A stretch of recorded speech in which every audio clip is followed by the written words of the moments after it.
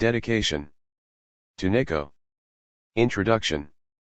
This book introduces how the idea of value has been understood within political economy, and the social and political implications of its different interpretations. The book traverses Aristotle, mercantilism, the classical political economy of Smith and Ricardo, Marxism, marginal utility theory and its neoclassical descendants, institutionalist economics, and the sociology of valuation. Surveying the most important conceptualizations of value, the book considers issues such as what makes one thing exchangeable with another, the relationship between value and price, and the ascription of value creation to some activities over others. The book transcends economic explanations alone, exploring the social and political significance of decisions made about what things are worth, and the people and processes involved in their creation.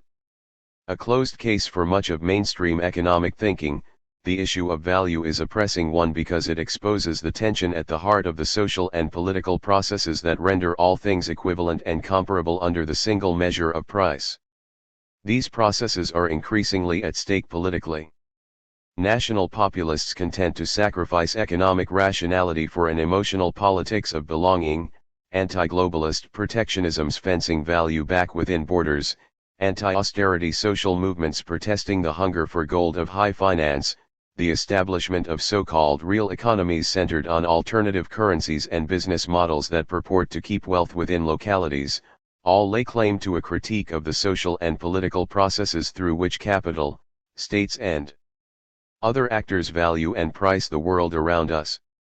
But only further populist discontent and frustration will follow the failure of this constellation of political tendencies to grasp what really underpins a society that knows the price of everything and the value of nothing. Value theory, the book shows, provides a better footing to grasp the social forms and relations with which the present political moment fumbles. In navigating value, the book is indebted to Marx's critique of political economy, which, rather than as an alternative economics or political economy, is treated here as a critical theory of society itself. One as opposed to critical theory, traditional or mainstream theory does not go beyond the way things appear, the forms in which human social relations are mediated, such as labor, capital, money, and the state. 2. It takes these things for granted, and presents them as natural or static. In some cases, it purports to solve practical problems pertaining to them, in others, it makes moral arguments about the justice or ethics of a given social formation. Archetypal of this tradition is the classical political economy of Adam Smith and David Ricardo, which broke new ground by understanding labor, capital, value, and the relationship between them. Well before the rise of pure economics, classical political economy highlighted the idiosyncrasies of a system where a surplus accrues from the transaction of apparently equivalent commodities. Tracing this surplus back to the labor process, political economy embedded economic phenomena within social relations of power and domination. But it did not adequately inquire as to the conditions of possibility and reproduction of historically peculiar products of human practice such as commodities and money. It was left to Marx, with his critique of political economy, to explore how the forms of economic objectivity assumed by classical political economy were grounded in a set of antagonistic social relations and systemic structures that compel individuals to act in certain ways. Critical theory, unlike traditional theory, recognizes and relativizes its own theoretical claims and those of others as a part of the social world they theorize. Marx's imminent critique confronted classical political economy on this basis, as a part of the society it studied, proceeding through the tales that capitalism told about itself in its works of theory to the underlying social constitution they expressed.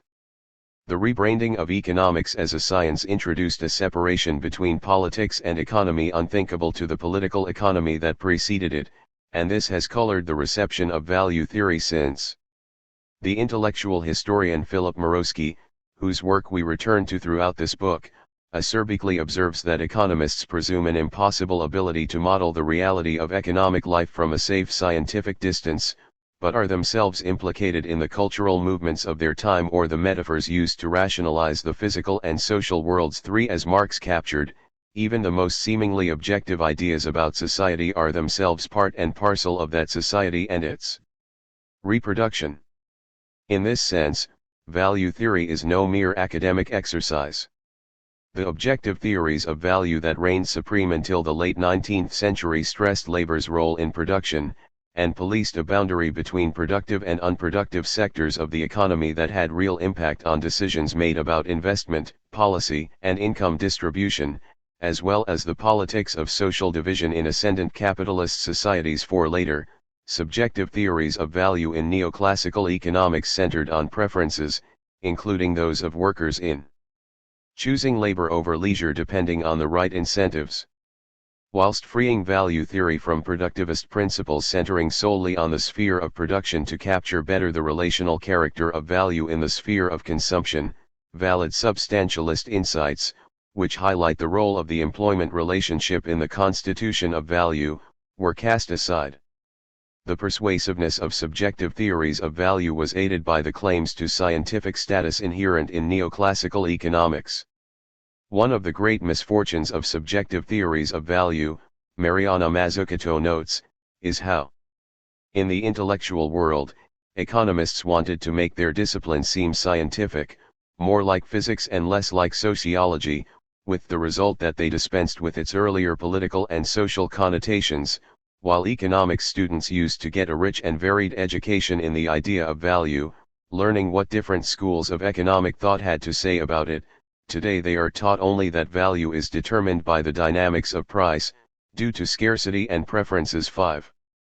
There is, of course, some sense in this schooling, insofar as these ideas, true or not, really do structure the way things are valued, or at least how value is calculated, in capitalist society. Marginalist utility theory still structures how governments govern, investors invest, and businesses do business. 6. In this way theories of value have a performative effect, and one might just as well learn to use the master's tools as any others. Nonetheless, the essence of a critical method is to think through and against the grain of the way things are to create the potential of an alternative. However much neoclassical economics captures or sculpts the reality of economic life in contemporary capitalism, it is insufficient to simply stop there. It is the contention of this book that, in order to do this, a leap must be made from economic to social theories of value. The problem of value, as Robert Heilbroner puts it, represents the effort to tie the surface phenomena of economic life to some inner structure or order. 7. Aristotle inaugurated the study of this problematic, inquiring after how the equalization of unlike objects as commodities, requires an arbitrary and conventional means of equalization, in other words, a notion of value. 8. In the modern age, meanwhile, political economy confronted the problem of value by seeking the basis of just price. In a non-absolute world, rapidly freeing itself from royal or divine determination. 9. We can follow Heilbroner in broadly identifying 5 distinct attempts to unravel the value problematic: substantialism, the cost of production approach, Marx's theory of value, utility theory, and the normative theory of value. These map roughly onto Murawski's demarcation between conservation or substance theories of value, comprising substantialism and cost of production, field theories of value, which span Marx and utility theory, and the social theory of value, of which Heilbroner seems to be speaking to in his delineation of the normative institutionalist approach to value. 10. This book broadly tracks this typology, covering each of these strands in turn, as well as some others along the way. Chapter 1, Value as Substance, considers theories of value that posit a conserved substance in the commodity itself, typically put there by labor. This idea develops through so-called balance of trade mercantilism based on trade and competition between nations, which vied with physiocratic accounts of the productive centrality of agriculture to nascent capitalist economies. It blossoms in classical political economy and its focus on the surplus, before reaching its climax in the critique of political economy by Marx, who moved beyond market exchange to confront the class dynamics of the workplace in determining the production and distribution of value. Chapter 2, Value as Relation, considers the development of so-called field theories of value that situate value not in anything or activity but rather in the money-mediated relationship between them. First, we survey the contribution of free trade mercantilists and the work of Samuel Bailey, before using the so-called new reading of Marx to demonstrate how the full development of the latter's value theory breaks with substantialist accounts of the production of value, stressing instead the sphere of circulation and the moment of monetary exchange in ascribing value to products of labor. This places Marx on the path to a proto-marginalist subjective theory of value, a historically decisive break with the objective theories of value associated with prior political economy. Chapter 3, Value as Utility, examines the development of the relational field theory of value marginalist utility theory. We first explore its foundations and political imperatives through the work of Bernoulli and Bentham, before a discussion of its central unit of analysis, the UTIL. Drawing on critical reconstructions in the work of institutionalists such as Murawski, we identify utility theory's incomplete break with the concept of substance. Finally, we explore, through a consideration of the so-called Weber-Fechner debate, issues in the marginalist tradition around the measurability of marginal utility. Whilst utility theory has some advantages, moving from a production-based standpoint to include other moments of consumption and exchange within the determination of value, its individualized and asocial view of capitalist society leaves significant conceptual gaps with problematic real-life consequences. Chapter 4, Value and Institutions, surveys how social and normative theories of value plug gaps inherent in other approaches to value. We first explore the normative theory of value inaugurated with Aristotle, before charting the development of the social theory associated with institutionalists like Thorstein Veblen and John Commons, before moving on to the more recent power theory of value promoted in the work of Jonathan Nitzan and Shimshon Beichler. We then discuss the increasingly significant sociology of valuation and evaluation, specifically, how social and political processes of valuation are theorized in the work of Arjun Appaduri, and the valuation studies that develop from his work in analysis of the regimes of value enacted in so-called market devices, as well as the cultural economy approach influenced by Michel Collin and Pierre Bourdieu.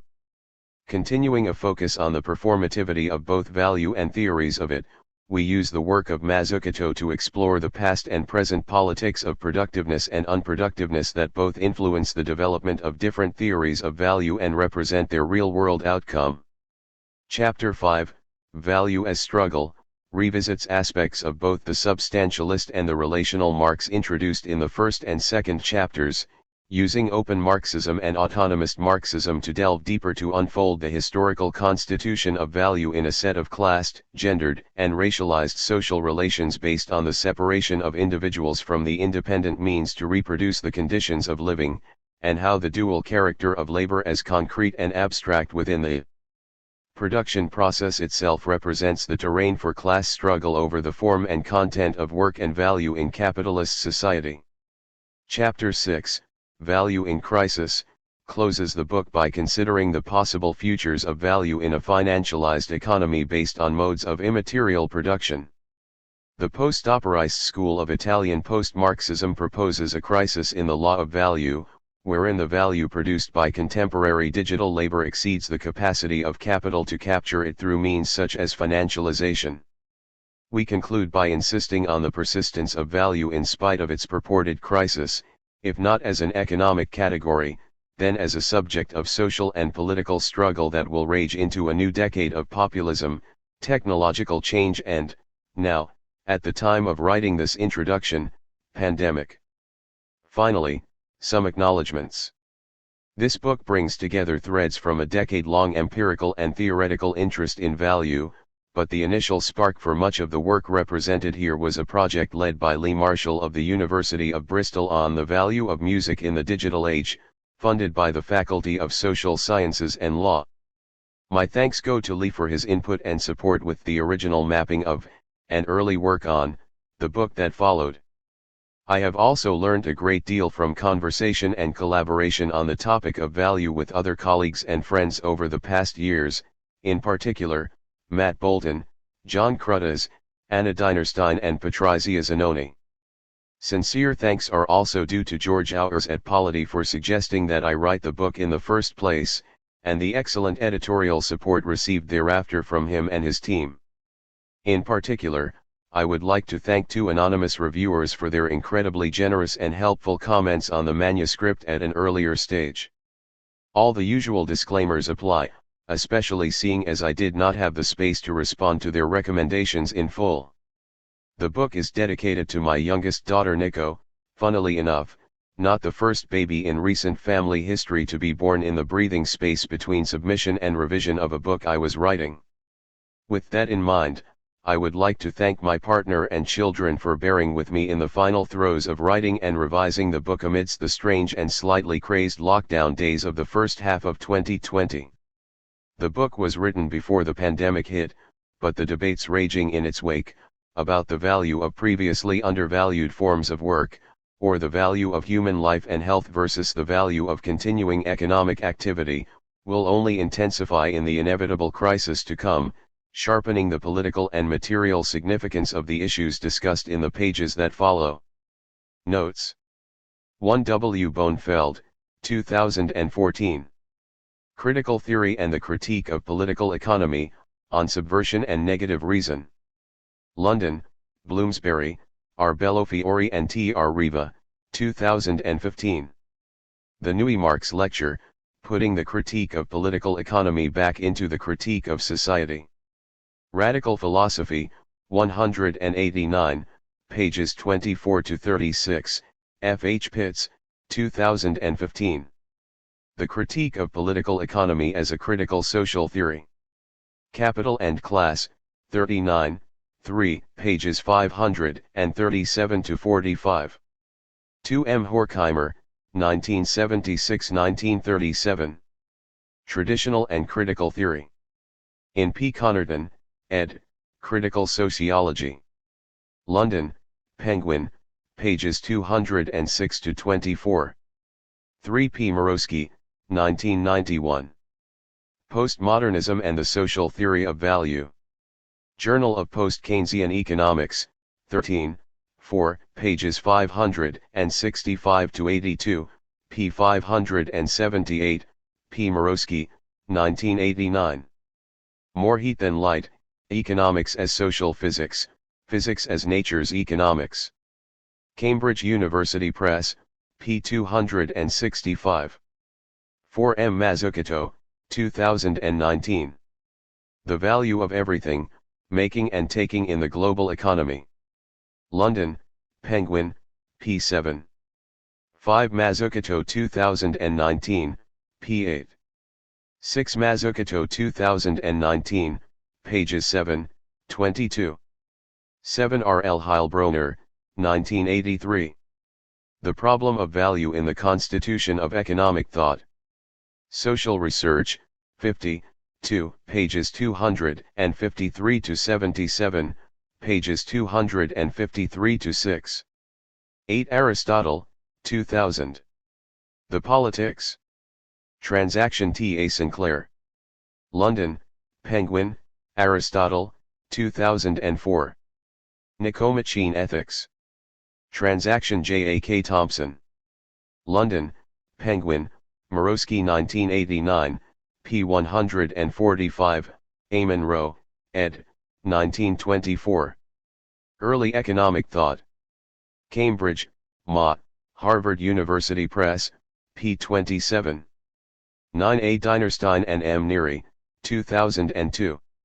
From Here to Utopia, Finding Inspiration for the Labor Debate. In A. Dinerstein and M. Neary, eds., The Labor Debate, An Investigation into the Theory and Reality of Capitalist Work. Aldershot, Ashgate, pages 1-26, p. 13. 10 Heilbronner 1983, pages 253-6, Morosky 1989. 1. Value as Substance. Substantialist approaches to value posit the labor content of a good or service as an order-bestowing force, as opposed to anything external to it. 1 Substantialist theories of value see value as carried and conserved within things, either inhering within the things themselves or inserted there by the labor that created them. They rest on a series of defining positions: the ascription of a natural basis to economic value, the suggestion that value is conserved from the production through to the exchange of products, the reification of the economy as an orderly law-governed structure akin to nature, the proposal of an invariant standard of value, the policing of a boundary between activities productive and unproductive of value, the conviction that the sphere of production is where value is determined, and the resulting relegation of money to a purely epiphenomenal status expressive of embodied labor too. As with so much else in value theory, we can trace this line of interpretation to Aristotle, who located in labor a common element underlying the mystery of the equivalent exchange of diverse goods. 3. In the modern age, theories of value mimic the development of Western physics.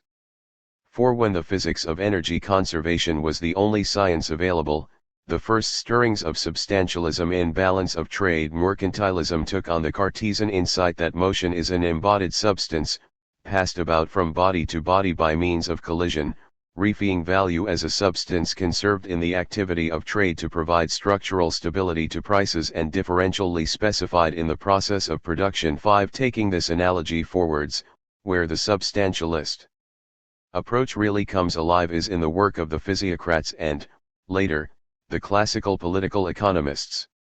In The Wealth of Nations, Adam Smith suggests that it is natural that what is usually the produce of 2 days or 2 hours labor, should be worth double of what is usually the produce of 1 day's or 1 hour's labor, a position later taken up by David Ricardo and, to some extent, Karl Marx. 6. From mercantilism onwards, the trajectory of substantialism and associated objective theories of value from the 17th century was also deeply imbricated in social and political shifts, and served the purposes of different actors at different times in different places, with consequences by turns reformist, reactionary, and revolutionary. Mercantilism buttressed the social power of the rising merchant class with a zero-sum understanding of value as bound within national borders in the face of expanding international trade. Physiocracy buttressed the power of agriculturalists against mercantile interests, classical political economy, the power of industrialists against feudal remnants, and Marx's version of the labor theory of value, the power of the increasingly assertive proletariat against the industrialists. Today, the national populist tenor of the times grants conservationist appreciations of value as a zero-sum game or substance in time and space fresh political potency, rendering the study of substance theories of value newly relevant. The present-day salience of such thinking shows that the problem of value is by no means a drilly academic topic, but one that touches everyday life and current affairs. Mercantilism and physiocracy. Substantialist theories of value first had real-world economic and political impact through so-called balance of trade mercantilism, the first appearance of a conservation principle in Western economic thought. 7. Mercantilism reacted to the shifting political economy of 16th and 17th century colonialism, wherein trade expanded and vast amounts of precious metals were extracted from colonies and transformed into currency. The latter came to convey wealth and prosperity, and the production boundary between productive and unproductive was redrawn around whoever bought, owned, and controlled its supply. Where income was greater than expenditure, an enterprise was deemed productive, and those who drew down on this surplus as consumers without producing were deemed unproductive. 8. The mercantilist understanding of the economy, which reappears today in the return of protectionist nationalisms, suggested that a system of equivalent exchange must always mean, in the words of Francis Bacon, that whatever is somewhere gotten is somewhere lost, justifying inter-country rivalry on the basis that trade is a zero-sum game. 9. Value is here taken to be something conserved, and, to the extent that the exchange in which it features is conducted with the national currency, containable within the borders of the state from which it arose. Hence, the positive trade balance, back on the lips of the post-liberal right today, comes to represent the conservation and augmentation of the value substance. Another element of classical substantialism that crops up in the intellectual imaginary of contemporary populisms of both right and left is the positioning of sections of the economy that are productive of value against those that are unproductive of value. Such a distinction is intrinsic to theories of value that rest on a conservation principle. No substantialism can successfully free itself of the presumption of the unproductiveness of one economic activity or another, because the imposition of conservation principles in the context of a substance theory of value essentially dictates the existence of such categories. The French physiocrats were the first to make the postulation of unproductive sectors a hallmark of their analysis, and from this it became the hallmark of a substance theory of value. 10. The physiocrats were a mid-18th century school that sprang from the court of Louis XV in France, mainly gathered around the physician and royal advisor François Quesnay. Quesnay's medical practice inspired a metabolic vision of the economy, and specifically the role of agriculture within it. Quesnay was frustrated with the mercantilist policies of the French monarchy, which focused on trade and fundraising for military expenditure, rather than what he saw as the productive agricultural sector. 11. The physiocratic distinction of productive from unproductive had political implications, insofar as the almost complete identification of productivity with the agricultural sector had an overriding aim. Their restrictive production boundary gave the landed aristocracy ammunition to use against mercantilism, which favored the merchant class, and fitted an agricultural society better than an industrial one. 12. For a physiocrat such as Bois-Guilbert, the true value of things resided in the amount of labor time that is expended in the production of the particular commodity, whilst the money that expressed different quantities of value in exchange disturbs the natural equilibrium or the harmony of the exchange of commodities. This is, in part, a result of the historical circumstances in which Bois-Guilbert operated, whereby the court of Louis XIV was characterized by a blindly destructive greed for gold. 13. In language that invites evident parallels with present populist discourse, Bois-Guilbert referred to finance as a black art, championing a return to the real economy long before it became fashionable to do so, indeed, around the time when such a distinction was still halfway plausible. Assessing the contributions of Bois-Guilbert and others, Marx attributes to the physiocrats a laudable desire to investigate surplus value and relate it to labor time, but without having first given thought to the form of value itself. In this way, the physiocrats were guilty of discussing a complex form of the problem without having solved its elementary form. This led to them confusing the labor which is materialist in the exchange value of commodities and measured in time units with the direct physical activity of individuals. 14. Smith and Ricardo. With the rise of classical political economy, Smith and Ricardo critiqued the physiocrats on the basis that burgeoning industry could not be accounted for within a framework that placed all productivity in the hands of agriculture. 15. But this merely replaced the active agent in a similarly productivist appraisal of value. For Smith, value represented the time spent by workers in producing the object in which their labor is realized as productive. For Smith, labor was unproductive only when it did not result in an amount of value proportionate to that required to enable workers to subsist. The necessity of some other quantity through which the subsistence could be secured was what led Smith to conceptualize the role of the surplus in characterizing capitalist production. Workers who drew on the surplus to survive, as well as merchants who merely moved goods rather than created them, fell foul of this divide between the productive and the unproductive. 16. Government, too, fell foul of this ideological distinction, the political consequences of which still cascade through capitalist societies today. But Smith's innovation was to retain an order bestowing substance embalmed in the product, associated not with direct labor itself but the cost of the inputs that contributed to a given thing's production. 17. Smith, for instance, demarcates unproductive labor that consists in services, which perish generally in the instant of their performance, a live musician, for instance, from that which fixes and realizes itself in a vendible commodity which can replace the value of the wages and maintenance of the labor expended in its production. 18. For Smith, value comprised the so-called natural prices of three elements: labor, wages, land, rent, and capital, profit. This has influenced political and sociological approaches to class which associate different classes with the different forms of capital or wealth they possess, and the relative productiveness and unproductiveness this implies. Smith's approach forces us to question the social and political basis by which different groups benefit from the production of certain goods, undermining the apparent neutrality of economic value and ascriptions of worth. But this line of inquiry cannot overcome the circularity it conceals, almost fatal to its capacity to explain value. Wages, rents and profits are themselves prices expressing a value that must itself be explained, a requirement Smith tries unsuccessfully to absolve himself of with reference to the natural value of labor, land, and capital. Smith does not establish the value structure behind the cost of production, the historical determination of the value of labor, land, and capital, and the particular form in which this value is expressed in wages, rent, and profit. 19. In this way Smithian approaches, right up to present-day pseudo-critiques of the inequities of class society, focus on the distribution of the different kinds of input and revenue drawn from by different actors and class, precisely without considering what needs to be explained, the underpinning, historically specific, class relations mediated in these forms of wealth.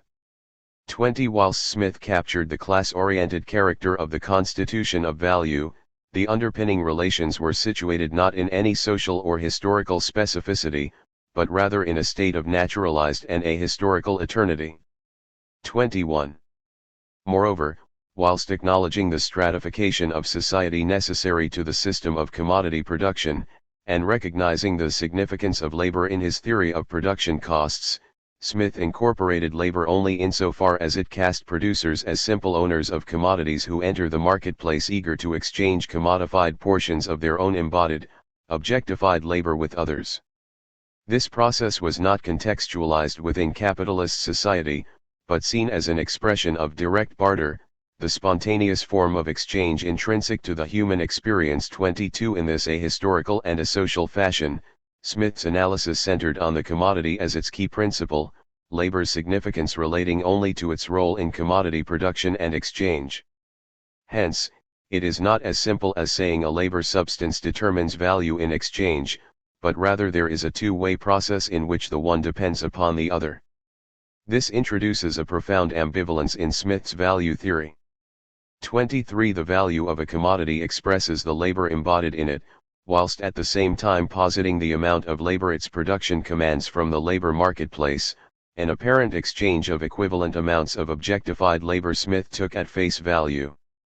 Lacking an effective mechanism for explaining the determining social matrix behind this state of affairs, Smith's approach was confused and tautological, and ultimately unsuccessful in its attempt to overcome the problematic of value. 24. It was left to Marx to confront capitalist society as the immense collection of commodities Smith describes, and to uncover the secret of labor power concealed within. 25.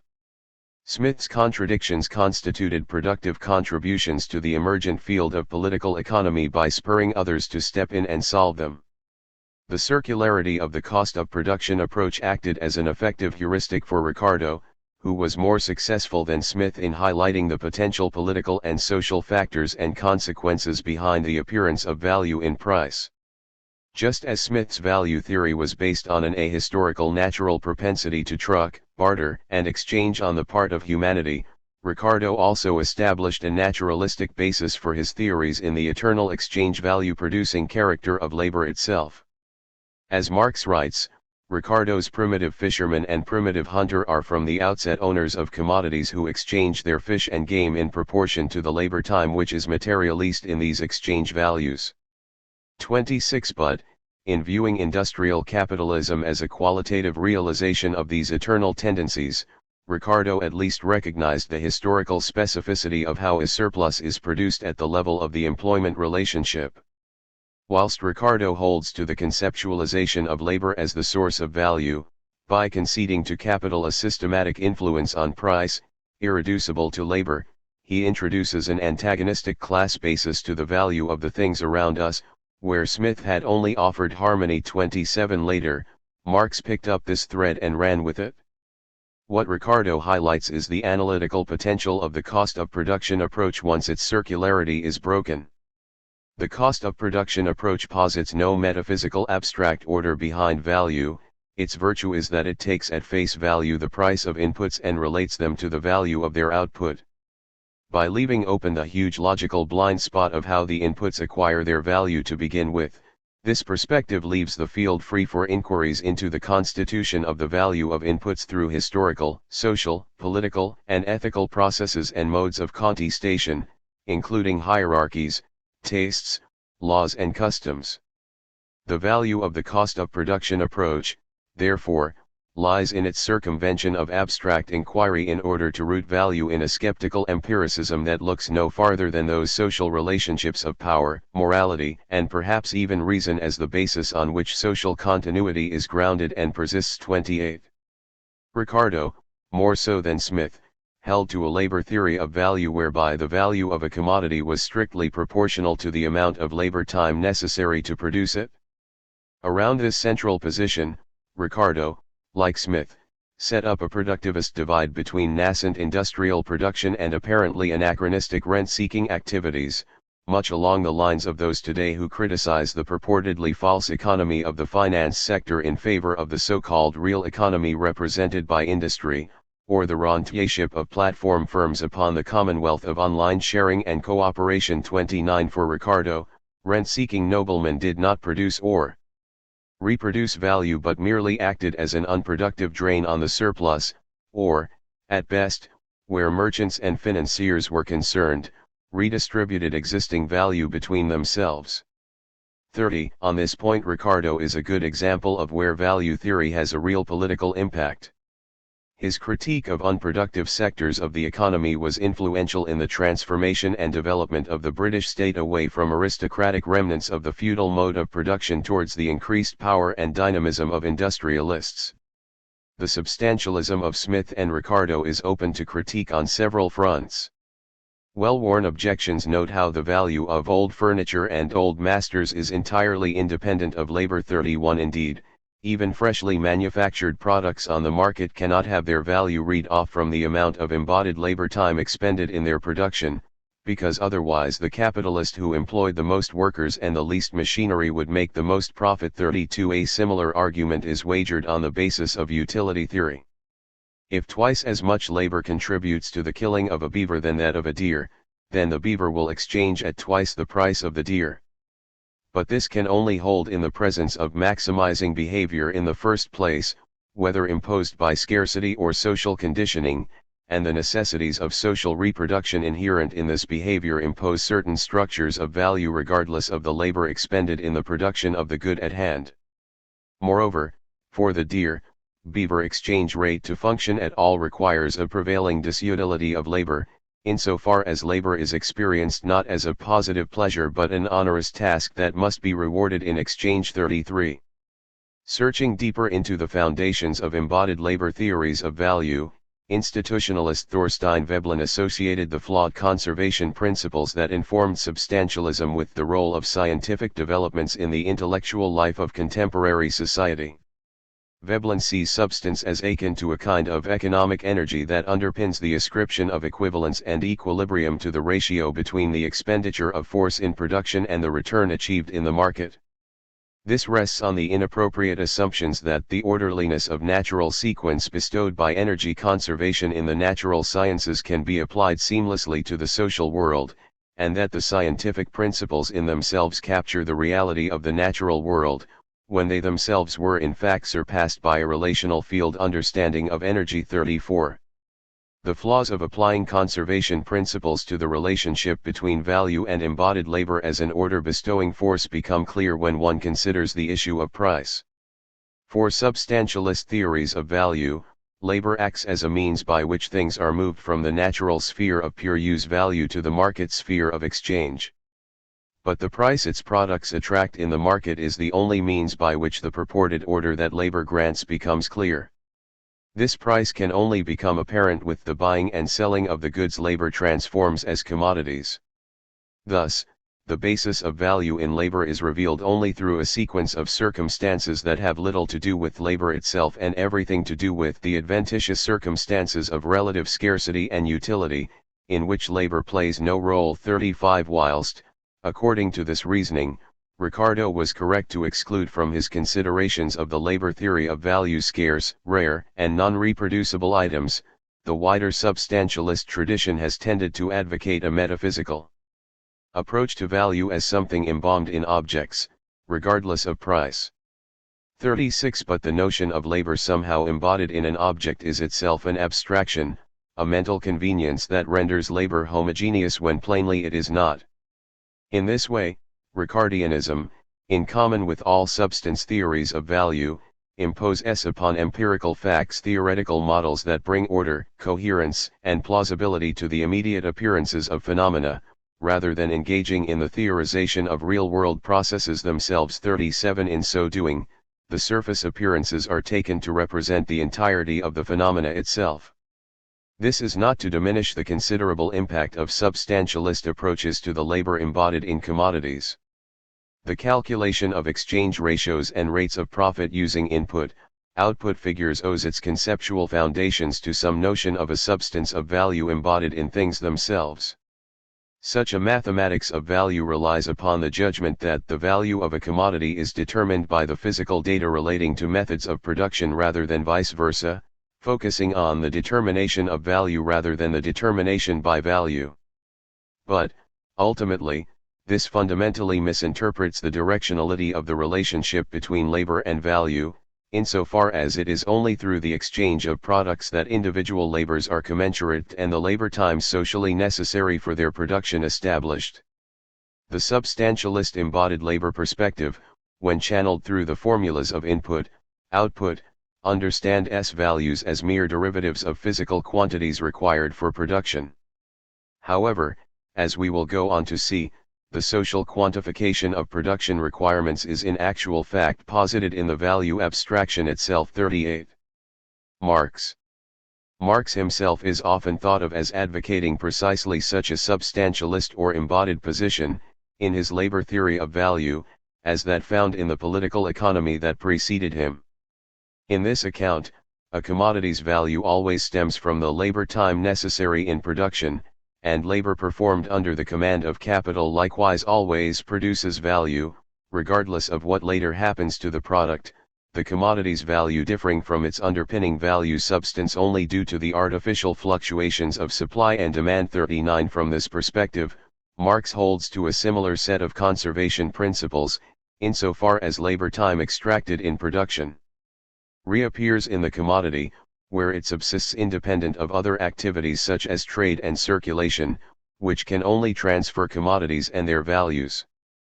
40. The presentation of such a reading of value in Marx's work was partly as a result of political expediencies, sitting within a political and theoretical tradition that has staked its analyses and objectives on the power bestowed upon workers to create the value contained in the world of commodities and lay claim to the wealth produced.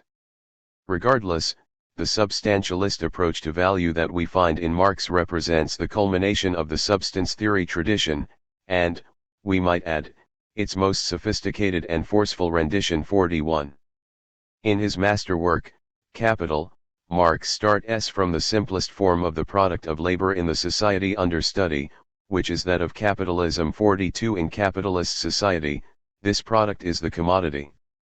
Whilst some, as we will go on to see, have read this as an indication of the primacy of monetary exchange to Marx's understanding of value, a substantialist reading of Marx's value theory would instead suggest that Marx selects the commodity for the same reason as it was the starting point of Smith's analysis, because it is a product of labor, which is the true underpinning principle of value.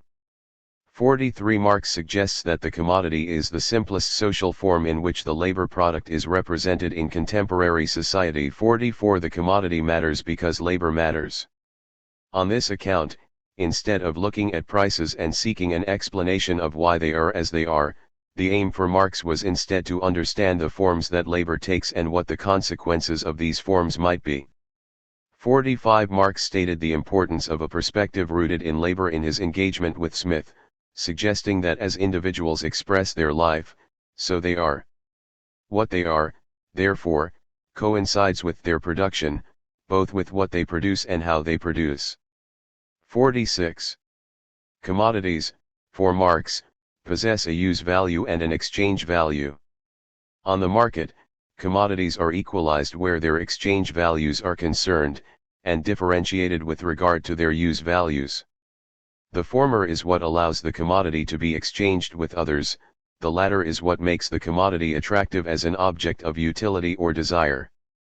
47 Commodities must be sufficiently different from one another in order to have specific, particular characteristics that render a good or service a worthwhile purchase amongst all the other similar goods and services for sale on the market. For traditional readings of Marx's value theory, this specificity consists in the ability of the labor engaged in production to offer a particular skill or capacity that endows the product of that labor with an individual use value, carrying with it a practical, aesthetic, or sensual application that makes the product of labor desirable as a commodity in itself. The commodity's use value, its usefulness to the purchaser, therefore pertains to its endowment with a specific characteristic or feature rendering it superior or unique in some way with reference to other products. Exchange value, meanwhile, its power to command money in the market, is the criterion of the exchangeability of one commodity with one another, and dictates the proportion in which this can be done. In order to be considered exchangeable, two or more commodities must possess some common characteristic which brings them into relation with one another. The most immediate way in which two equivalent commodities might be said to be exchangeable is that they are products of human labor. From this flows the notion, common to the substantialist Marx and classical political economy, that value must have something to do with the labor expended in a product's creation. 48. Commodities are traded not directly with one another, but by means of money. This is most auspiciously because capitalist societies are not societies of independent commodity producers who take the good or service they produce to market. The capitalist system of organizing economic relations is based upon the separation of workers from the means of production through which they would be able to provide themselves with their own commodities. The ownership of the means of production by a class of capitalists concentrates into the hands of this latter class control over the fruits of the process of production. It is therefore the capitalist who oversees and organizes the aggregate efforts of their workforce, who, structured in accordance with a division of labor, are unable to achieve the production of any good or service individually. It is partly in explaining how this state of affairs came to be that Marx's developed value theory represents a distinctive step both within and beyond substantialism. 49 Specifically, Marx's theory of labor power follows through on the unfulfilled potential of cost of production approaches to value by uncovering the historically determinate character of labor power and its value as a stake in the conflict between workers and capitalists. For Marx, at the inception of value is a prior act of valuation conditioned normatively and politically, even if value thereafter is taken to flow as if by osmosis from its substantial foundation. Certain historical preconditions must be in place to render labor as an act not for itself but for exchange, and these must be institutionally reproduced. It is only by virtue of these conditions being in place that labor can be posited a value to begin with, and, from this, a value notion ally posited to that in which labor is embodied thereafter. 50. In embedding the study of value within an account of its prehistory, Marx's labor theory of value surpassed the naturalization of labor and exchange in the work of Smith and Ricardo. This is not to say that Marx's work was free of transhistorical concepts.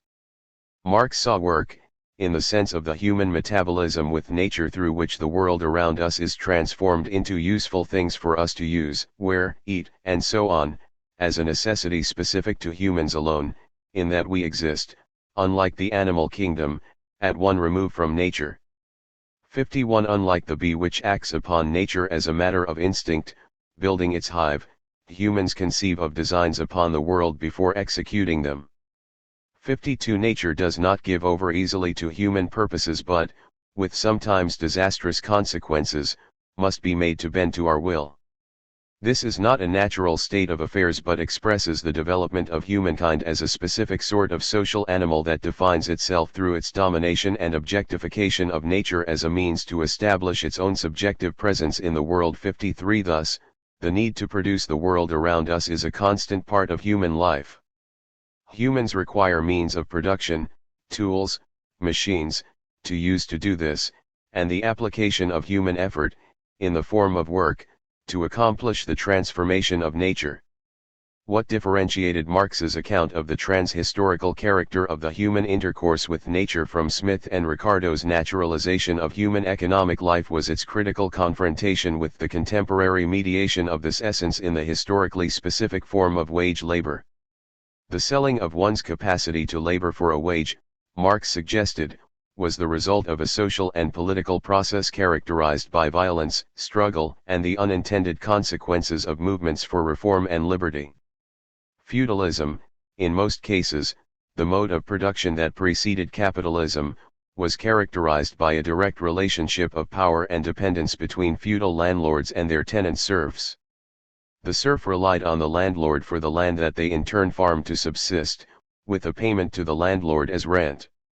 Whilst their freedom was limited, their subsistence was guaranteed, directly or in collaboration and exchange with others.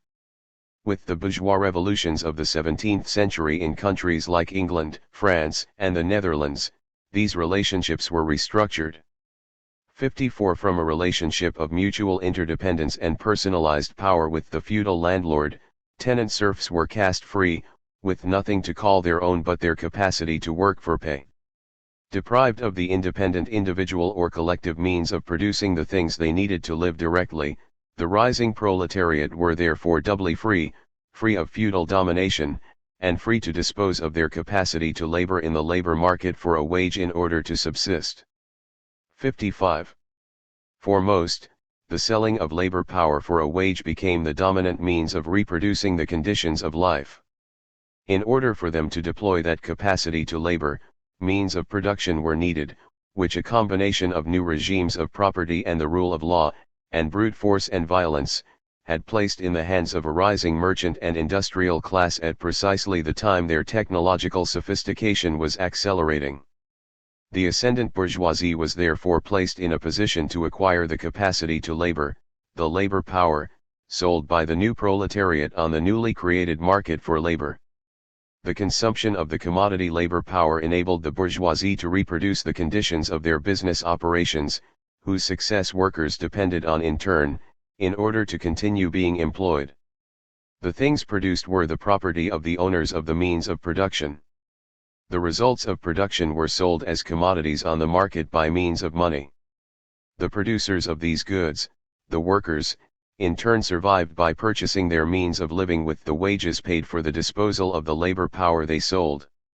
It should be noted here that, whilst these political and economic conditions were central to the rise of capitalism and a society that reproduces itself through the valorization of value, this understanding of the evolution of free labor only gets us part of the way.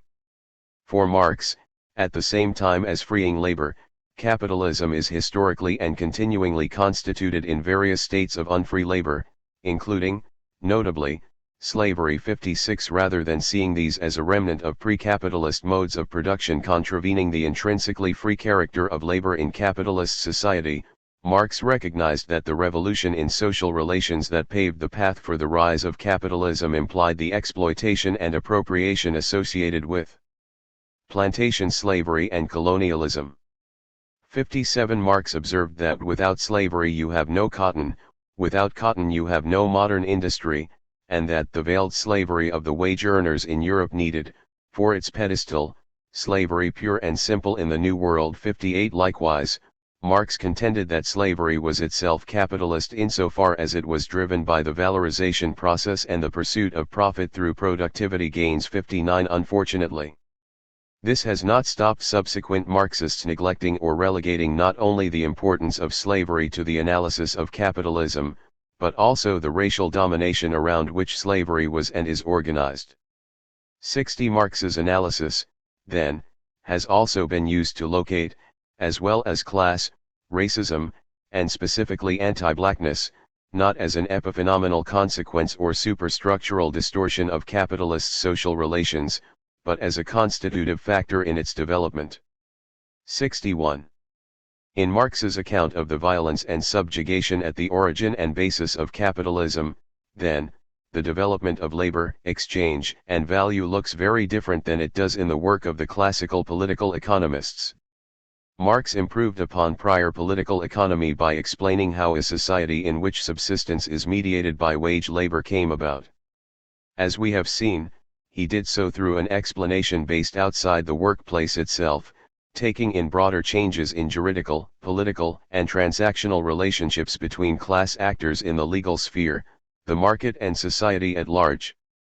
But it was insufficient simply to stop there, and, having established the state of affairs in capital, Marx took readers beyond the realm of freedom, equality, property, and bent them into the sphere of production to explore the implications of these changes for how work is performed and experienced, and the hidden mechanics and dynamics of value creation in capitalist society. 62 What Marx called the valorization process, the process by which the value invested in production is expanded in pursuit of profit and the reproduction of the conditions for business to continue, compels the process by which labor is bought, sold, and engaged in the labor process. 63 Profit, for Marx, arises where the capitalist is able to receive more from the sale of the good or services they produce than they have expended on its production, in other words, from surplus value. In order to understand how this surplus can be raised from the exchange of equivalents, we pick up where Marx's account of the constitution of wage labor in the proletariat's double freedom left off. The individual's labor power must be sold to a willing buyer in possession of the means of production required to put that labor to good use. This labor power presents at the point of sale a purely potential quantity, for which a wage is agreed in order for the willing buyer, the capitalist, to claim its ownership and thus the ability to turn what is merely a potential into actuality. In selling labor power to the capitalist, the individual thus gives over full and sole discretion as to how, when, and for how long the labor power can be employed in its next stage of development, as labor in its concrete, practical existence. 64. The secret of the surplus at first appears inscrutable because the capitalist purchases the commodity labor power at its value. 65. This value is the socially necessary minimum amount of time that the worker must labor to reproduce her labor power so that she might reappear for work the following morning. 66. Yet for a profit to be turned and the value invested valorized, the monetary worth of what they produce must be greater than the employer has outlaid on wages. How can this be so? Marx contends that the commodity of labor power possesses a unique quality when inserted in the labor process and applied to the means of production. It can create more value than it is worth. 67. For Marx, this cannot be determined in the market alone, but rests on a specific set of antagonistic and highly conflictual relationships situated in the labor process itself. This has to do with the way that the time, effort, and productivity of workers is managed through organizational and technological means. The contract of employment having been signed, the employer has the power to wield control over the worker they have recruited, but there is no telling what the effectiveness of the labor capacity they have acquired may be in the production process itself, varying in skill or militancy, for instance. A struggle therefore ensues on the part of the employer to extract from that labor power as much effort and productivity as possible in combination with the means of production they own. 68. For Marx, the production of commodities is divided up into two parts, necessary labor and surplus labor. Translated into time, the first necessary portion has two determinations: the amount of time taken to produce the commodity demanded for sale by the capitalist, as a measure of general human labor in the abstract, and the amount of time the worker takes to produce the commodity in order to reproduce their labor power with the consumption of equivalent commodities through the provision of a wage. This demonstrates the dual nature of necessary labor time, necessary for the worker, because of their sustenance, and necessary for the capitalist because the continued existence of the worker is the basis of that world. 69. Whereas the necessary labor time is that part of the working day where the laborer works for himself, what Marx calls surplus labor time is time spent working for the capitalist. Here, labor power is consumed by the capitalist in order to produce surplus value, that part of the value generated from the labor process left over when the worker's recompense and other associated expenses are taken into account. As such, it is in the capitalist's interests to prolong this part of the working day for as long as possible and minimize the proportion of time spent on the reproduction of the worker. By manipulating the length and composition of the working day, the capitalist can secure a greater amount of value from the commodity of labor power than its value at the point of purchase. This can be done in two main ways, according to Marx, through raising absolute surplus value or relative surplus value. Both center on the rate of surplus value, or what Marx also called the rate of exploitation, surplus labor divided by necessary labor. 70. If productivity and intensity are given, the rate of surplus value can only be raised by the prolongation of the working day, absolute surplus value, and if the working day is given, the rate of surplus value can only be increased by a shift in the ratio of necessary to surplus labor, achieved by a change in either productivity or intensity, in other words, relative surplus value. 71. In raising what Marx calls absolute surplus value, employers extend the time workers work above and beyond the bare minimum to earn the wage necessary for the reproduction of their labor power. The employer pays the same but gets more in return. In this context, moments are the elements of profit. The means of production that lie dormant in workplaces overnight demand this, existing only to absorb labor. Starved of this, plant and equipment do not perform their function, constituting a loss to the capitalist. As such, Marx signifies here that to appropriate labor during all the 24 hours of the day is the inherent tendency of capitalist production. 72. With a watchful eye on the clock, times extraneous to the labor process are carefully cropped. Workers see infinitesimal, yet ever increasing, portions of their free time eroded at the beginning and end of the day and at break times, accumulating over the year into a significant surplus under the command of the employer. Such is the capitalist's right as a buyer. The contract of employment signed, the capitalist possesses full discretion over the way in which the commodity at their disposal is used. 73. But, likewise, it is the laborer's right as a seller to have a set duration to the working day. 74. Although the working day can vary, certain limits do exist that cannot easily be transgressed by capital. Firstly, the physical need for the worker to reproduce himself in order to arrive at the factory gates the next morning, and secondly, the moral aspect related to the social standard of satisfaction, associated with spare time away from work, which varies between individual circumstances and social conditions. 75. Where these limits are in place, raising absolute surplus value becomes more difficult for the capitalist. Other means must be found to increase the ratio of surplus to necessary labor, which do not extend the working day outwardly but restructure it internally. This centers on raising what Marx calls relative surplus value. The prerogative of relative surplus value pertains to the curtailment of the necessary labor time, and with it the corresponding alteration in the respective lengths of the two components of the working day. 76. The necessary labor time can only be lessened by a fall in the value of the labor power that needs reproducing. This implies that the means of subsistence must be produced over a shorter period, through an increase in productivity. 77. By intensifying work and reducing that portion of the day in which the worker labors for her own reproduction, whether through advances in productivity-raising technologies or management regimes, the capitalist can keep the length of the working day the same whilst increasing the proportion of it given over to the production of surplus value. The immediate aim of capital is, thus, less the contraction in labor time itself as a narrowing of the time necessary within the day for the worker to reproduce themselves, and thus for a set amount of commodities to be produced. 78. The part of the working day socially necessary to the reproduction of both capital and labor is proportionally shortened, whilst the surplus part of the day that belongs to the capitalist and accrues as surplus value is proportionally lengthened, without infringing limits placed upon the length of the working day as a whole. Whilst the practical consequence of these dynamics might appear to be the theft of workers' time, the capitalist, as the buyer of labor power, is simply exerting their legal right to derive as much use value as they can from the commodity they have purchased.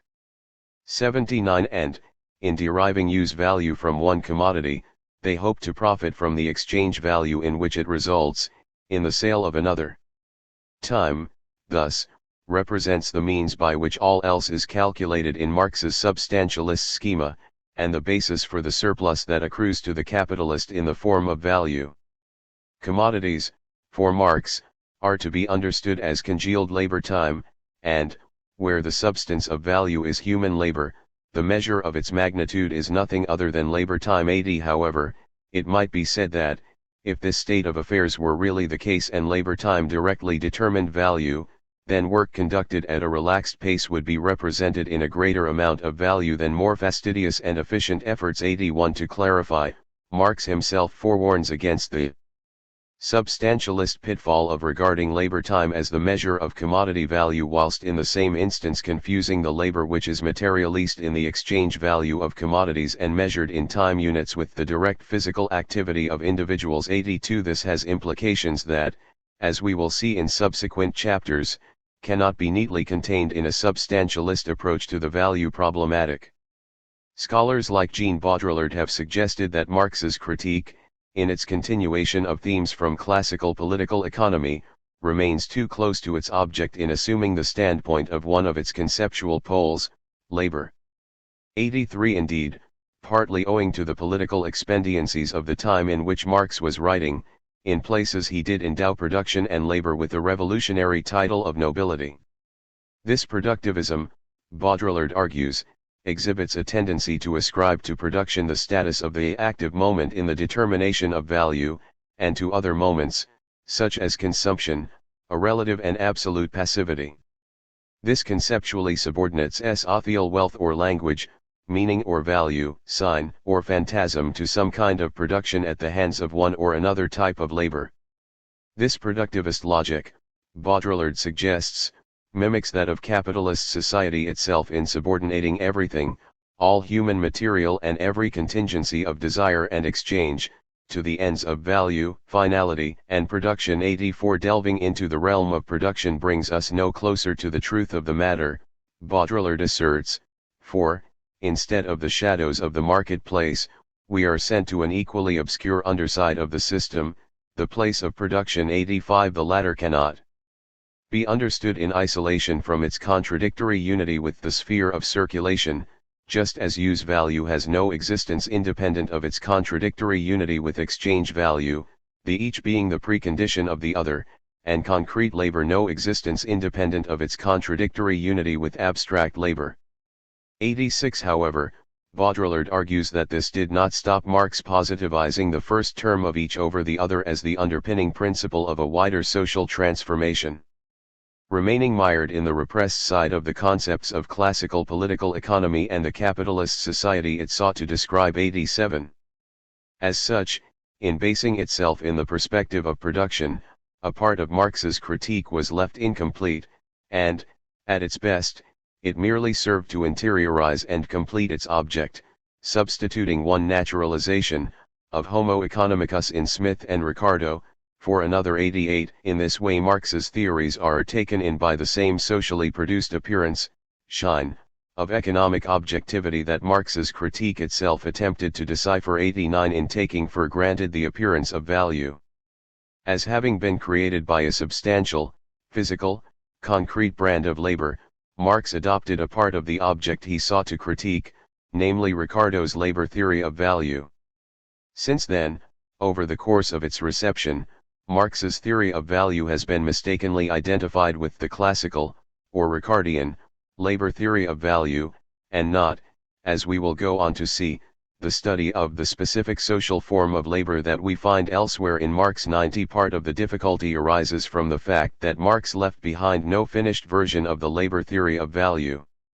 In this context, there remains an urgent priority to reconstruct out of the more or less fragmentary presentations and the numerous individual remarks strewn in other works, the whole of the value theory. 91 Rather than a question of theological correctness, uncovering the essence of Marx's work is more a matter of where to place emphasis in his sprawling and unfinished output. Stressing the labor theory of value or his theory of exploitation, as we have done here alongside other substance theories of value, only serves to neglect his originality and reduce him to something which was already reached before. 92 As we see next, it is rather the specific monetary character of his theory that distinguishes it from what went before, moving closer to later subjective theories of value as a relation than the objective theories of value as a substance considered in this chapter. This can be done only by tearing the theory apart and putting it together in a new form to reach the goal that it has set itself better, in the words of Jürgen Habermas 93. 2. Value as relation. According to Philip Mirowski, field theories of value hold that things are valuable because people think they are. 1. Where substance theories of value took inspiration from the early science of energy conservation, field theories take inspiration from the new science of energy as a relation between things constitutive of the field and not intrinsic to any material property belonging to its elements, individuals, commodities, and so on. Field theories redress classical political economy's tendency to elevate production above consumption and circulation as the true arbiter of the wealth of nations, conceptually resituating value away from its association with the substance bestowed in production to its status as a relation struck primarily within the mind as a field of preferences in exchange, to identifying in monetary exchange the capacity to effect the commensuration necessary to the value relation was not in itself new, and is inherent in Aristotle's pinpointing of the problem of value in the condition whereby there can be no exchange without equality, and no equality without commensurability. 3. As we shall see, Marx took up both the challenge of this problematic, and the solution Aristotle proposed to it, the invention of money as a general equivalent and expression of value by means of price. 4. Informed by the so-called new reading of Marx encapsulated in the work of Hans-Georg Backhaus, Michael Heinrich, Helmut Reichelt and others, we see Marx develop what is by no means a labor theory of value in any real sense, but rather a distinctively monetary value theory of labor that moves the discussion on from substance to the field of relations through which value is attributed and determined. 5. In this chapter, we explore how such a theory cohered in its modern guise, initially in the work of mercantilists and political economists who rejected value altogether, and later in the fullest development of Marx's critique of political economy in Capital, paving a largely untrodden path to marginalism. The denial of value. As we saw in the previous chapter, 18th century balance of trade mercantilists sought to conserve the value substance in a national currency, contained within national borders where, they believed, it was produced and rightfully belonged. In so doing, they gave expression to the first true conservation theory of value in Western economic thought. Meanwhile, another free trade strand of mercantilism saw no such zero-sum game, encouraging the development of new domestic markets for international goods as a spur to greater achievements, harder work, greater power, and augmented wealth. In so doing, they not only threw out any theory of value as contained in money, but any value principle at all, with one free trade mercantilist contending that things are just worth so much as they can be sold for and things have no value in themselves. It is opinion and fashion that brings them into use and gives them value. No theory of an underlying substance contained in any physical medium was necessary, and certainly not one that posited the nation-state as its sole unit of reference. As Mirowski writes, if everything, the whole of social existence, may be indifferently bought and sold as commodities, a key principle of the idea of free trade and its extension, where is the Archimedean point from which one might posit a value index other than money? 6. Once the latter is done away with, the whole edifice of value itself falls with it. This had the advantage of getting past the conservation principle, implying no quantification and therefore no valid physical analogy was possible. This gave expression to a countervailing tradition in value inquiry, the position which denies the relevance of the category of value altogether, stating simply that all that is needed to understand the worth of something is the price that someone paid for it. Similarly, early political economist Samuel Bailey considered value essentially unmeasurable, and therefore not a useful category through which to understand the intercourse between humans, markets, commodities, and the societies of which they are a part. Bailey described the relationality of value as something neither positive or intrinsic, but merely the relation in which two objects stand to each other as exchangeable commodities. Further still, a thing cannot be valuable in itself without reference to another thing, any more than a thing can be distant in itself without reference to another thing. 7. Contextualized within scientific advances of the time, Bailey's work was an early breakthrough for the application of non-Euclidean geometric principles to the understanding of value as a relationship between things. This, for Bailey, principally concerned the question of measure, and whether it was feasible to measure value in the same way that any physical quantity could be captured in number. In a critique of the conservation principles of Ricardian political economy, Bailey argued that it has been taken for granted that we measure value as we measure extension, or ascertain weight, and it has been consequently imagined, that to perform the operation we must possess an object of invariable value. The idea one could measure value as one measures height falls in front of the fact that the very term absolute value implies the same sort of absurdity as absolute distance. Value, in this respect, is not something contained within commodities, but is at best, a pure relation 8 as Bailey writes. What then is possible to do in the way of measuring value? All that is practicable appears to be simply this: if I know the value A in relation to B, and the value of B in relation to C, I can tell the value of A and C in relation to each other and consequently their comparative power of purchasing all other commodities. This is an operation obviously bearing no resemblance at all to the measuring of length. 9. The issue here is that, unlike the ruler used to measure length, the instrument used to measure value, money, is not invariant, but contingent and subject to the whim and fiat of states, and so on. But Bailey went further than seeing the absence of an invariant measuring rod as merely a problem confronting the expression of an underlying structure of value that remained intact but unseen. He contended that since there was no such thing as an economic invariant, there is no such thing as value, because we have no means to know it, however much money performs the temporary and practical function of a reasonably effective stopgap and placeholder. The problem with this account, whilst superficially an effective riposte to substantialist approaches to value, is that it commits a similar error to the latter. In positing a ratio between commodities, there remained a concept of conservation, albeit with a reservation around the correct means to uncover that conserved. On Bailey's reasoning, why does anyone ever find it necessary to interpose a third commodity between any arbitrary pair in order to express price? If the choice of that third commodity really is arbitrary, then why is it required at all? If there really is no function for money to perform, then why does it exist? 10. In suggesting no economic phenomenon is conserved through time, and therefore scientific analysis is impossible, and denying the viability of any and all calculation of consequences of all economic activity, Bailey is guilty of a kind of disabling nihilism. Disavowing all but price itself, it did not seek to inquire any further beyond this real appearance why it should be so that an abstract economic compulsion such as value should exert such a demonstrable pull on human actors, worker and capitalist alike.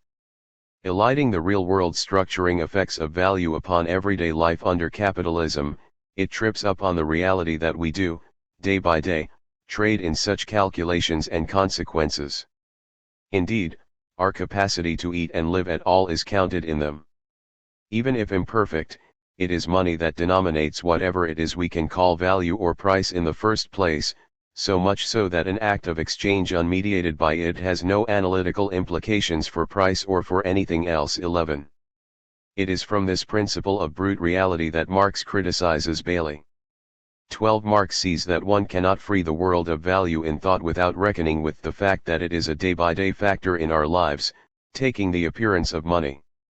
Noting the absence of a fully worked-out concept of the work money does in establishing the grounds for exchangeability, Marx, in the third part of his theories of surplus value, argues against Bailey's notion that a single act of exchange in itself reduces the goods exchanged to equivalence.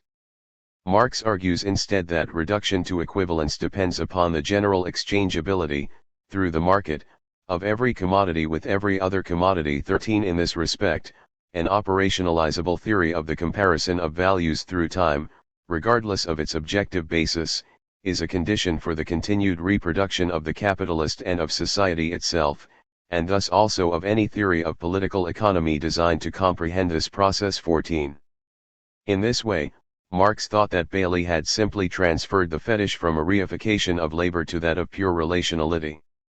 In seeing value as nothing more than price, Bailey confused the form of value with value itself. 15 In this respect, Bailey saw only value's quantitative aspect, and thus did not grasp the truly radical and outlying position within extant value inquiry at that time, that value is an abstract, qualitative social form that appears in quantity, rather than being something directly quantifiable itself. 16 It took Marx's theory to get this far, and with this insight to open up the possibility of a social theory of value, and it in part was Bailey's critique of the labor theory of value in the work of Ricardo and Smith that provoked Marx's radical Marxian turn from a substantialist mode of value inquiry to a more sceptical one attuned to the value form, abstract labor, and the concept of socially necessary labor time. 17 Marx took from Bailey the vital insight that, insofar as something has capitalist value in the very condition of being exchangeable, there is in the final analysis no transcendental value, and thus only a struggle over the terms of substance and measure,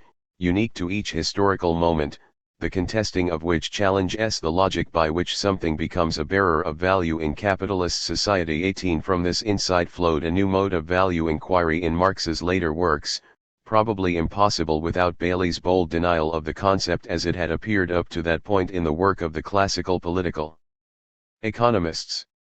Marx. As we saw in Chapter 1, within the context of an imminent critique of classical political economy, Marx's labor theory of value largely marks a continuation of objective theories of value as a conserved substance. 19 However, the careful reinterpretation of Marx's written output made possible by the Marx, Engels Gesamtausgabe, Mega, the gradually progressing collection of everything he committed to paper, if not to print, has shown that Marx's legacy is not a finished work, but rather a research program, the vast outlines of which are only now becoming visible.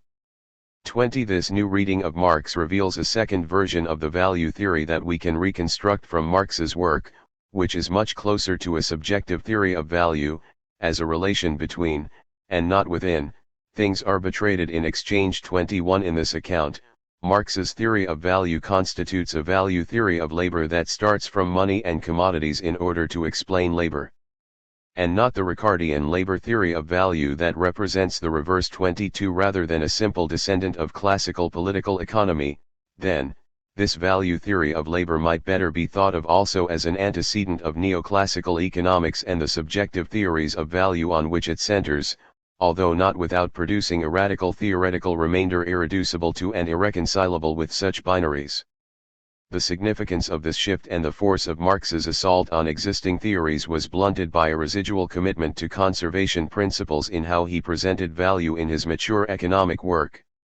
Instead of clearing his theoretical throat, Marx frequently lapsed back into physicalist imagery, and indiscriminately mixed both versions of the labor theory of value throughout Capital, using one or the other as it suited the problem at hand, as if they were effectively interchangeable. 23 This polyvalence around the relationship between value and labor stems from a number of factors, the fragmentary and often provisional character of much of his posthumously published and repackaged output, the dialectical intricacies of how Marx described a contradictory reality whose existence is mediated in abstract forms of appearance which at times it was necessary to adopt as terms of an imminent critique, and a subservience to political conditions, not least the demands of communicating complex concepts to a workers' movement powered by a conviction of its own creative power and the injustice of the appropriation of its products by capital. Rather than an untouchable scriptural orthodoxy, then, Marx's work is open to reconstruction. By the standards of popular and academic representations of what Marx's work means, this throws up some surprising insights. Rather than value being determined by the expenditure of concrete labor time, we see value determined by the socially necessary standard arbitrated in the buying and selling of its commodified outputs, for which the relevant social form is abstract labor mediated by means of money in exchange. This exhibited, for the first time, a field understanding of value as a relation between things. At a time where, in the natural sciences, theories of ethers, subtle fluids, and other such pervasive substances were in retreat, the cozy Euclidean world was being eyed speculatively by certain mathematicians, and alternative explanations in terms of forces and fields were gaining adherents, Marx's own shift stood at the precipice of a wider relativist turn in economic theories of value. Whilst it is true that no one individual can be credited with the full reconceptualization of value as a field, Marx was among the first to fall in line behind the new intellectual possibilities 24 in advocating such a relational view of value.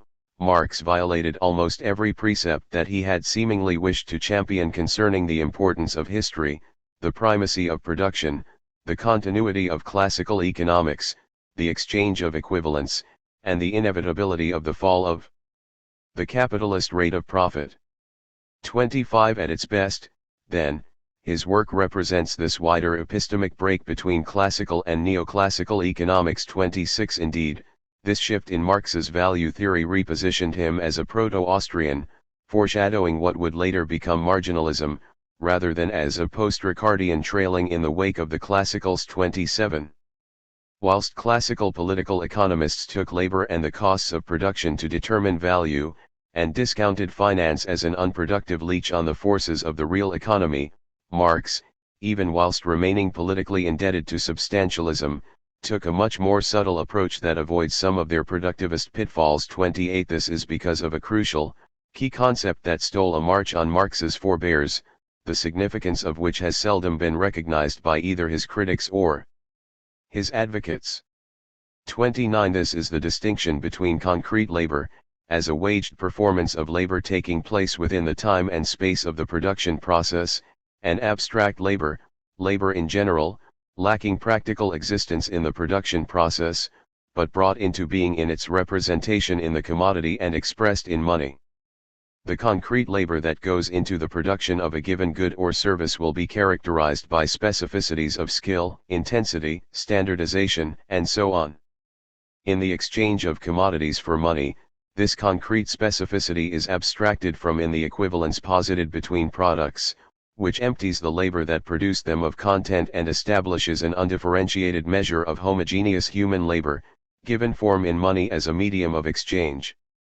For Marx, value was the result of this social process which validates the concrete, individual labor spent as a part of the total social labor. 30 Thus, circulation is not a secondary moment in the relationship between value and labor, but constitutes it.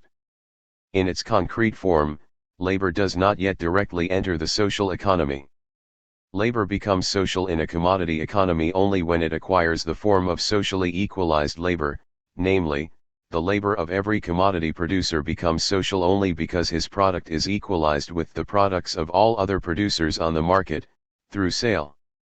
The equalization of labor may take place, but only mentally and in anticipation, in the process of direct production, before the act of exchange.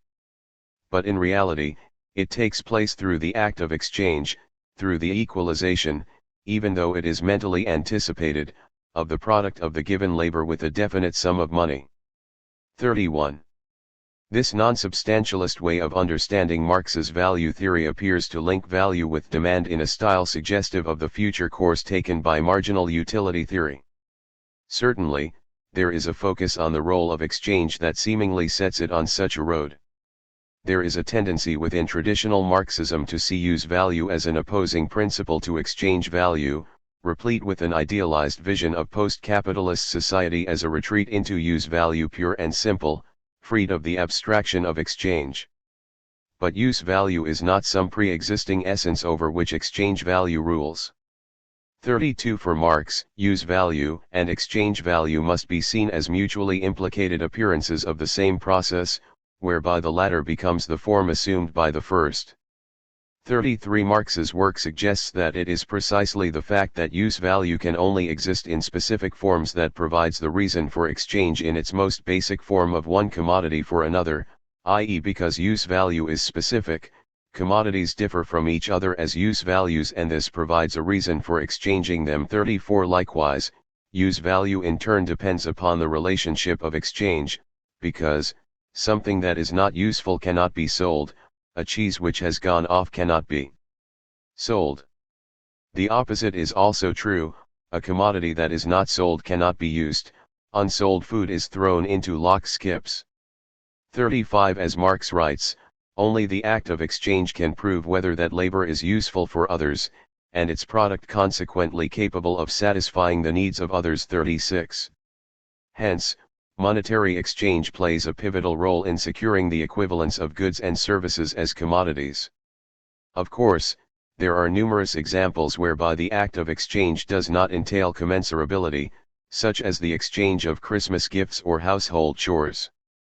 37. But Marx is not interested in simple commodity production and an ahistorical concept of exchange, but rather the expanded historically specific form it assumes in capitalist society.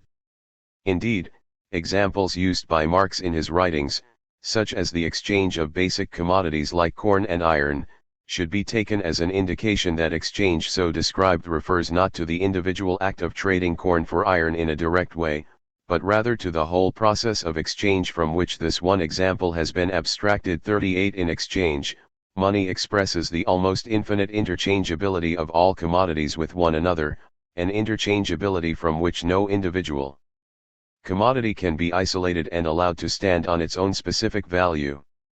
Each commodity is interchangeable in definite, known proportions with thousands and thousands of other commodities whether or not it is actually exchanged with them. It is the fact that the interchangeability is independent of any one particular act of exchange, but is nevertheless the unplanned outcome of the sum total of autonomous acts of exchange, which posits capitalist exchange as exchange of equivalence. It is not exchanges as individual acts which posit equivalence, but interchangeability, the fact that we know the exchange value of one commodity in terms of many other commodities even though it has not actually exchanged with any of them. 39. Value is this relationship between all things, expressed in money. As such, the commodity is not just some useful or desirable use value, but carries, in its exchange value, a relationship to all the other commodities on the market, mediated by money and expressed in price. As such, outside of their relationship to each other, the relationship where they are equated, commodities do not contain objective value at all. 40. Value is not an objective thing that can be produced and embedded in a product, but a relation bestowed mutually in the act of exchange. 41. A product of labor on its own, then, is neither value-bearing nor a commodity. The product of labor is only such when it enters into exchange.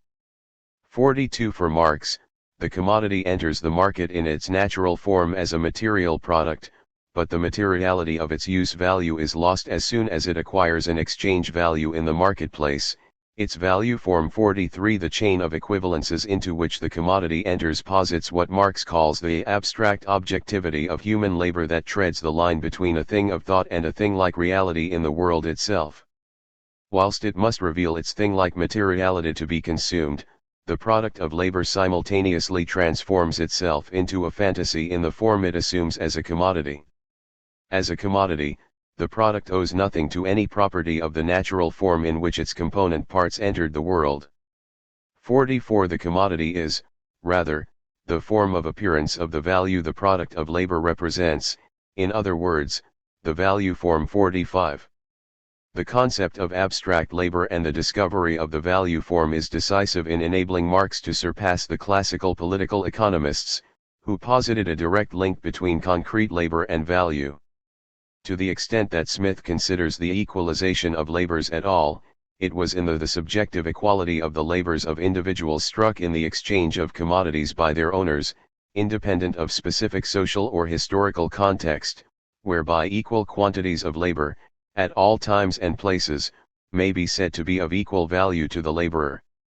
But what Marx achieves with the concept of abstract labor is an account of the objective and not purely subjective character of this equalization of unequal quantities of labor forcibly brought about by the social process of commodity exchange in capitalist society. 46.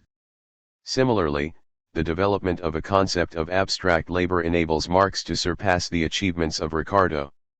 As we saw in the previous chapter, Marx found Ricardo's attempt to get below the surface appearance of bourgeois economic relations appealing, and in many ways carried over his labor theory of value in the exploration of the rate of exploitation and its bearing upon the production of surplus value through the division of the working day into necessary and surplus components.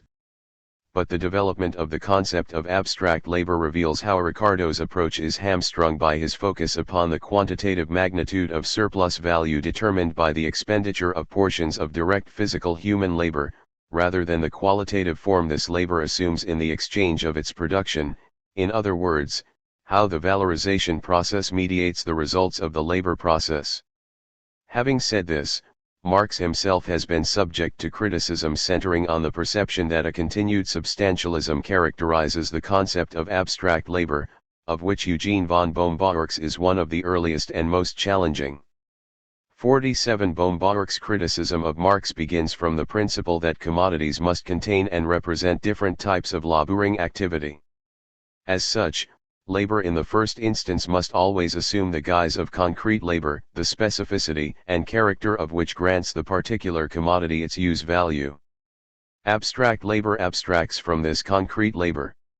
Up to this point, Baumgart's understanding neatly matches that we have ascribed to Marx above. But, perhaps understandably in the context of the polyvalence of capital on the matter, Baumgart misreads Marx as presenting abstract labor as something with a practical existence, rather than something conjured in the moment of exchange.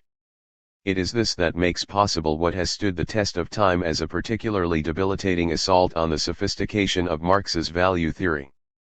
Baumgart paints Marx as holding that abstract labor only has concrete existence through concrete labor, a tautology that, applied across different commodities possessing different use values, renders impossible the claim that any kind of general labor can be the common property of all commodities.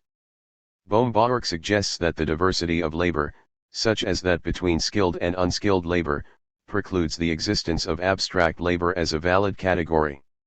In Baumgart's critique, therefore, Marx's theory of value appears to collapse upon its own dialectical foundations.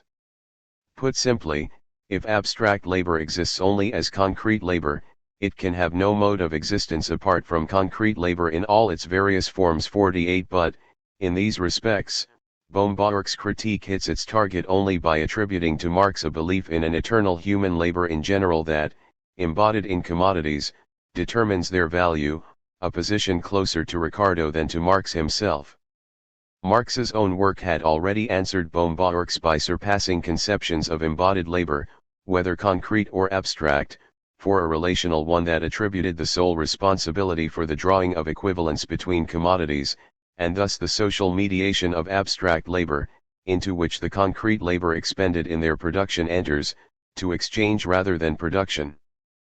49 As Marx writes, the reduction of various concrete private acts of labor to this abstraction of equal human labor is only carried out through exchange, which equates products of different acts of labor with each other. 50.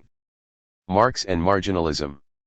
In this second theory of value that we find in Marx, then, substantialism is renounced entirely, insofar as the past production of the commodity leaves no trace in any conserved substance. 51 Thus, Marx writes that value rests in the quantity of labor required to produce the commodity, not in a direct fashion dependent on a labor substance expended in production, but as a socially determined standard subject to foregoing conditions of production and exchange. 52 Value creation is thus not a practical, technical process that embodies in products a conserved substance imparted by labor. 53 Rather, the notion that value is a property transferred into the product by labor is little more than an a posteriori hallucination that nonetheless acts as a predicate of the process of production itself. 54 In this sense, the hallucination is not a mere figment of the imagination, but a real abstraction produced through human activity that takes on a concrete social form in structuring the purposes and outcomes of production. A real abstraction is not the result of analytical effort, or a subjective example of some kind of false consciousness, but an a priori condition that is the consequence of a real process in social and economic practices of exchange. 55 In other words, it exists nowhere other than the human mind, but it does not spring from it, taking shape in the monetary expectations of value and profit invested and embedded in production from the off. 56. Whilst value is not determined prior to exchange, then, it also does not originate, or is somehow produced entirely coincidentally, through the exchange act itself. Whether or not the monetary expectations set at the commencement of the round of production will be met, and surplus value generated, rests on a process of social validation of expended labor as productive of value. 57. Rather than anything intrinsic to the labor or its exchange, it is how the latter mediates the former that is distinctive. Labor in its practical doing is private and pre-social, and it becomes social only through the exchange relation. 58. The retrospective appraisal of value creation can be applied only where individual private labors are subsequently recognized as productive parts of the total abstract labor of society through the exchange of their products for money. 59. Thus, value is a contingent state that attaches itself to a commodity only where the conditions of the contemporary configuration of production are met, in conformity to best practice techniques in the workplace and effective demand conditions for the products of that private labor in the market. 60.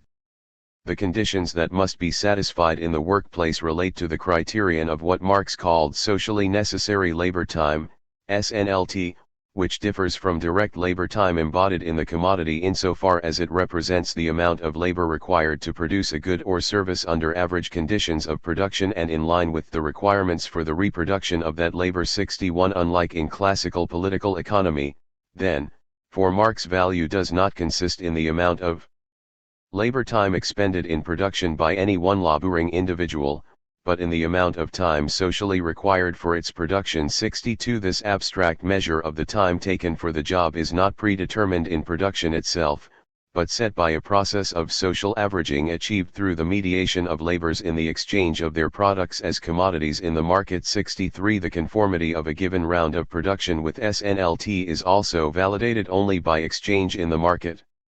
64. Exchange establishes the extent to which it meets the social necessity of the labor expended for the production of a particular commodity. 65. Marx suggests that if the market cannot stomach the whole quantity of a given product at its normal price, the effect is the same as if each individual weaver or other worker had expended more labor time on his particular product than was socially necessary. 66. The successful sale of the products of labor confirms that the round of production has met the conditions for its validation as value producing, having proceeded in line with prevailing standards of productivity and attracted sufficient effective demand in the marketplace.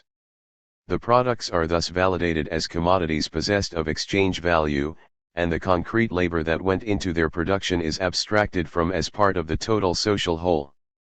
67. In this way SNLT and the abstraction of labor are inseparable concepts in this second, relational version of Marx's value theory.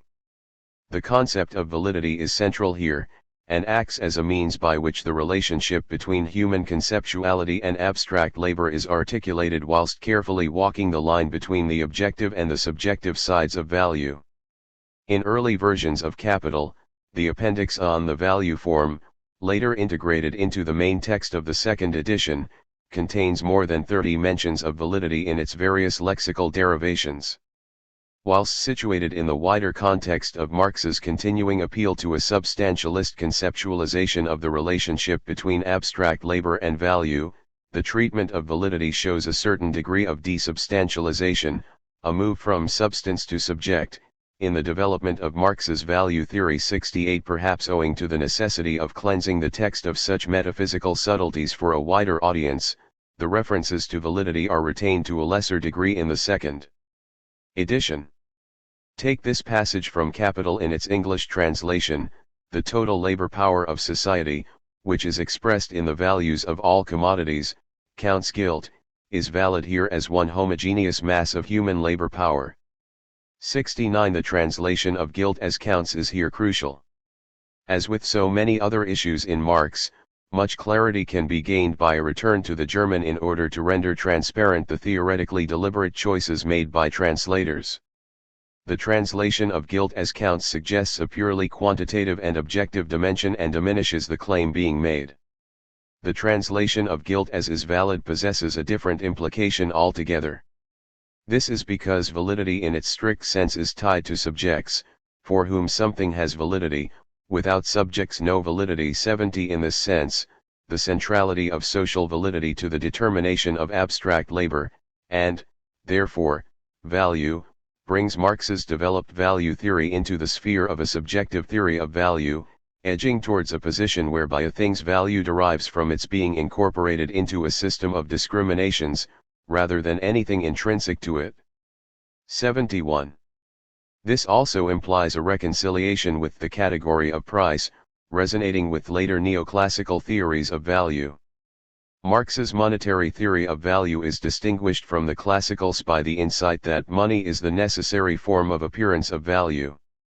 The price form is the value form, for only in money can both the exchange value and, therefore, the use value of a commodity be granted a form of expression separate from the commodity itself. 72. Many traditional Marxists have followed in the footsteps of contemporaries of Marx such as Proudhon, who sought to separate value and price rather crudely along positive and negative lines, proposing that all would be well so long as price reflected value. 73. But, in this second Marx, price is accepted as a specific and important social category itself, rather than merely an illusion to be stripped away. For Marx, value, by its very existence, is always and immediately transformed into prices, and, conversely, value is expressed only through the mediation of price, without which its existence makes no sense. 74. Thus, rather than price being an artificial layer of mystification cloaking value production, in Marx's relational value theory, there is no other means to know value than price, the establishment of which grants value a means of expression separate from the commodity that carries it, and in so doing validates the labor that created it as a part of the total social abstract labor of society as a whole. 75. Price is not something secondary, but, by means of money as the general equivalent, makes possible the commensuration of labors on which the value relation rests. In this way, Marx suggests that money causes the circulation of commodities by realizing their prices and bringing them into a relationship of exchangeability and equivalence with all other things. 76. Picking up the thread of the Aristotelian position briefly mentioned at the outset of this chapter, the prefiguration of a marginalist position that holds price to express utility is plain to see. One of the most compelling critiques of this interpretation of Marx's value theory comes courtesy of Robert Coors. The targets of his critique are scholars like Isaac Rubin and Michael Heinrich, who have been central in developing the new reading of Marx outlined above. Approaches to Marx's value theory that stress the role of circulation rather than production in the constitution of value, Coors suggests, commit a naturalistic fallacy, in that they posit concrete labor as a physiological expenditure logically and historically prior to the imposition of abstract labor in exchange, and thus ontologies the specific form production assumes in capitalist society as something transhistorical and unchanging, with only the social form in which its results are mediated distinguishing one kind of society from another. 77. In this way Coors claims, circulationist perspectives on Marx's value theory focus too narrowly on the conditions under which the equalization of labors and distribution of value takes place, rather than production itself.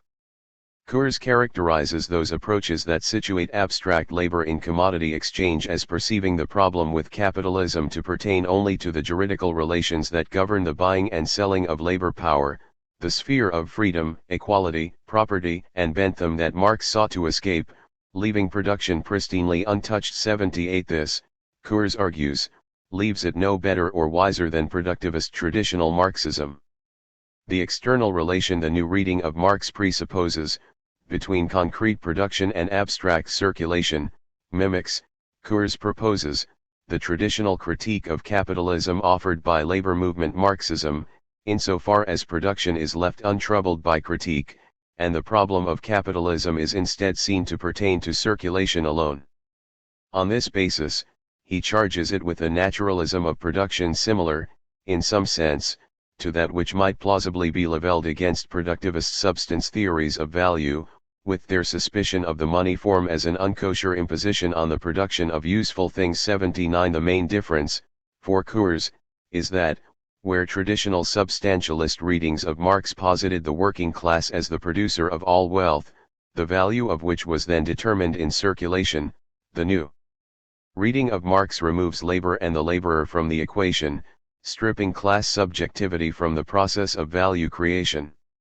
Shorn of a rhetorical valorization of worker power, the new reading of Marx therefore reduces political action to the search for an extension of the bourgeois fair play found in the exchange of other commodities to the buying and selling of labor power. This insists on the bourgeois Enlightenment ideology of the universality and egalitarianism of the sphere of circulation, which takes on the guise of the condemnation of injustice addressed through regulatory or distributive actions, and the invocation of the democratic ideals of freedom and equality presupposed on a political subject, a legal person, defined by its status as a commodity owner, of labor power, in the case of workers. The circulationist approach to Marx's value theory therefore ironically finds itself sitting at the last line of defense of democratic and Enlightenment ideas, where, one might argue, any revisionist Marxism worth its salt should be 81. From this perspective, Coors suggests that the new reading of Marx resonates with classical political economy, even whilst refuting its substantialism. Seeing the mode of socialization specific to capitalism resting solely in money and exchange, Coors argues, shifts the terrain of the social to the sphere of circulation in much the same way as suggested in the bourgeois Enlightenment ideology of Smith and others, which defined humans by their propensity to truck, barter, and exchange. According to this account, Coors suggests, history would comprise nothing more than changing modes of exchange and circulation, rather than production, with differences in the otherwise eternal purely natural production relegated in significance as merely technical tweaks on the ultimately unchanging natural order of things. 82.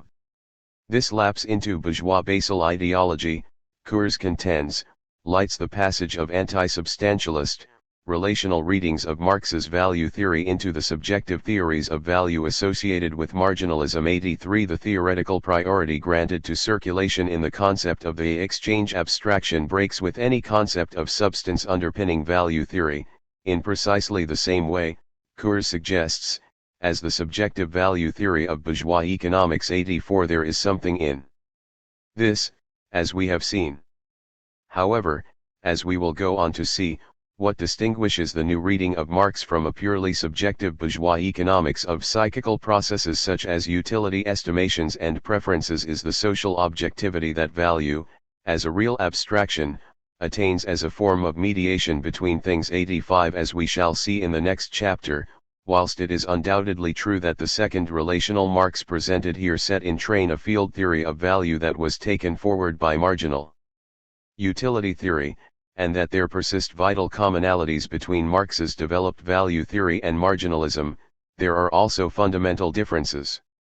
Indeed, contrary to Cours's assertion that the new reading of Marx ideologically preserves the Eurocentric ontological and epistemological privilege of the white Western male subject and its Enlightenment project, the new reading's relational understanding of Marx's value theory has been used to underpin cutting-edge confrontations with structures of racial domination and discrimination. 86. A recurring concern uniting Coors and scholars associated with the new reading of Marx is comprehending and combating the theoretical foundations of anti-Semitism, specifically in its left-wing or pseudo-anti-capitalist variant.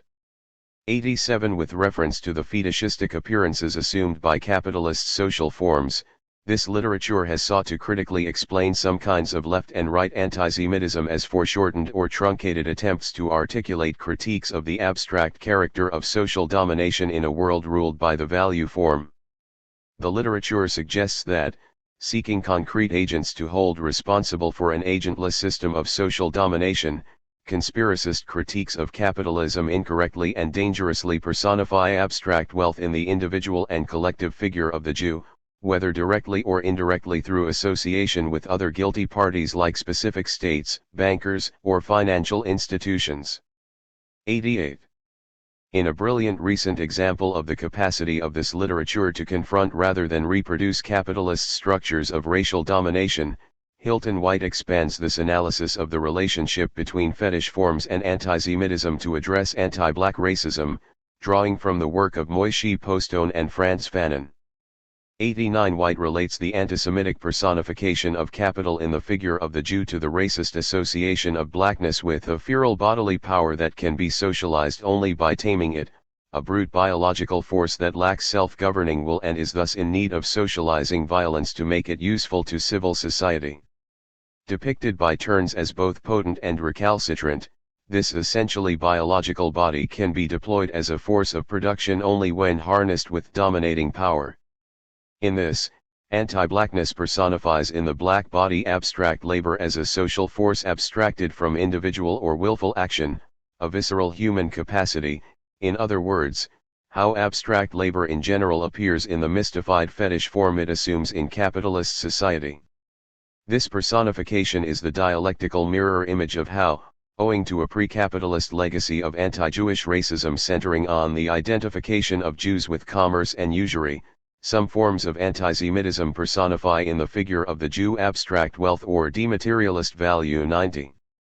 In this way, White argues, the ideological pair of anti-Semitism and anti-black racism gives us human proxies for these fetish forms, abstract labor and abstract value, casting the pathologies of modernity not as the outcome of a structure of alienation, but as the powers of antisocial racial types 91. The difference is that the force of monetary value personified in the Jew is a power of control, whereas the force of the abstract biological capacity personified in the black of anti-black.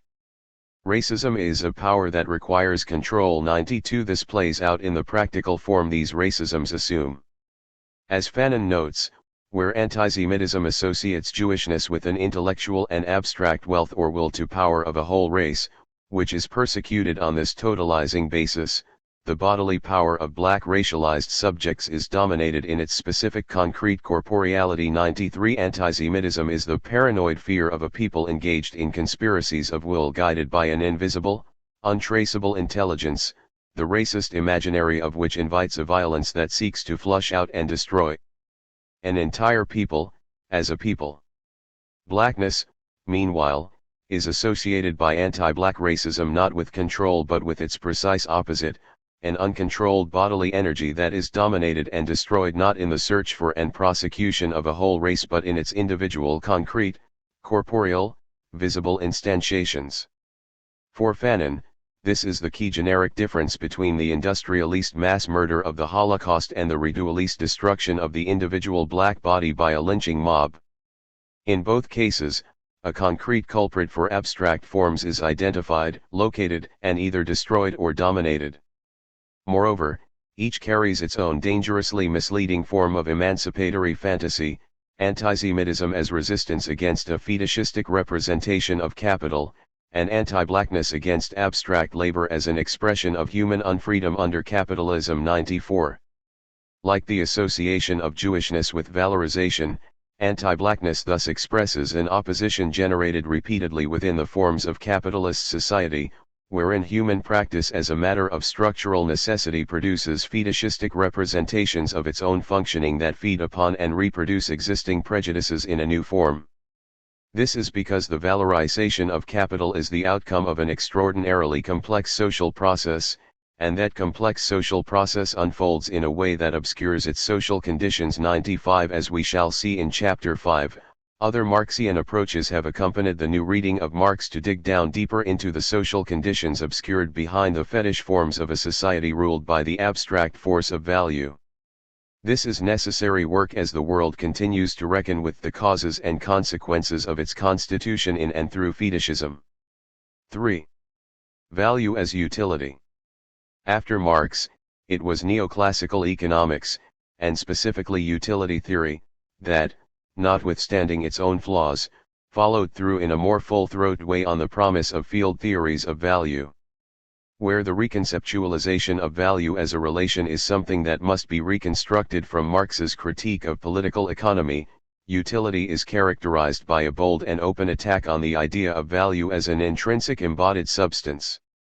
Like Marx, it portrays value as subject to a series of potentials the commodity passes through in its production and circulation, rather than as a property of the product inevitably carried through to exchange. One in this respect, the insights of marginalism were stimulated by the relativism afforded by advances in physics towards an understanding of energy as operating as a field, just as theories of substance were stimulated by earlier and less sophisticated scientific conceptualizations of energy as something conserved. Moreover, just as with other theories, the rise of marginalism was informed by the political context in which it developed. Against a nationalist and protectionist position on trade influenced by substantialist theories of value, trade was reconceptualized in neoclassical economics as central to value, not in its limitation between national borders, but in its extension in the name of maximization of opportunities for utility. In the field of value, trade represented motion, enlarging the field of value through increasing the perceived utility individuals can gain from a good or marginal increases in the amount of a good too. For utility theory, the heterogeneity of an objective use value akin to the tensile strength of steel or the pliability of cotton implied the impossibility of ascribing a common material substance to value. Three marginalists such as William Stanley Jevons, Carl Menger, and Leon Walras identified three deficiencies with the Ricardian labor theory of value inherent to much political economy up to that point. For the first was that any commodity with a fixed and finite supply, such as rare statues or artworks, would attract a value out of all proportion with the specific labor exerted in its production. The second was that the labor expended in the production of a commodity for which the potential demand turned out to be overestimated would not result in any realized value to speak of. The third was that labor itself is heterogeneous, and the only means through which it can be compared in the final instance is by means of the exchange of its products, exposing a circularity that undermines the attempt of Ricardo and others to extrapolate the value of products from labor. This led instead to an explanation of value rooted in the subjective properties of these self-same objective characteristics, centered on the utility perceived to be gained from them in different quantities. 5. In so doing, the new neoclassical school of economic theory displaced the weight of commensurability from external substances to the mind, with the mind conceptualized, in line with the advances in physics, as a field of force in an independently constituted commodity space. 6. Commodities, therefore, did not carry value within them, but, rather, the latter was constituted relationally in the interchange between them on the terrain of subjective desire. Marginal utility theory thus purports to break with substantialist value theories based on conservation principles.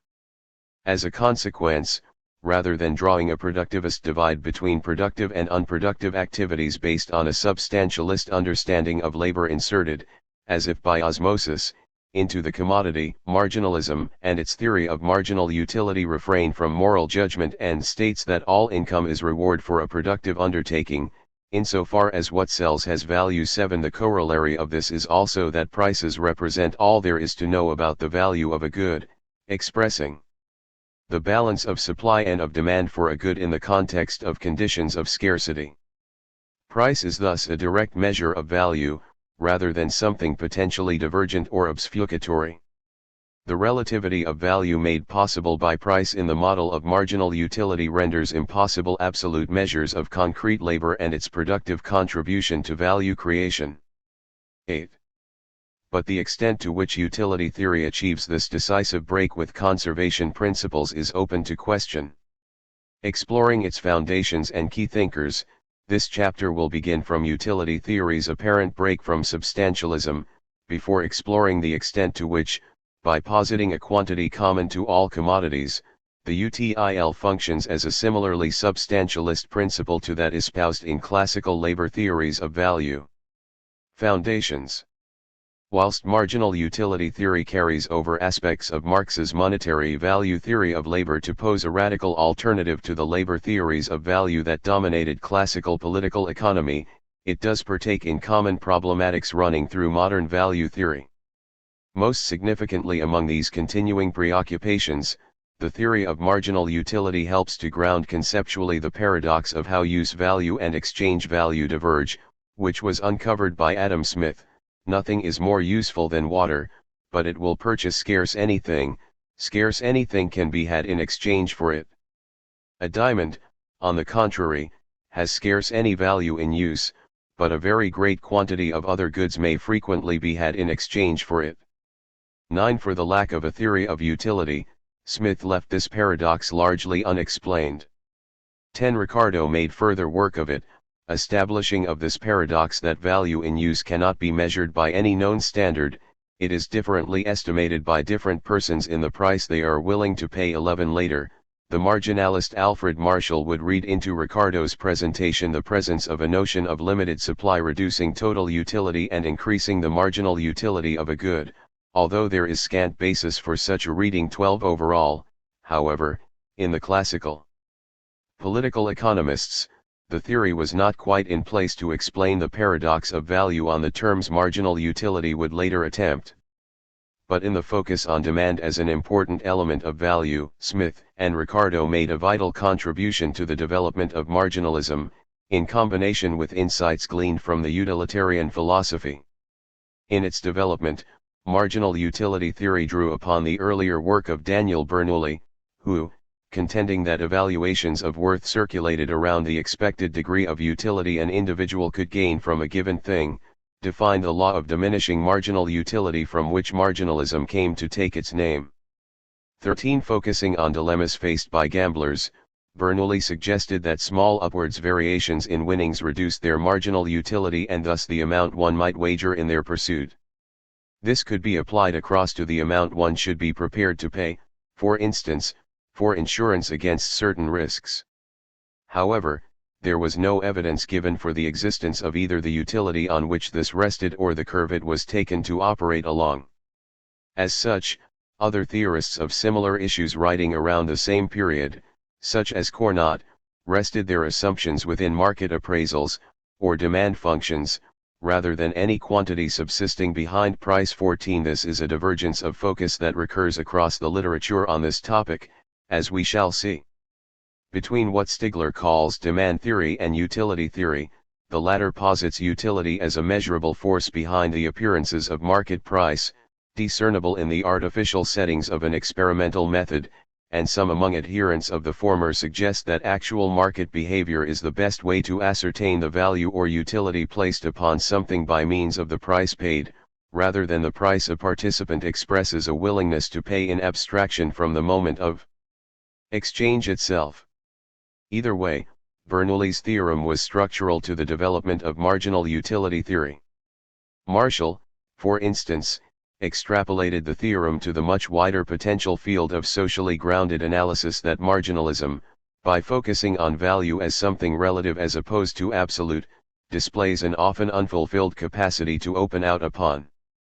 For instance, Marshall considers how class position would impact upon the increment of happiness measured by a given sum of money for different actors possessed of different amounts of wealth. 15 In this wider application, marginal utility took inspiration from the utilitarian calculus of pure pleasure and pain through which, in the 19th century, Jeremy Bentham equated the value of, for example, pushpin with that of music and poetry. 16 The quantification of the relative amounts of pleasure and pain represented in the pushpin and the poem, for Bentham, revolved around four dimensions experienced at the individual level: intensity, duration, certainty, and propinquity.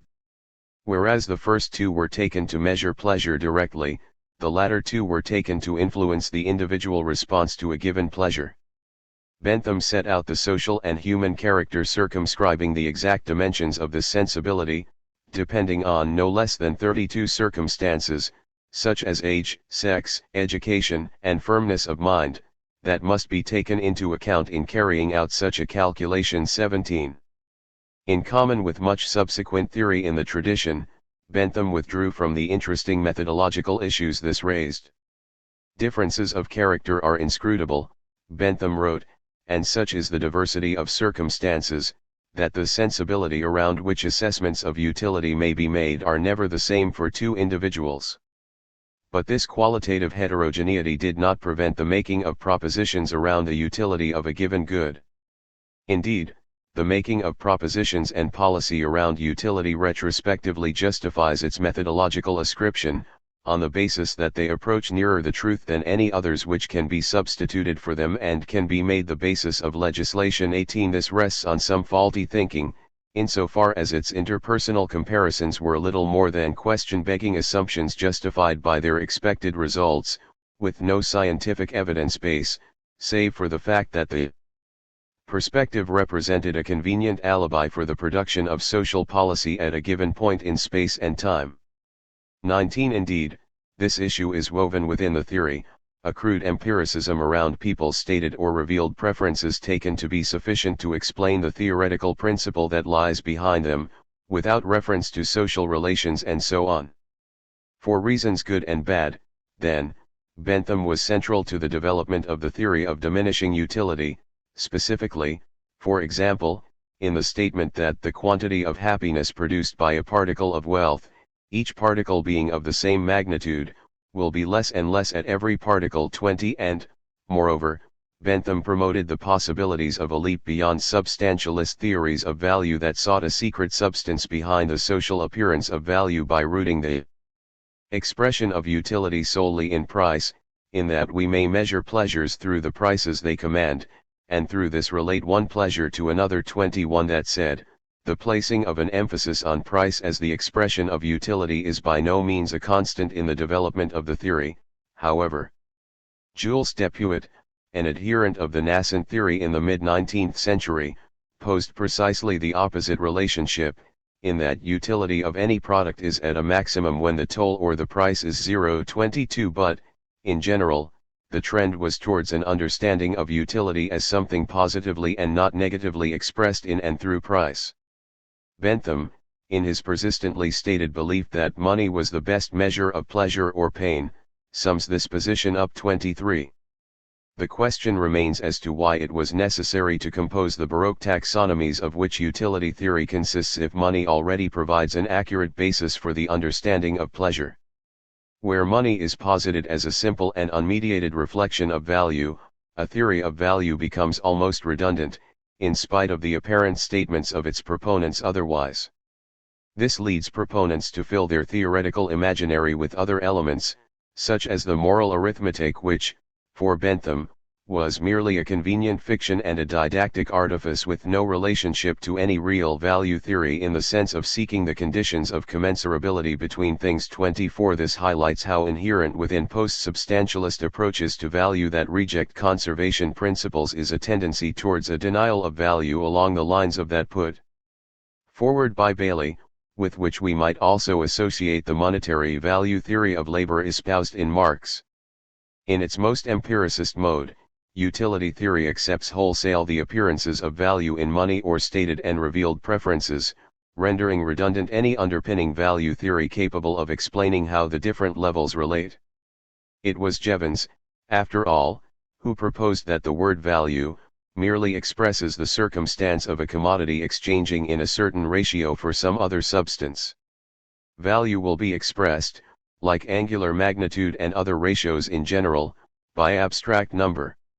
25 Vowing to discontinue the use of the word altogether, Jevons set in motion a deep ambivalence about value inquiry itself that carries through to classics such as Gerard Debreu's The Theory of Value, which, as Morosky amusingly notes, contains nary a word on its titular topic, speaking largely only of price. 26. The UTIL. Even though utility theory inaugurates the neoclassical break with political economy in favor of a narrower, more scientistic economics, it nonetheless carries roots in classical political economy. Jean-Baptiste Say was among the first contemporaries and critics of the classicals to formulate explicitly something akin to what we now know as utility theory. Say contended that the value of a commodity resides in its utility to a buyer and, therefore, that productive labor is labor which produces utility. 27 To this extent, Say was not as hung up on constructing boundaries around productive and unproductive activities as some of his contemporaries. Indeed, for Say, it did not matter what the specific content of the production process or the commodity produced actually was, whether good or service. So long as it fetched a price, and the labor that went into its production was waged, the labor that went into its production was retrospectively validated as productive, insofar as it produces utility, inspiring and consummating a desire, and the good or service as value-bearing, similar, language aside, to the relational reading of Marx's value theory presented in the previous chapter, with its underpinning notion of validity. As Edmund Wilson writes, touching upon this similarity, if all value is created by labor only in some metaphysical sense, then there may be more in those utility theories of value which Marxists regard as capitalist frauds than we had formerly been willing to admit. If it is possible for values to be reckoned as Marx reckoned them, in units of abstract labor power, why was it not possible, as Marx had denied, to reckon them in units of abstract utility? Especially when the supposed value of labor seems to have nothing to do with fixing prices, whereas the demand of the consumer obviously has. 28. Following say, Hermann Gaussen was the first writer to formulate explicitly what he sees as the fundamental principle of marginal utility theory, namely that a person maximizes his utility when he distributes his available money among the various goods so that he obtains the same amount of satisfaction from the last unit of money spent upon each commodity. 29. Murawski places him at the same hinge point of the procession from classical to neoclassical economics as Hermann von Helmholtz. Occupied in changes in the natural sciences, around which, as in the continuing preoccupation of physics in Helmholtz's time with confusions over whether force or energy were substances, confusion still reigned over whether utility could be treated as a substance. 30. Gaussen's theory of value is a curious hybrid that carries within it the transition in physical theory between substance and field, and as such is neither fish nor fowl, half labor theory of value and half a theory of subjective psychological value. In identifying the varying perception of utility through temporal consumption of goods, Gaussen posited a functional relationship between what he called the pleasure of experiences and the time duration during which the pleasure was experienced. Utility here is not a variable of state, a character of the thing itself, but fully within the relational field of subjective mind. In this, Gaussen went further than others had gone up until that point. Gaussen makes much of the dictum that there exists no absolute value, an observation we earlier discussed in terms of the denial of value found in such radical outliers as Samuel Bailey. 31. Moreover, he stressed the primacy of exchange over production, suggesting that the act of exchange can actually create or augment value, rather than the latter remaining unchanged as a property conserved from creation through to consumption. 32. The major real-world implication of this downgrading of production was to emphasize the importance of trade instead, which itself increased pleasure by moving goods around and opening up the opportunities for their consumption. Production would only really matter insofar as it produced novel goods that opened up avenues for trade. 33. In this way, early utility theory was characterized by the open realization, which one must largely read between the lines in Marx's Capital, that labor does not impart a substance to commodities in any physical sense. 34. Utility theorists saw it as impossible to compare a priori the productive powers of a navvy, a carpenter, an iron puddler, a schoolmaster, and a barrister, and as such the value of labor cannot be the objective basis on which to ascribe value to its product. 35. Rather, the reverse is the case, and the value ascribed to the product in its exchange retrospectively validates the labor as productive of value, as in Marx. However, this break with conservation principles was left incomplete, with marginal utility theory subject to its own residual substantialism. Gaussen hinted at this when he pondered whether, if the conserved quantity does not reside in the object, then perhaps it resides in the beholder. 36. In neoclassical economics, this conserved substance was coined the util. 37. Irving Fisher's procedure for reaching this substance was as follows. Select arbitrarily a quantity of any commodity, say, 100 loaves of bread. Let the marginal utility of this quantity of commodity be the unit of utility, or util. Grant the ability of the individual to order the utilities of specified amounts of two goods, i.e., to indicate a preference, if one exists, or indifference between the two quantities. Then it is possible to construct the utility schedule of, say, milk. 38. Hence, Fisher inaugurates the concept of the util by abstracting from the appearances of the price one pays for something to posit a deeper structure, rooted in the existence of a mysterious substance just as dubious in character as the labor value that classical and Marxian substantialism thought was congealed in the commodity. 39. What conceptually differentiates the util from previous guises of a value substance may well be its relativity. 40 Fisher related the choice of the util as a unit to the social relation between people and their capacity to consume, suggesting that one's pleasure from diamonds is reduced if many other people have them, or if none do, and one's pleasure from a given income is reduced if others' incomes rise. 41 However, this was seldom linked into an analysis of the social field in which such demarcations and divisions are forged. As Murawski asserts, there is seldom a variational principle without the underpinning presumption of a conservation principle to accompany it, and in this way the potential for a fully relative, field-oriented theory of value was undermined by utility theory's dependence on an order-bestowing substance to lend operationalizability to its analytical model. 42. This is clear in the tendency among early neoclassicals to present utility functions as belonging to individual commodities. 43 Elsewhere, Fisher posits value as a kind of conserved substance hosted in the body of money. 44 However, utility, by the letter of a field theory of value, would not consist in any commodity individually, but only in the relation posited between commodities. Moreover, one of the things that sets Marx apart as a glimpse of a possible future is his conceptualization of money as a form of mediation that value must assume in order to take on an existence, but at no point does this, at the extent of its sophistication in capital, imply the conservation of value within money. In these respects, marginalism actually takes a step back from where Marx touched down with the full development of his value theory. Measure. The util as a unit may posit pleasure as a substance conserved in the mind of a single person, then, but to what extent is it comparable between minds as an independent force capable of its own forms of expression and measure? 45 Few neoclassicals made Benthamite claims as to the quantitative comparability of the pleasure derived from pushpin and that from poetry. 46 But the apparent unquantifiability of their unit analysis did not prevent later neoclassicals from developing a science based on the relative measure of the utils contained in diverse goods and services. Attempts to measure utility took succor from the Weber-Fechner law, first developed in the 1860s. 47 This built on Bernoulli's original statement of the central principle of marginal utility theory with the research of its two psychologist progenitors. Fechner, the founder of so-called psychophysics, was preoccupied with the psychological effects of changes in physical elements, or, more simply, the relation of mind and matter.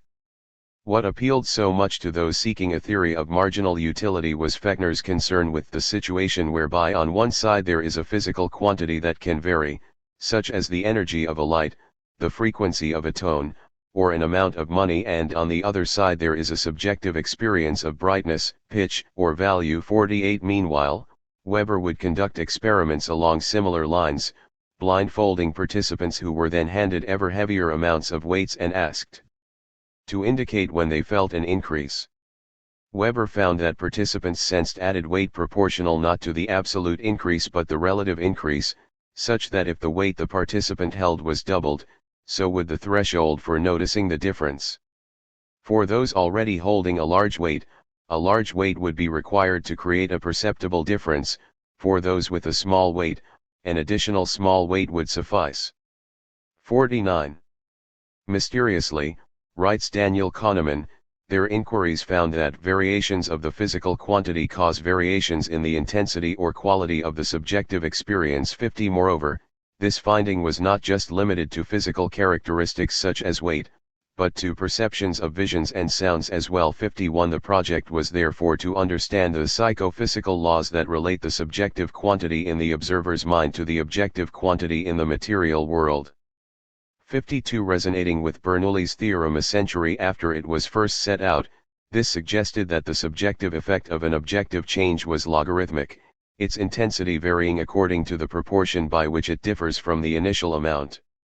Economists took from the Weber-Fechner law the comfort that it provided a scientific psychological foundation for the then developing law of diminishing marginal utility, such that, just as with physical relationships like weight, changes in income at high levels of income would be less perceptible than changes in income at low levels of income. 53 Politically, the evidential basis it provided was seized upon enthusiastically among reformists who saw, in the law of diminishing utility, a means by which Benthamite utilitarianism could be justified in the shape of a progressive income tax. Indeed, Jevons was pivotal to a Fabian socialist agenda that sought to reverse the influence of Marxism on the labor movement and its institutions, by arguing instead that value was dependent on demand, and any commodity is determined by the degree of its utility to the persons to whom it is available, in turn determining the value of the labor that produced it, rather than the latter determining value as in the theoretical imaginaries of their ideological foes on the social democratic left. 54. The Weber-Fechner law seemed to have overcome the issues of measuring utility, placing the theory on a stable scientific footing that could then have a real-world impact on the decisions made by policy-makers and political reformers.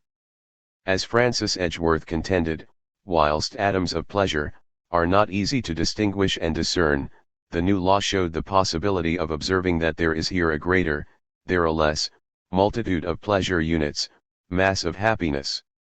That, he considered, was enough to verify the theory. 55. This concern with the blunt facts of everyday experience is a recurring theme in debates around the tenability of utility as a measure of value, with the recollection which everyone must have of his own economic actions and behavior a sufficient basis on which to construct some impression of utility theory's veracity as a description of actual economic practice. 56. Edgeworth took this furthest with his invention of a hedonimeter capable of quantifying pure pleasure in practice.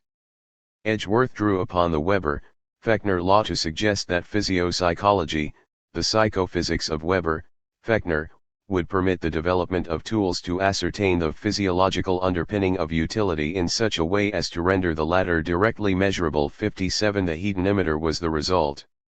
Fisher, the inventor of the UTIL, took a quite different tack in the same search for measure.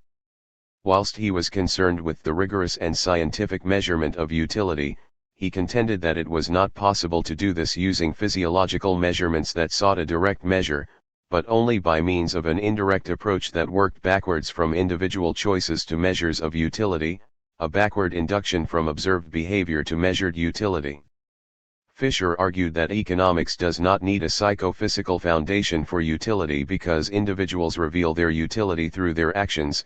In other words, what is not immediately apparent can be known through its effect. 58. This is because, contrary to the foisting of psychology on economics, as Fisher put it, there is a simple psychoeconomic postulate at play that psychophysics misses: each individual acts as he desires, and it is from these actions that we can measure that which lies behind them. 59.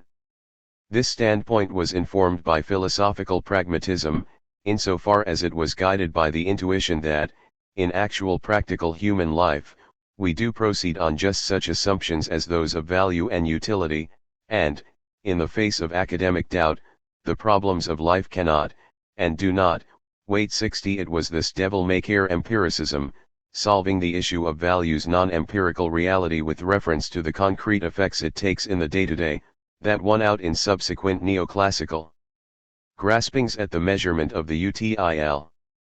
But this erred towards either a kind of analytical nihilism whereby all attachment to any underlying principle was disavowed, or else a methodological weakness in inducting backwards from observed choices without regard for the context and framing of decisions by social and personal factors outside the bounds of accepted economic rationality.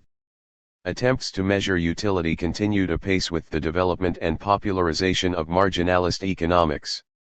As Stigler asserts, utility theory broke through into generally accepted economics in the 1870s, with the work of Jevons, Menger, and Walras.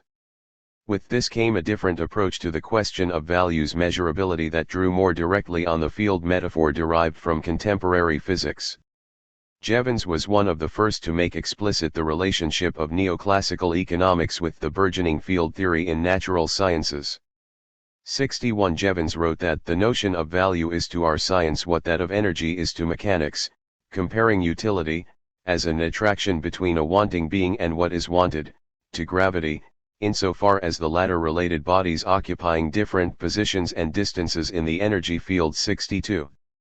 This scientific analogy implied that the force at play could also be measured, on the basis of the everyday fact that, although a unit of pleasure or pain is difficult even to conceive, it is nonetheless the amount of these feelings which provokes us to buying and selling, borrowing and lending, laboring and resting, producing and consuming to begin with. It is possible to quantify these feelings in the solely comparative degree to which such feelings are present, Jevons contended. 63. This enabled Jevons simultaneously to deny the measurability of utility as the substance of value, whilst devising a way to measure utility, nonetheless, by means of the familiar measuring rod of money. 64. In this way the UTIL itself could not be captured, but the effect of it could, in its relation with other effects. At stake was not a measure of the absolute pleasure gained from the purchase of a commodity, but rather the relative pleasure to be gained from one quantity of the commodity over another, expressed in its price in money. 65. The difficulty that confronts marginalist theories of value, just as with relational Marxian theories of value, is that the substance of value each posits, whether abstract labor or the UTIL, cannot be observed directly with our senses, and they cannot be examined indirectly through intermediation. Indeed, the quantity of these substances present in any given thing cannot be calculated, even theoretically. 66. In common with Marx's non-empirical concept of abstract labor, therefore, the UTIL was brought into focus through its effect in exchange, expressed in its measure by money. In researching value, we have only its surface appearances on which to rest our speculations. Absolute immeasurability poses no problem to the study of a non-empirical category such as marginal utility, because we can know all we need to from the effective measure of its relationality in monetary price alone. 67. One issue, of course, is that we may know the price of capital in dollars and cents, but not how many utils or hours of abstract labor this value supposedly represents. 68. But, at their best, such a search for an underlying substance is largely abandoned in both Marxian and marginalist value theories, each having accepted the real forms of appearance through which value is knowable instead. In marginalism, this acceptance of appearance resulted in a methodological focus on what Paul Samuelson coined revealed preferences, examining human choices, the quantitative effects of the feelings as Jevons would put it, and inferring from them the relative utilities these choices express. 69. As Joan Robinson asserts, this can result in a circularity whereby utility is the quantity in commodities that makes individuals want to buy them, and the fact that individuals want to buy commodities shows that they have utility. 70. But marginalists broke this circularity by paying heed only to price as the expression of the mysterious UTIL some early theorists had sought as the substance of value. As Marshall wrote, desires cannot be measured directly, but only indirectly, by the outward phenomena to which they give rise. 71. Indeed, economics, for Marshall, is chiefly concerned with this measure, the price, whether in the form of money or the commensurate amount of labor or another commodity, which a person is willing to pay for the fulfillment or satisfaction of his desire, such that, if at any time he is willing to pay a shilling, but no more, to obtain one gratification, and sixpence, but no more, to obtain another, then the utility of the first to him is measured by a shilling, that of the second by sixpence, and the utility of the first is exactly double that of the second. 72. Similarly, Vilfredo Pareto addressed the problem of utility by means of an argument for observation and experience, rather than the supposition of theoretical quantities consisting behind appearances. In a critique of Edgeworth's attempt to measure utility, Pareto suggested that it simply did not matter whether utility was numerically measurable through any physical or metaphysical category or quantity. Any effective theory of utility should pay heed only to the fact of experience, reading off from people's behavior a transparent report of their preferences based on a rank ordering of greater or less. 73. Along similar lines, Gustav Cassel contended that utility required a unit of measure that no one could define, and instead suggested that one can employ demand functions directly, without recourse to a utility substructure acting as a metaphysical entity methodologically underlying all surface appearances. 74. Indeed, for Cassel, utility theory added no information on the nature of demand functions, as they appear in observable market behavior. Price, paid in concrete market situations, is thus the sole means by which preference, and thus value, is represented, and not the hypothetical abstraction of utility. A welcome attribute of this focus on demand over utility is that, where the latter has an image of a rationally calculating sovereign agent hardwired into it, demand is able to accommodate how the actual behavior of humans often defies any attempt to ascribe a rational basis to the decisions they make. This was a preserve of the psychological and pragmatist critique of utility theory from early days onwards, rejecting the simplistic appeal to utilitarian and hedonic criteria of pleasure and pain as the basis on which we can assess the choices and valuations made by human actors in the world, as William James asked, for instance, who smiles for the pleasure of smiling, or frowns for the pleasure of the frown? Who blushes to avoid the discomfort of not blushing? 75 Utility theory's underrepresentation of irrational drives and urges later constituted a vital arm of the critiques, by Daniel Kahneman and his collaborators as well as others, of the methodological operationalizing of utility in the so-called contingent valuation method used by governments and businesses to ascertain the worth placed upon goods, services, and resources by consumers and citizens. 76. The protection of the smooth surface appearance of valuation from any psychological factors is just one issue with utility theory. Political questions, social pressures, material inequality, and power relations also go unrecognized in the perfect models of human rationality the theory relies on. The empirical privileging of price, whether by means of observed activity or stated preferences, leaves out the quality that lurks behind quantity, concealing political and philosophical questions about what things and principles are worth. This is made clear in national accounts where the value of weapons is added to that of medicine, for instance, presenting the one as commensurate with and equivalent to the other.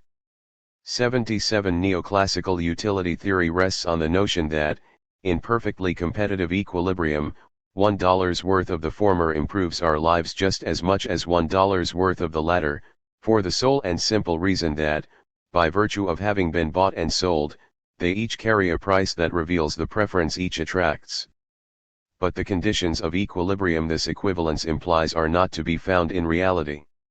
Where it is supposed, such as in the experimental method by which measures of contingent valuation are taken, the hypothetical consumers are granted no say as to whether some things defy or lie beyond price. Everything has its value, utility, denominated in pounds or dollars, without dwelling on whether that thing should have been produced in the first place. The struggle to bring measure to utility was given up in the 1930s, as considerations of issues such as contentment and happiness were increasingly deemed outside the remits of economics as a nascent science. 78 Interestingly, the sociologist Max Weber played a pivotal role in this break, penning a comprehensive dismissal of the Weber-Fechner law. 79 Weber's headline contribution was that marginal utility theory had nothing to do with psychological principles such as the Weber-Fechner law. 80 But also implicit within Weber's noted treatment was a critique of marginal utility as it had also appeared in the work of Bernoulli and others. 81 Firstly, he argued, the logarithmic law of diminishing marginal utility would not hold in all cases, such as luxury or illicit items. Secondly, the law works from an assumption that value concerns psychical reactions to external stimuli, rather than the true object of economics, which is observable behavior in response to subjective needs. Thirdly, it overlooks that economics already functions perfectly well, on its own terms at least, by working with the premise that man has limited means to satisfy competing ends and can allocate these means rationally to maximize the fulfillment of the ends. However much critical scrutiny Weber meted out to the iron cage of rationality elsewhere in his work. 82. Whilst Weber, on the one hand, posited that marginal utility theory could stand on its own 2 feet without the support of psychological principles, on the other, he made the more important claim that marginalism and the rational economic behavior it describes are bound up with definite social, historical, and cultural conditions, associated with our modern capitalist society. 83 As such, rational economic behavior could not be associated with the kind of homo economicus described by psychological or biological understandings that ascribe to humans an innate propensity to truck, barter, and exchange, for instance, or the possession of a selfish gene propelling self-interested market activity. 84. In this way Weber recognized and appreciated the heuristic significance of marginal utility for decoding economic life, in the context of the specific cultural historical fact from which it springs, in other words, capitalism. Its explanatory relevance is grounded in the capitalist epoch, and that alone. 85. Weber argued that it could not be considered outside of this context as a perennial phenomena, and needed to be analyzed socially, historically, and institutionally as it is produced and reproduced in the here and now, and with it the conditions it describes, reflects, and helps bring into existence. 86. This exposes rational economic behavior to be far from the individual trait rooted in psychology or biology that ham-fisted attempts to ascertain value and utility hold it to be. 87. Rather, it is a social institutional property far harder to capture and operationalize in schemes of quantitative research and inquiry. Having freed themselves of the compulsion to measure something that simply is not there, other social theories may be much better placed to allow us to decode value in its everyday appearance. The concept of utility, partly successfully, establishes the possibility for a field understanding of value, in that utility is not a stuff or liquid, and neither is the somewhat spectral neoclassical economic man. Both, rather, are a field of possibilities that can characterize an empty commodity space between the elements of which the relationship of value is forged. 88. This relationship is social, however, a fact that neoclassical economics cannot grasp. If the appropriation of metaphors sourced from physics was a means by which to discover the hidden fundamental natural determinants of value that lay behind the veil of everyday phenomena of money prices and incomes, the essence of the value problematic to which all theories of it are addressed, then utility as a field of scalar potential fit that pattern quite nicely. 89. Moreover, at various points, the utility theory of value presents the opportunity to surpass attempts to ground value in some mystical substance intrinsic to the thing itself and scrutinize the true relationality of the ascription of monetary worth to goods and services by means of price. The dinner table demonstration of diminishing marginal utility as relating to individual everyday exchanges does not capture the scope of the theory insofar as it is really concerned with patterns, and not individual episodes, of consumption, the time rate of purchase and consumption, for instance, and not specifically whether an individual purchases one item over another. 90. Utility theory has the potential to widen our perspective on value beyond the thing itself and its individual consumer to the relation of each with the sum of things and individuals as a whole.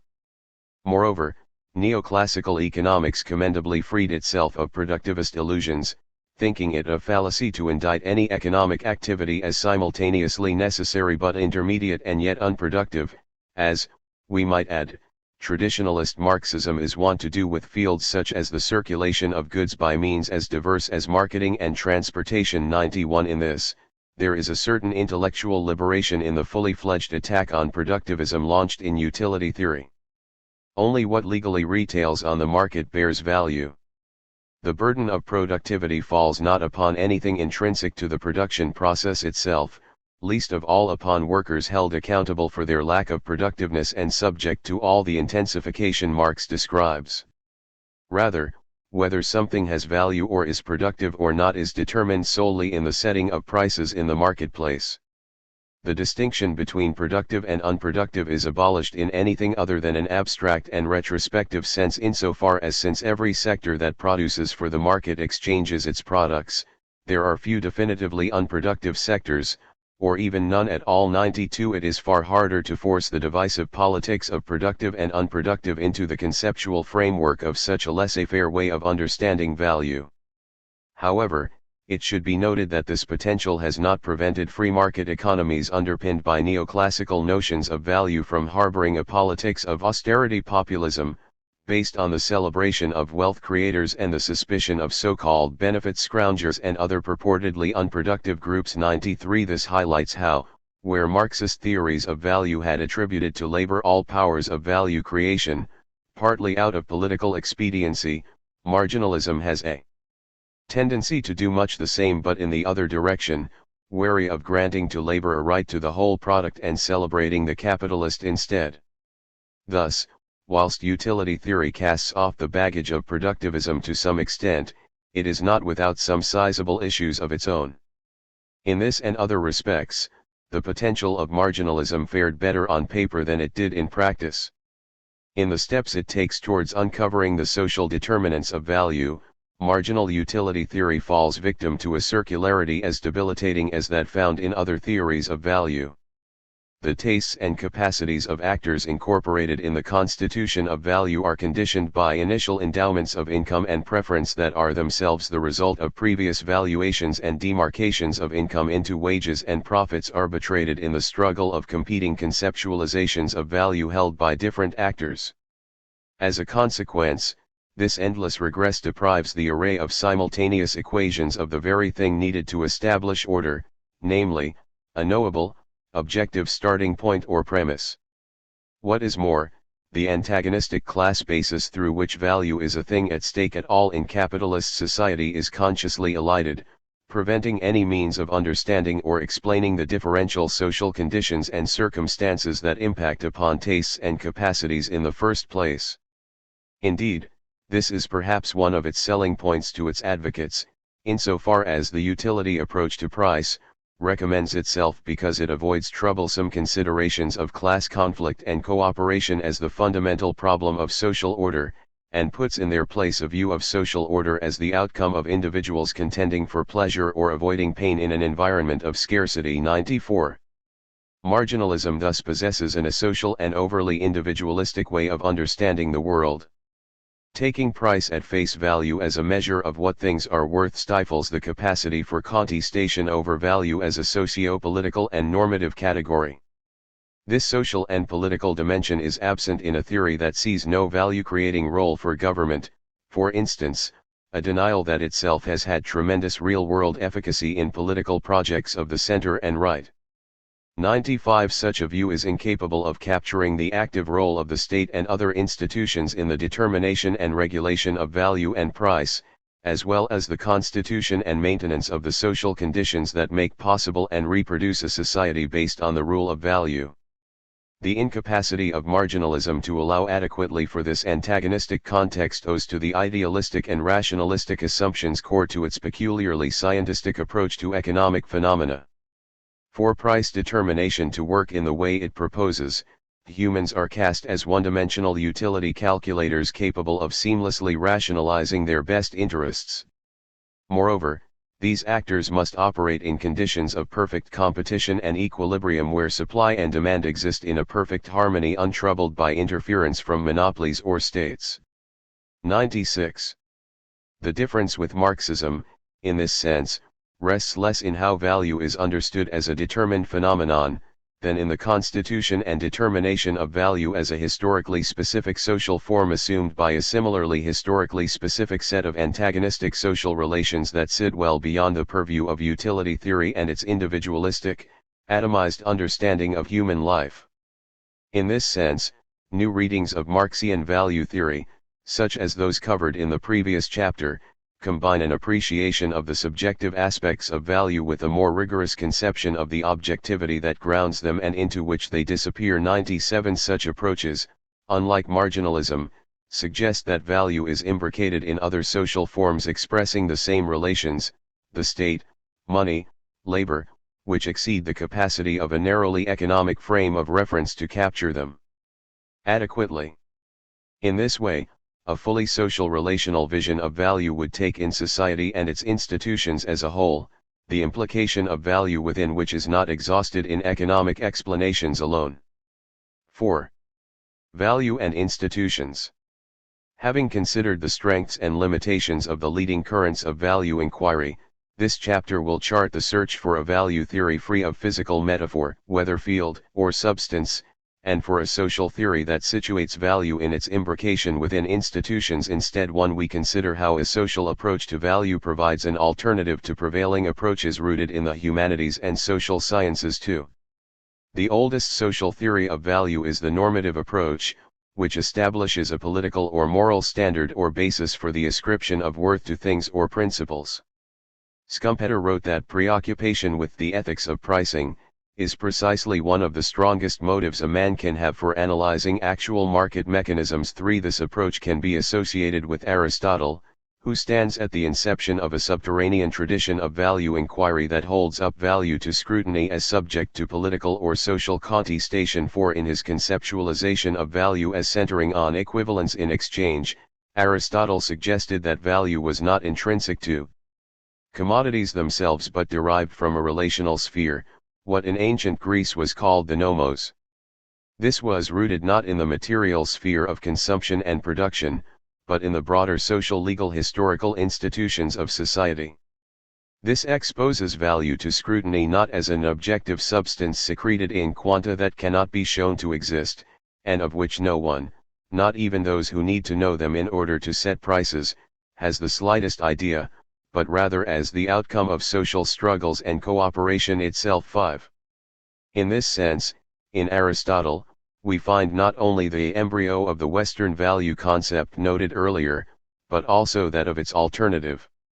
This owes to Aristotle's non-quantitative appreciation of value that permits no conserved entity capable of refying value. Aristotle's monetary understanding of value opened up a social, and not economic, line of inquiry. Money, value's representative, is something intrinsically unstable because the function it performs, that of commensurating heterogeneous things and quantities, is likewise unstable, unnatural. 6. Owing to the instability of the conceptual material with which it works, the normative approach has the virtue of appreciating the role of valuation, a haunting but unacknowledged presence in all conceptions of value, and the role of institutions in its performance. 7. This is central to the social theory of value charted here. One form in which something resembling a social theory of value has been taken up in recent years is in the academically voguish sociology of valuation and evaluation, SAVE. 8. The second part of the chapter offers a critical overview of SAVE, acknowledging its advances in promoting a notion of value grounded in social processes, but also highlighting the weakness of adopting an acritical understanding that limits its ability to appreciate value's full social and political significance. Sticking with the concept of performativity found in the sociological literature, we close this chapter by considering what institutionalist and normative theories of value can tell us about the contemporary politics of value and productiveness, specifically in the context of national populism and its expressions at the level of the state. In so doing, we will encounter the urgency of value theory not only as a topic of academic inquiry, but as a performative intervention into political and social life itself. A social theory of value.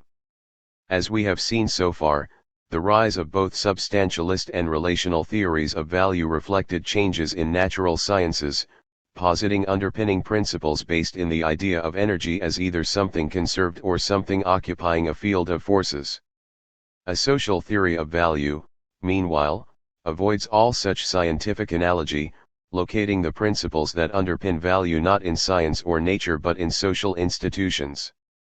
Both in the analysis of value theory as reflecting changes in natural science, and in the turn to institutions as a prism through which to view value, such a position is associated with the American institutionalism, whose most famous exponent was Thorstein Veblen. Hallmark contributions foundational to institutionalism, each seeking in their own way to understand value in the context of social institutions, include the study of accounting conventions conducted by Werner Sombart and the critique of the legal structure of property rights found in the work of John Commons. 9. Rather than value as something intrinsic to things or the relationships between them, a social theory of value is concerned instead with value as it relates to practices and processes of commensurating different things as somehow the same. This is not an economic matter alone. Value, as everyone knows, is about prices, but it is also about much more than prices. It analyzes fundamental beliefs concerning why seemingly diverse objects and human endeavors are comparable, and even more outlandishly, how such comparisons can be reduced to a single common denominator of number.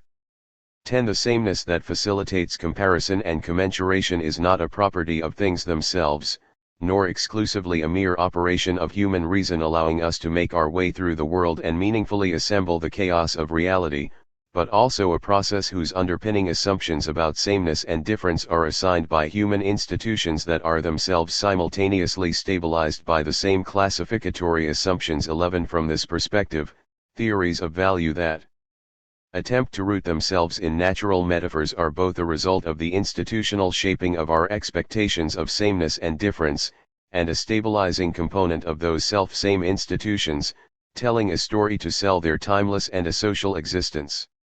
In considering how value stabilizes and is stabilized by society, this institutional perspective recognizes the fact that, independent of whether value is true or false, it impacts upon our lives nonetheless.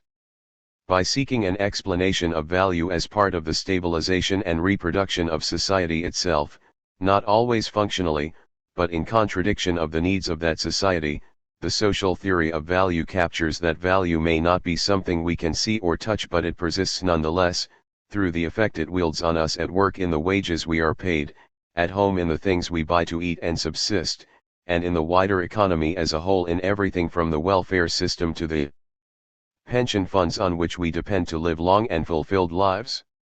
Value matters, even if it has no matter at all. But the social theory of value that we find in institutionalism goes further than connecting value solely with the imperatives of sheer survival. For Veblen, in his most famous work The Theory of the Leisure Class, nothing was purchased merely for its ostensible efficacy in the use intended. Each and every purchase was a statement about the individual engaging in the transaction, meant as a signification of that person's place in the culture's scheme of valuation. From this, we can extract and take forward an undeveloped insight of this work, that semiotic elements are inextricably entangled in the efficacy and use of any commodity. 12 In short, in any valuation, the personal and the social are endlessly layered between acts of interpretation and signification. This has implications for how other accounts of value are understood. For instance, as concerns neoclassical economics, it exposes how the maximization of any notional utility is persistently compromised by context. And, for classical substantialist accounts, and the most orthodox variants of Marxist value inquiry, it suggests that value is not a quantity imparted to the product, but something registered between people and products in society at large. In this way, the commensurability on which value rests is not something intrinsic to the commodity or its consumer, but, rather, subject to how the commodity is continually constructed and deconstructed and reconstructed in the process of market operation between buyer, seller, and the thing exchanged. In this lies the first assertion of a social theory of value, that the attributes of a commodity that bestow upon it a value are themselves socially constructed. This extends to the quantitative and mathematical formulae used to comprehend value, insofar as they are imposed upon some arbitrary subset of the entire constellation of phenomenological peculiarities found there, in order to endow that category with an identity, the ascription of which to a reality initially resistant to quantification is the first step towards the subsumption of that commodity under the structures of value. 13. We might think of a number of practices that help bring things under the sign of value in such a way: regional appellations for wine, cheese, or cured meats, for example, or, less obviously, the apprenticeships of the medieval guild, the enforced standardization of machine manufacture and the modern cajolery of advertising, and, moreover, the metric system, an instance of standardization central to the spread of the market. These institutionalized standardizations, inside the workplace and outside in the market and society as a whole, incorporate quantification, or the ability to quantify something in a commensurate way at all, as a necessary first step, which opens up the study of value in numerous directions across the entire circuit of production and circulation. 14 And, in order for these standards of commodification to be circumscribed and effected in the bringing of diverse and incommensurable things under the sign of value, a vast institutional framework must be set in place to ensure their smooth running, which is where issues of power, antagonism, and conflict enter the frame, inviting consideration of politics, governance, and the rise and fall of social movements oriented to the contestation of what should and should not be valued, and how. One of the earliest attempts within the institutionalist paradigm to investigate how the setting of such standards depends upon a concrete set of institutional principles and actions was the aforementioned early 20th century work of Commons, which explored the legal system as a major locus of the definition and stabilization of the concept of value in a market economy. 15 Looking askance at the unnatural situation whereby certain things become traded as value-bearing commodities. Commons contended that those things, when bought and sold on the market, are not the physical entities themselves but, rather, rights associated with them. And, because the commodified form of what is exchanged is at root a right to usage or ownership, rather than the simplistic appearance of the physical thing itself, those rights are contentious and contended inside and outside the operations of the market. For the institutionalists, this is principally a semiotic issue, but we could associate it more widely with social contestation about what should and should not be valued in monetary terms, or, where such terms are undisputed, struggles over the correct price to pay. Owing to the uncertain and contested status of commodities, the standards of what is and is not brought under the sign of value require endless intervention and adjudication by a constituted legal structure charged with superintending the invariance of the process by which rights are assigned and distributed. 16. For the social theory of value, the invariance guaranteed by these legal systems concerns the expression of value in money and no other medium. Indeed, the acceptance of the monetary character of value is what associates the social theory of value with the relational reading of Marx's value theory. Price is the only means we have by which to ascertain something's value in capitalist society. And money, for it to act as an effective expression of value, must be in some sense invariant. Because the value of money is itself socially constituted, its invariance is not guaranteed by any natural ground, and must be continually maintained by legal and political social institutions such as those studied by Commons and other institutionalists. 17 Such institutions circumscribe the conditions of the expansion of the monetary unit, through a variety of means, of which the most notable is debt creation, which, by introducing temporary and shifting but irreversible trading schemes, through time, allows the achievement of mutual gain beyond a purely zero-sum set of exchanges between buyers and sellers of commodities. This invariance of the monetary unit, in spite of any changes in the value of that unit, provides the basis through which the players in this game can claim and trade property rights to new and existing assets on some rubric of measure and commensurability, and its expansion the basis for the accrual of profit therein. The relevance of national and international institutional frameworks to this, both public and private, state and corporate, is clear here. The price system, therefore, is central not just to commodity exchange but to a whole range of practices and processes of reckoning in capitalist society. It commensurates the relative sense of worth of one act or object with that of another. And, in order for it to establish such a reckoning, some forms of change have to be ignored, or bracketed, or exiled, and the mess of reality must be abstracted from in order to establish a metric. This is what institutional standardization allows, the strategic disregarding of certain elements of a thing or kind of thing in order to bring those things into relation with one another under the form of value. And, in this sense, the price system has an epistemic role in establishing an invariant code for the commensuration on which value rests. The price system endures threats from the changing value of money, which affords market players the opportunity of profit required for the reproduction of the economy itself. Values invariant, money, is expanded through the creation of debt, but this invariance is infringed by inflation. This is not, as in neoclassical economics, a working of some magical and inevitable model of human and systemic behavior, but socially constructed and non-mechanical. Within this uncertain and changeable situation, individual choices within a system of private exchanges exacerbate countervailing trends of debt and inflation to undermine invariance further. All this means that social institutions must step into the breach to superintend the maintenance of the invariance so that debt, inflation, value, and so on can all be written in terms of the same unit at different dates. 18 But, rather than something given or underlying towards which prices must be forcibly adjusted in a process of arbitrage, the determinants of this invariant are themselves determined in exchange, in other words, the measured and the measure are constructed in the same moment. We are, at this point, some way from both substantialist and neoclassical approaches to value. The social theory of value takes society as a whole as its touchstone, and not any reified element therein.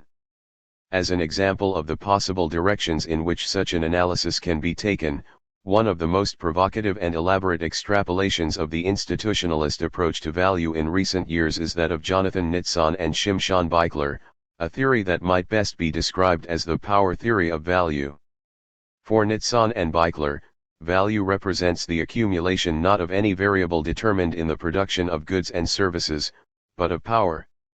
Power is expressed through the ability to gain a differential advantage through the price mechanism, and is an index of control over the economy as a whole, and the degree to which the capitalist can suppress the successful growth of this economy and keep it within strictly delimited productive bounds. If productivity is given free rein, then problems of overcapacity can come to afflict the share of capital flowing to those who already own it. 19. This perspective rests upon a conflict conceptually derived from Veblen, the father of institutionalism.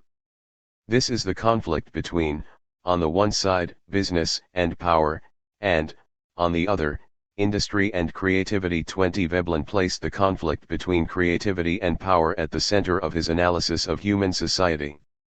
In the capitalist epoch, this conflict takes the appearance of the struggle between industry and business. Industry is the collective and collaborative satisfaction of life's wants and necessities. This is achieved by means of ever greater synchronicity and coordination of production and consumption chains.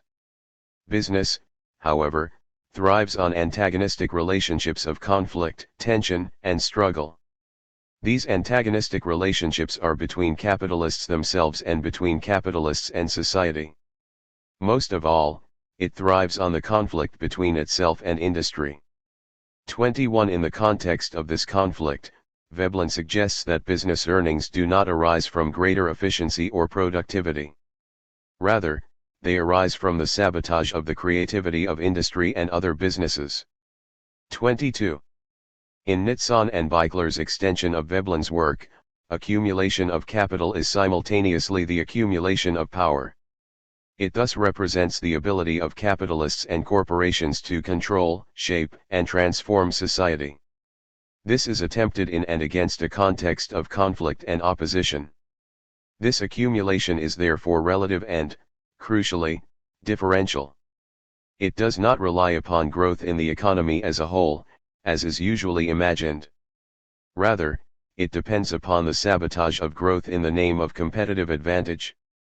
23. In expressing power, therefore, value does not relate to material production, real assets, or number of employees. Rather, pecuniary earnings, the appearance that capital takes, are a symbolic representation of success in a struggle. This struggle is among and between capitalists and corporations to shape and restructure society. Most importantly, success in this struggle relies upon the ability to subjugate creativity to power.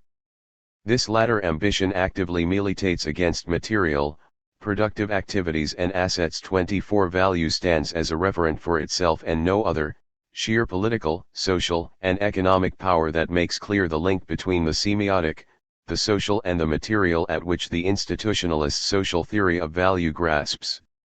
There are criticisms that can be made of the social theory of value approach.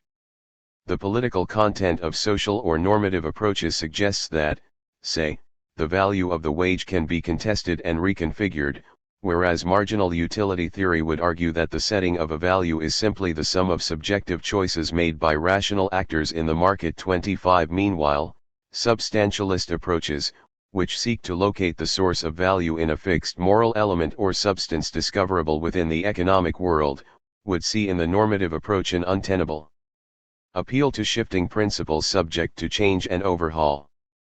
But, all in all, institutionalism provides an open, operationalizable mode of value inquiry which overcomes many of the impasses of other approaches. However, as we will see next, some applications of its principles, where uprooted from a clear sense of social contestation and institutional force and power, expose blind spots in the way antagonistic social dynamics are captured in the study of valuation as an institutional process. Sociology of valuation and evaluation. Emerging from the meeting of French critical sociology, Deweyan pragmatism, post-structuralist theory, and the so-called practice turn, the sociology of valuation and evaluation contends that value does not rest within any commodity but, rather, is determined in the relationship between them, the people who produce and consume them, and the particular social practices from which they spring. 26 Such arguments have older antecedents, as we have seen, not least Aristotle, who, looking out upon a society in which money was playing an increasingly important socially synthetic role, posed the problem of value in terms of the equivalence exchange posits between diverse things, and not as anything intrinsic to them.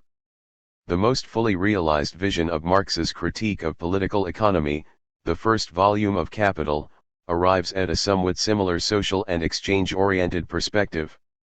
The Save, meanwhile, occupies a position less informed by materialist critical theory. One of the foundational influences upon Save is the work of Arjun Apaturi. 27 Influenced by Jean Baudrillard's Critique of Substantialism and Productivism, which we examined in the first chapter, Apaturi provides useful correctives to some of the more willful inaccuracies of orthodox Marxist thinking on value, and has grown in stature in contemporary economic sociology as a foundational scholar of the nascent valuation studies approach.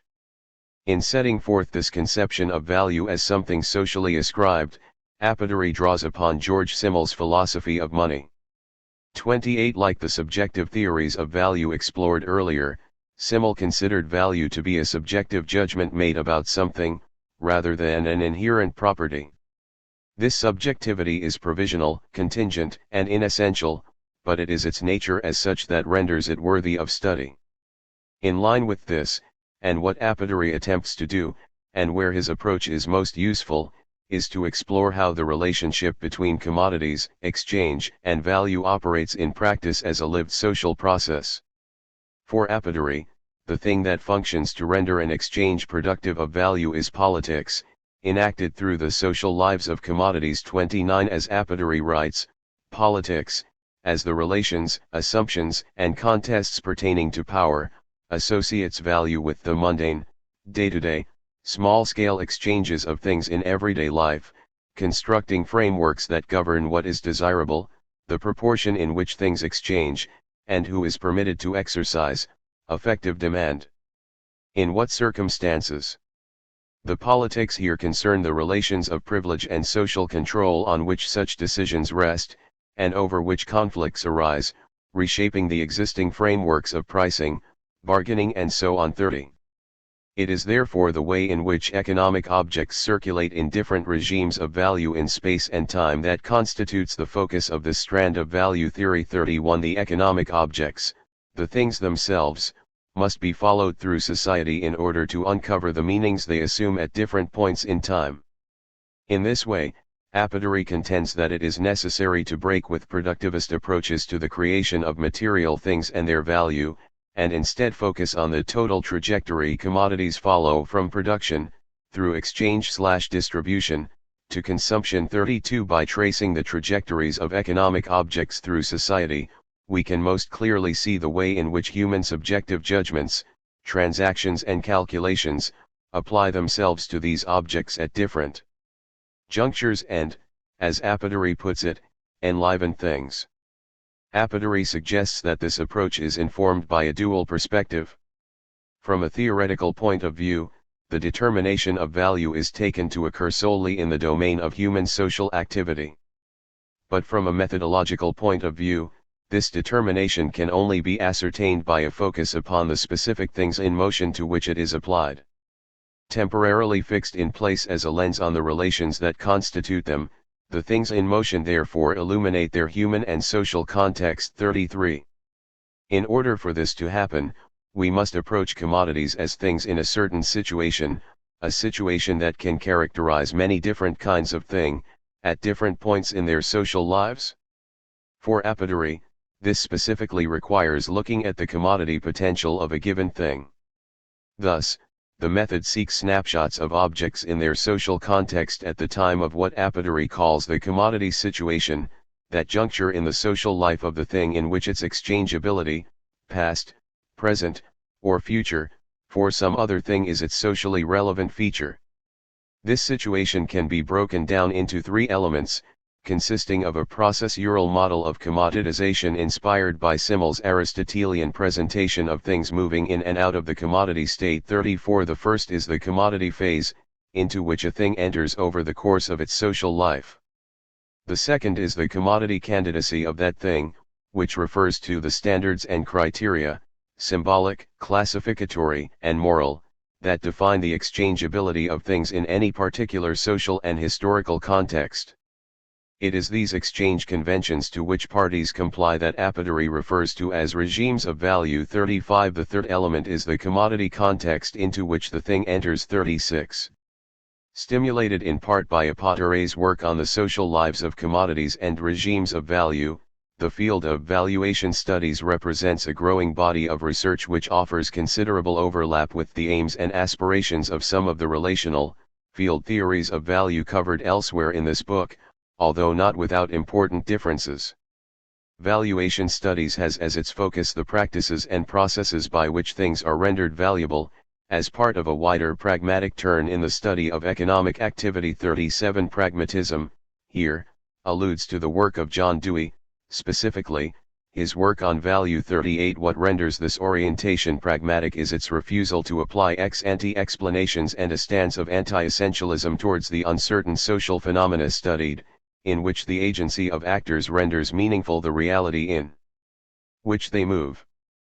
39. The pragmatic turn has been a productive outlet for empirical investigations of multiple regimes of worth or multiple conventions of valuation, including practices of testing, verification, calculation, metrics, and documentation in a range of organizational settings. 40.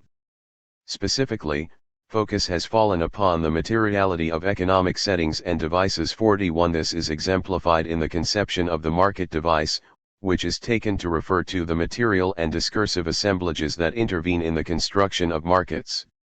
Examples include analytical techniques, pricing models, merchandising tools, and trading protocols. The theoretical tool of the device, it is suggested, is a useful way of bringing objects inside sociological analysis, treated not as inanimate but as possessing agency, whether this is instrumentally as a means of help, or deterministically through a relation of force. 42. For instance, the shopping cart is a device that reconfigures what shopping is, and what shoppers can do, just as the stock ticker is a telecommunication device that reconfigures what trading is, and what traders are, in financial markets. 43. According to Muniasa et al., the concept of market devices can offer a good way of thinking through the issue of abstraction, also a key focus for the Marxian field theory of value encountered earlier. Abstraction has been central to many analyses of what Muniasa and his collaborators label monetary mediations, mercantile enterprises, and capitalistic forms. Through the prism of the device, abstraction can be seen as an action of extracting something from its context, as suggested by its etymology, abs, away, trahere, tract. In this sense, to abstract is to transport into a formal, calculative space. The agencements of the market are formed of abstractive calculative devices such as pricing techniques, accounting methods, monitoring instruments, trading protocols, and benchmarking procedures. Economists themselves are abstractive and calculative devices. 44. Such a picture of economic activity opens up a deeper interrogation of not only the social conditions that shape qualification and quantification, but their technical dimensions too, in other words, how they are tinkered with, adjusted and calibrated, and how this in turn affects how persons and things are translated into calculative and calculable beings. 45. In theorizing the calculative dimension of technical and material elements or devices and the performative role they play in the practice of valuation, the empirical and theoretical work of Michel Collin and his associates has been pivotal, an approach broadly captured in the catch-all term cultural economy 46 in its conceptualization of qualification, valuation, and economization. This literature builds on Pierre Bourdieu's theorization of cultural intermediation 47. Bourdieu's cultural intermediaries are members of a new petite bourgeoisie working in occupations involving presentation and representation and institutions providing symbolic goods and services. 48. Cultural intermediation dynamically connects production and consumption, with cultural intermediaries themselves productive consumers. Their own consumption is integral to their work in the sphere of production. 49. In this relationship, they intermediate between the two realms. The cultural economy approach develops Bourdieu's insights by grounding cultural intermediation in a framework of practices that work upon things to make them objects of commodification and consumption. This extends to a focus on the actors responsible for calculating, granting, and communicating the value of things. For the cultural economy approach, cultural intermediaries produce and reproduce the hinges between culture and economy by impacting upon others' perceptions of value in order to construct new meanings of goods/practices and their value. This extends to frontline service intermediaries, i.e. those who deliver a cultural good or service, who help purchasing decisions materialize in interaction with the end consumer. 50. This rests upon a process of economization. For instance, a tree growing wild may not be an economic thing, but it may become one if parceled as real estate or cut as timber, which necessitates the prior qualification of its characteristics as a potential commodity, which narrates its detachment from the seller's world and entry into that of the buyer. 51.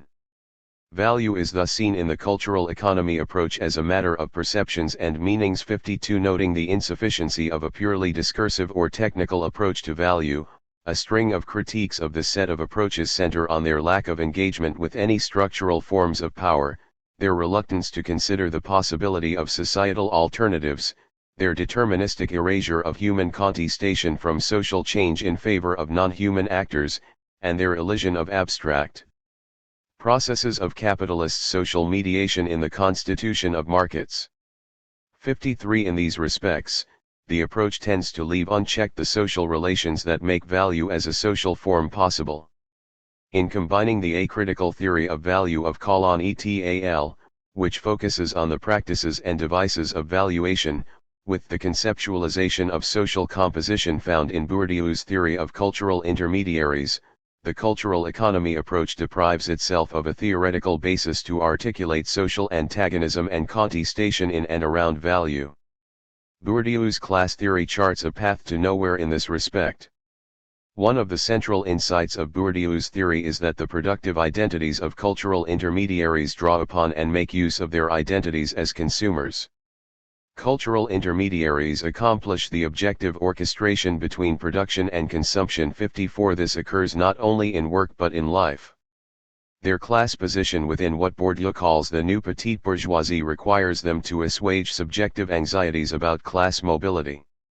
This they do by shoring up their status through the consumption of social goods.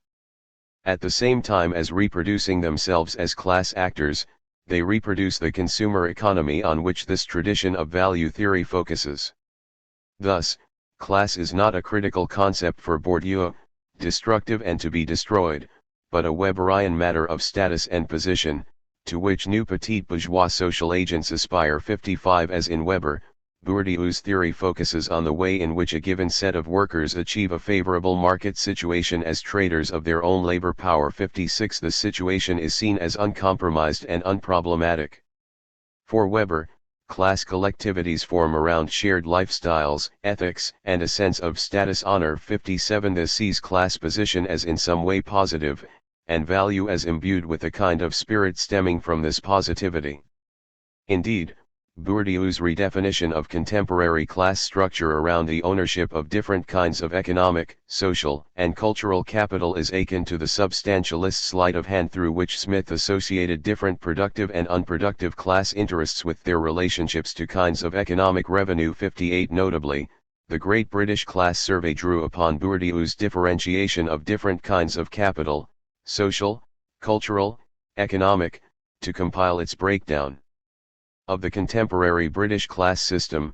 spanning the precariat and the elite, with emergent service workers and the established middle class in between, among other such stratifications. 59 In characterizing the elite, the survey replaced exploitation with notions of privilege and advantage. 60 In eliding the zero-sum game of exploitation, this obliterates any conception of class as a relation between social actors that is both antagonistic and interdependent. The diverse forms of capital that class actors possess are here achieved and not struggled over. Different actors have different proportions of different kinds of capital, in a similar sense to that ascribed to Smith's value theory earlier. Moreover, they are achieved through consumption uprooted from the relationship with the buying and selling of labor power. So, whereas Bourdieu sees working class consumption of diversionary kitsch as a question of taste, education, and refinement, a critical theorist such as Adorno sees it rooted in the alienation of the subject's labor and the lack of freedom and individuality. 61 For Bourdieu, the conditions under which one consumes, as the criterion of class, are not determined by the class antagonism. But the constitutive nature of class in capitalist society means that capitalist production and capitalist consumption are differentially determined and downright antagonistic. 62 Production advances on the basis of an inequality that ensures the restricted capacity of one section of the population to consume. This antagonism is both the precondition of the sale of labor power, and immanent within the structure of the wage. Thus, according to Heinrich, the fundamental contradiction of capitalism is between the tendency towards an unlimited production of surplus value, and the tendency towards a limited realization of it, based upon the antagonistic conditions of distribution. 63 It is these antagonistic conditions that are important to how we unpick the claims made about the relationship between consumption and production in theories of cultural economy and cultural intermediation. Value, for Marx's critique of political economy and the wider tradition of critical theory, contains and does not exclude this antagonistic context. Overall, then, the cultural economy approach, indicative of the wider saved tradition as a whole, takes much for granted. It has no explanation of why it should be that people sell their potential to produce things for receipt of a wage used to buy other things produced by other people in the same situation. For this to happen, people must be initially and repeatedly deprived of independent means to produce and acquire that necessary to survive and enjoy life's possibilities and opportunities, whether individually or collectively. The foreshortened theory of value of this tradition gives no sense at all of the coercive and antagonistic social basis underlying the very possibility of there being a society based in value and commodities in the first place, nor the constraints that it places on the consumer economy that forms the focus of its empirical and theoretical attention. Moreover, both Bourdieu and Collin, as well as the broader tradition they help inaugurate, tend to overlook human subjectivity, taking a technical and limited perspective vis-a-vis how subjective processes and desires animate and inform social practice. Ultimately, this blinds them to the articulation between subjectivity, the social trajectories and social formation of individuals and socio-technical devices. 64 For Collin's theory of valuation, the problem is a lack of historicity, which prevents an understanding of how value relations develop in a social trajectory of separation and domination. The elision of subjectivity and social trajectory gives no immediate or longer view horizon to such speculations. In short, cultural economy elides the preconditions of the rule of value in class society's antagonistic undertow. The politics of value. Turning back to institutionalism as a specific strand within the broader category of social theories of value, and revisiting a minor theme of the book so far, we will close the chapter by considering one of the signal achievements of such a perspective.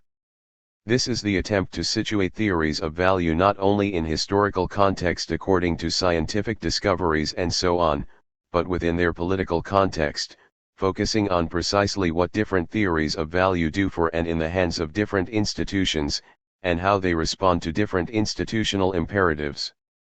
Bringing together a way of framing value theory deployed throughout the book so far, we will see that this approach presents theories of value as themselves not only informed by socio-political and material circumstances, but also performative, in that they translate social and political imperatives into material reality. Theories influenced by the concrete conditions of the reproduction of social formations based on certain kinds of hegemonic class actors and the forms of capital with which they are associated feed into measures of value which do not merely passively reflect reality but performatively shape it. In turn, they then influence the further development of theory in directions commensurate with the reproduction of the conditions of productiveness of the given context these measures have helped construct, and so on and so forth. Dialectically, therefore, ideas are materially determined, and themselves materially constitutive of reality itself. For a thinker within the broad institutionalist tradition such as Mariana Mazzucato, the development of value theory is bound up with the institutions of capitalist society and capitalist economics, and the interests and actors represented in and by them. Mazzucato suggests that ideas of who and what create value have reflected shifts in the significance of certain sectors of the economy and the interests of sections of society that have stood to benefit from their ascendancy, from agricultural to industrial, or from a mass production-based economy to one based on digital technology. 65 For instance, as we have seen, the late 19th century saw a switch from objective substantialist theories of value in which value, or rather labor, determined prices, to subjective relational theories of value in which price determined value. Mazzucato relates this to the consolidation of capitalist class interests in the face of the growing claims made on value by the increasingly organized industrial proletariat. The latter laid claim to the Ricardian or Marxist labor theory of value as justification for redress from what was perceived as the theft of their time and the value they created. Indeed, as we have seen, at least some of the residual Ricardianism in Marx's own value theory owed to his attempts to render his output accessible and operationalizable in line with what he saw as the political expediencies of the time. According to Mazzucato, those opposed to the aspirations of the rising working class were concerned with conceptualizations of value that focused on price and exchange, the domain where their power was established and secure, rather than labor, which was increasingly at stake. The critic Edmund Wilson states the case in blunt terms: the economist tends to imagine that value is something mainly created by the group to which he belongs or whose apologist he aims to be. In this, however, the rise of neoclassical economics was no different to any other theory of value that had been before. Wilson continues. The stupider type of old-fashioned manufacturer was practically under the impression that he was creating both the product and the labor by supplying the brains and the capital which gave the factory hand his opportunity to work. The Fabian socialists represented the middle-class British consumer, and they believed that the human being as consumer rather than as farm laborer or factory hand determined the value of commodities by his demand for them. Henry George, who as a poor printer in California had been appalled to see that land of plenty transformed into a merciless monopoly where the rich were crowding the poor off the earth, had been led to conceive all value as primarily derived from the land. Karl Marx, who was not only on the side of the worker but wanted to see him inherit the earth, asserted that all value was created by labor. 66. However, it is not quite as simple as calling out a series of sophisticated intellectual conspiracies, or saying that theories reveal their theorists to be incapable of reasoning outside of their own political or economic interests, or, for that matter, that the economic base crudely determines the ideological superstructure of society. This would be no better than those substantialist value theories that productivistically see all social life as decided in the labor process. Rather, what these ideas represent at any one time is the form within which social relations appear necessary for the reproduction of society under present conditions. This works both ways, insofar as the theories do not merely reflect real circumstances, but structure them. This Mazzucato refers to as performativity, following in the rich stream of post-structuralist sociological thinking also inhabited by the SAVE approach, although with arguably more incisive effect.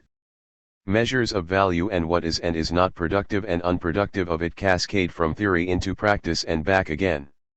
For instance, as neoclassical economics reshaped the understanding of value away from production and towards supply and demand and individual utility expressed in the sphere of exchange, such that what is bought has value, Phenomena like financial transactions were recoded as productive activities where they were once classed as unproductive, with a commensurate impact on policy making. 67.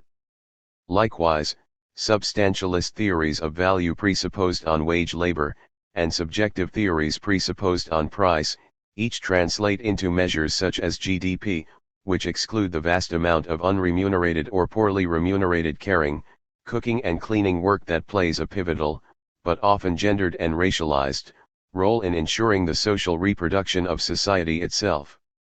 Such work falls under the flag neither of waged labor in the sphere of production nor of a service exchanged for money, its uneven burden left unrecognized. As Robert Coors and Roswitha Scholes have shown, the fetishistic appearance abstract labor assumes in the form of value implies that production is dissociated from other spheres of activity such as reproduction. This simultaneously dissociates the gendered and racialized identities associated with each sphere. The sphere of production and the rights that accrue to the formally free seller of labor power are subsequently associated with a white Western male subject engaged in waged labor productive of value. 68. Hence, value is not a neutral economic category, but one attributed and appropriated on the basis of ascribed social differences. Whilst much work remains undervalued or unremunerated on the basis of these differences, the hegemony of marginal utility theory in capitalist society means that the achievement of a high wage, irrespective of the social consequences, confers upon labor productiveness and worth simply by virtue of the price it makes on the market. Whilst this at least has the merit of capturing accurately the unrelenting character of the rule of value in capitalist society, and preserves a kind of liberty free from state diktat in determining what is and is not a worthwhile expenditure of time and effort, it nonetheless carries with it a political and institutional constitution that the social or normative strands of value theory described above are distinguished by reckoning with. The normative quality that value has in this regard marks it out as a space not of neutral objectivity, but of contestation and struggle, up for grabs. This normativity is not a post hoc assessment of transactions and measures, but itself makes and remakes the lived reality of value and those subject to it. As Mazzucato writes, measurements are not neutral, they affect behavior and vice versa. 69. Boundaries and continuums between productive and unproductive sectors and sections of society have a knock-on impact on decisions taken by governments and businesses, for instance, around the distribution of revenues between workers, public agencies, managers, and shareholders. The logic of performativity is that we behave as economic actors according to the vision of the world of those who devise accounting conventions, in other words, the institutions that make the world go round. If these conventions imply a boundary between a productive many and an unproductive few, or a productive few and unproductive many, those who find themselves on the wrong side of the line may find themselves not just unaccounted for in GDP, but othered, uncatered for and even harried politically. Likewise, where GDP emphasizes the productiveness of some parts of the economy above others by virtue of activities being paid or extracting a price, but excludes others, such as care work, for instance, then policymakers, investors, and other actors are incentivized to allocate support and resources accordingly.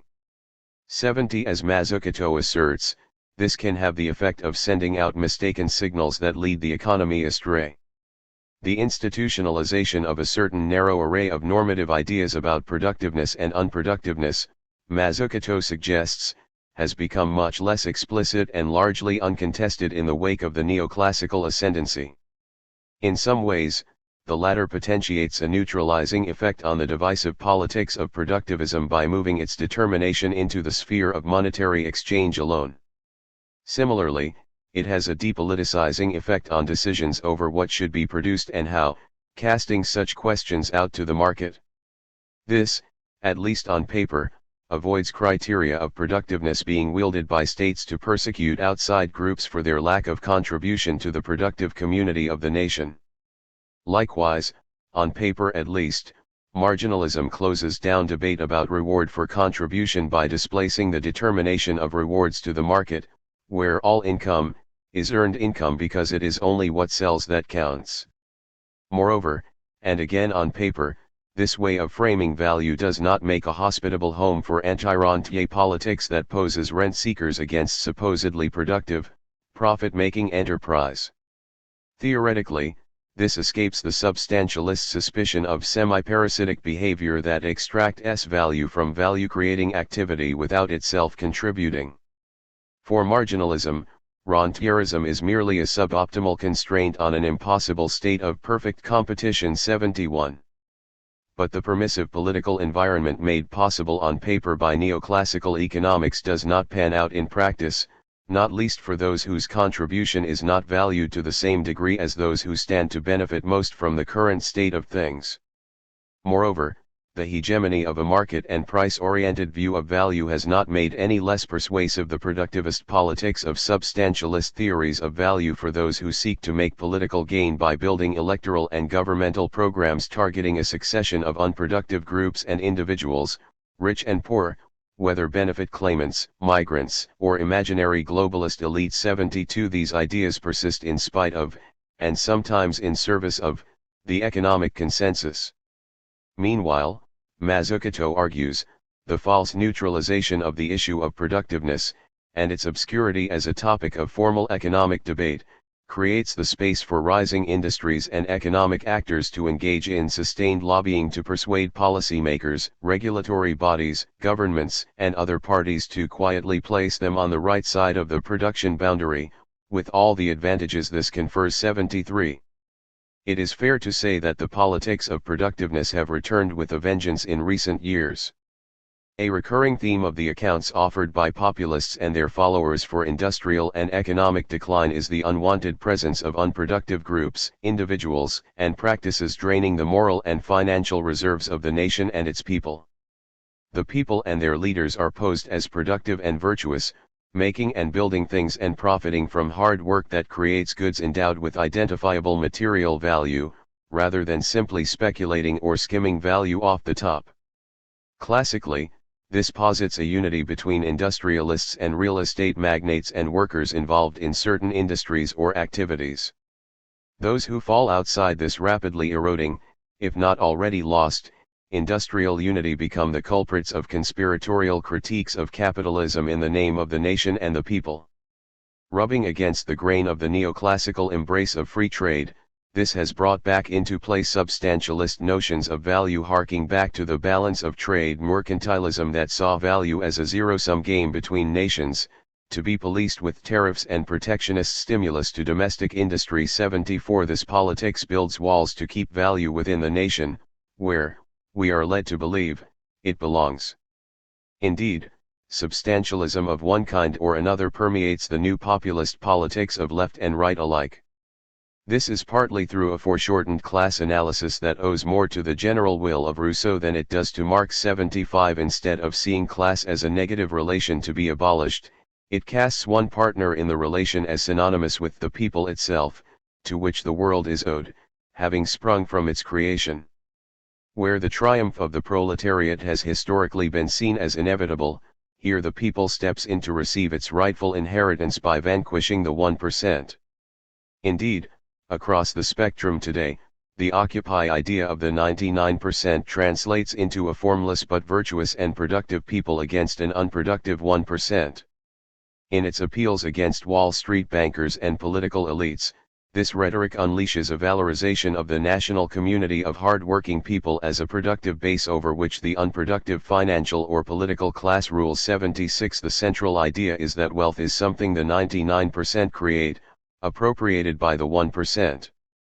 Mischaracterizing wealth and class in capitalist society, at its worst this seeps into anti-cosmopolitan conspiracyism, seeing money and value not as social categories immanent to capitalist society but as outside forces imposing themselves with destructive force on a national people who appear thus as victims of cosmopolitan peddlers. 77. Here, the class basis of Marx's labor theory of value is replaced by the figure of the people appearing as the rhetorical agent of contemporary politics the world over. This leaves intact all of the labor theory of value's manifold theoretical and empirical issues whilst leaving behind, and politically disconnecting from, its moral raison d'être, replaced by an impossible but unimpeachable and productive people. The coincidence of the substantialist national populism, on the right at least, with wealthy strongmen such as Trump, reveals another aspect of contemporary productivism.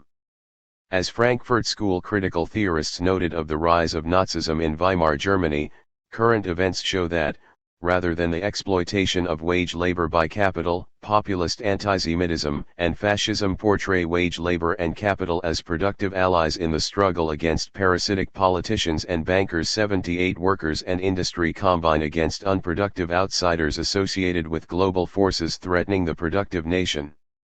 As Adorno wrote, the diabolical image of harmony the Nazis constructed was potentiated in the concentration and centralization of monopoly capital, the political response to which tends towards fascism by making people forget the actual existence of hostile classes in a people united around the productive forces versus those of circulation and certain forms of capital. The command of large capitalists is such that, presenting itself as an institution rather than a social relation, the class antagonism is conjured out of existence as proletarians and bourgeois alike rally around spellbound modes of critique and political action against it, in the name of the productive. 79. Much productivist critique of capitalism in the contemporary climate is imbued with conspiracy theory. Present-day conspiracy theories that personify the ephemerality and intangibility of value in specific individuals and groups follow the template of classical conspiracy theories by seeking convenient alibis for novel, complex or inscrutable forces that exceed the capacity of actors to understand and critically comprehend them. They arise as attempts to explain phenomena that have a discernible effect, but without a clear culprit who can be held responsible, in short, social structures and relations such as value. Just like some of the value theories we have explored in this book, conspiracy theories respond to the threat of a class or social principle in its ascendancy or establishment.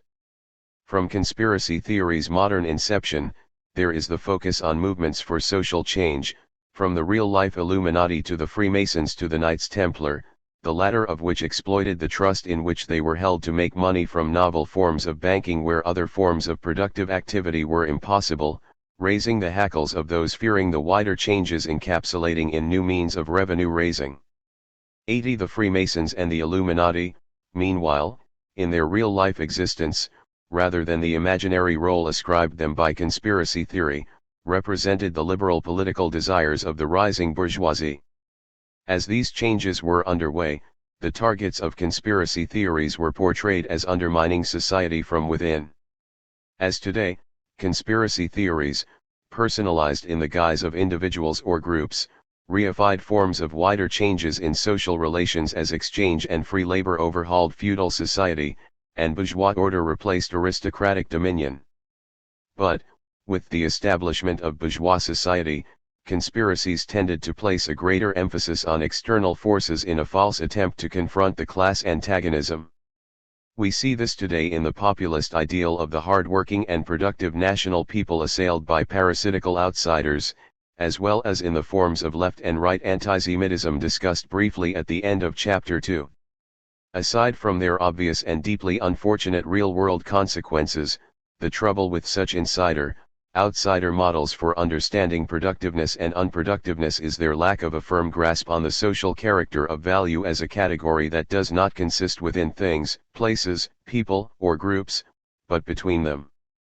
Value represents a totality of relations that does not reduce to who takes and who makes, insofar as many parties and institutions contribute to valorization, whether unpaid work to reproduce human life in the form of labor power, merchants who move goods to consumers, transportation companies who move consumers to goods, advertising agencies who emotionally move consumers to consume, or financiers whose investment instigates production processes to begin with. 81. Something more is needed. If, as Marx's developed value theory holds, sensuous social practice subsists in and through the movement of supersensible economic things, individuals cannot be held responsible for the specific forms of value or wealth of which they are the objective representative, and through which they subsist on pain of ruin. Moreover, the supersensible world is the world of sensuous human practice in inverted form. 82. As such, the ascription of an all-encompassing global power to finance, ruling over human subjects, takes at face value the social forms assumed by social relations. The productivist conspiracy-theorism that courses through contemporary populism therefore operates on a fetishization of social forms, and reification of social relations, masquerading as a critique of capitalist society. But, ultimately, it carries over wholesale its key category, value, which is deployed acritically and positively as something the good popular subject produces, and on which the bad elite leeches. One cannot oppose the fateful movement of coins by criticizing the personifications of economic categories and their profit-making consciousness. 83 Marx himself criticized those who make the individual responsible for relations whose creation he socially remains. 84 Rather, we must critique the capitalistically organized social relations of human reproduction that assume the form of a movement of economic things, which objectify themselves in the person, rather than the person itself. 85 The name for this struggle, as we shall see in the next chapter, is value. 5. Value as struggle.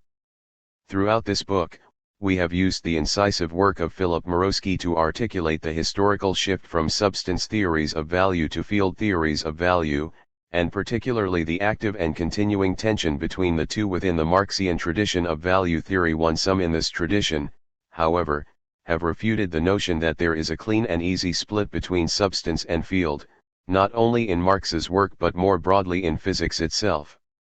Notably, George Kaffentzis has pointed out that, reflecting the coexistence of, say, wave and particle in quantum mechanisms, substance and field concepts similarly coexist within Marx's value theory, for instance, in socially necessary labor time as something embedded in the labor process but determined outside it, or the use of the crystal as an analogy for the way that abstract labor is represented in the commodity, not in direct contradiction but in a dialectical interrelationship. That exposes Marx's theory as in some way consistent, rather than inconsistent as Mirowski claims.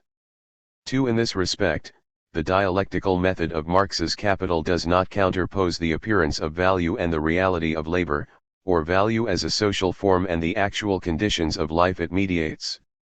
Rather, it suggests that the one is contained within the other. This critique, as we shall see in this chapter, is expressed by Kaffentzis and others in what we term, somewhat crudely, class struggle theories of value that straddle the line between aspects of what was defined as the substantialist Marx, focused on the labor process in determining value, and the relational Marx, focused on the valorization process as a whole.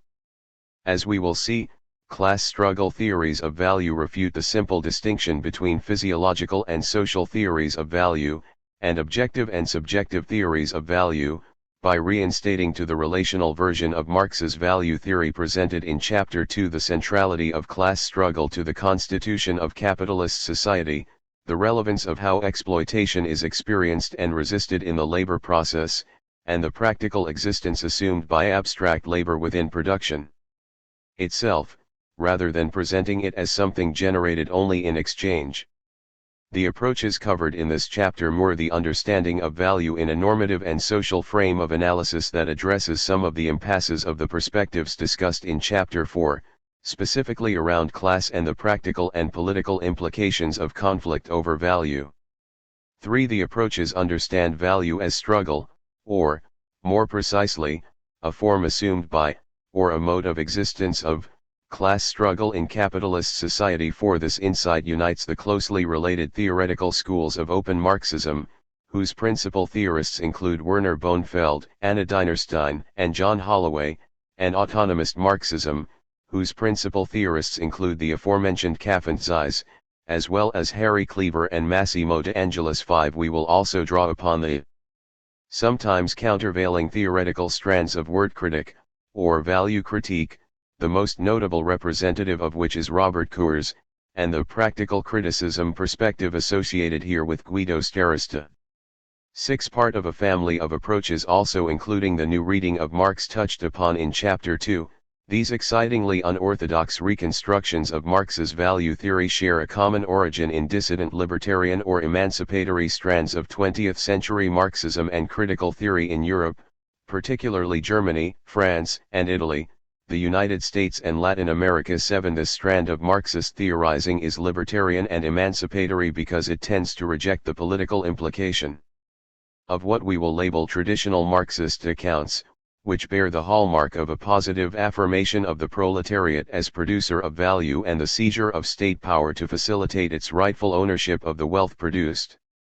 On this front, Marxism's checkered past in the hands of authoritarian state socialism is partly the result of a misinterpretation of Marx's theory of value as subject to such an affirmation of the production of value, rather than its radical negation, which is a key underpinning principle of the critical approaches to the theorization of value and labor in capitalist society discussed in this chapter, and more broadly in this book. 8. Shorn of dogmatic certainties and naturalistic conceptions of society, for scholars rooted in the approaches synthesized in this chapter, Marx's critique of political economy is read as a critical theory of society, rather than one economic theory beside many others, an alternative bundle of sociological and economic hypotheses. 9. As we will see, the ultimately qualitative and sociological consequences of Marx's critique of political economy resound in the account of the social constitution of value in the class antagonism, making clear its complexion as something much more than an economic theory. 10. This casts Marx's critique of political economy as a theory of historically specific social mediation and the misapprehended expression of its surface forms in economic thought. 11. This means that, contrary to approaches that prioritize historical materialism as a kind of economic determinism, Marx's critique of political economy is not an argument for the primacy of the economic, but rather, concerns the social production and reproduction of the life of society as a whole. 12. In this perspective, the critique of political economy captures what classical political economy cannot, that human needs, labor, and wealth always have specific social form and purpose.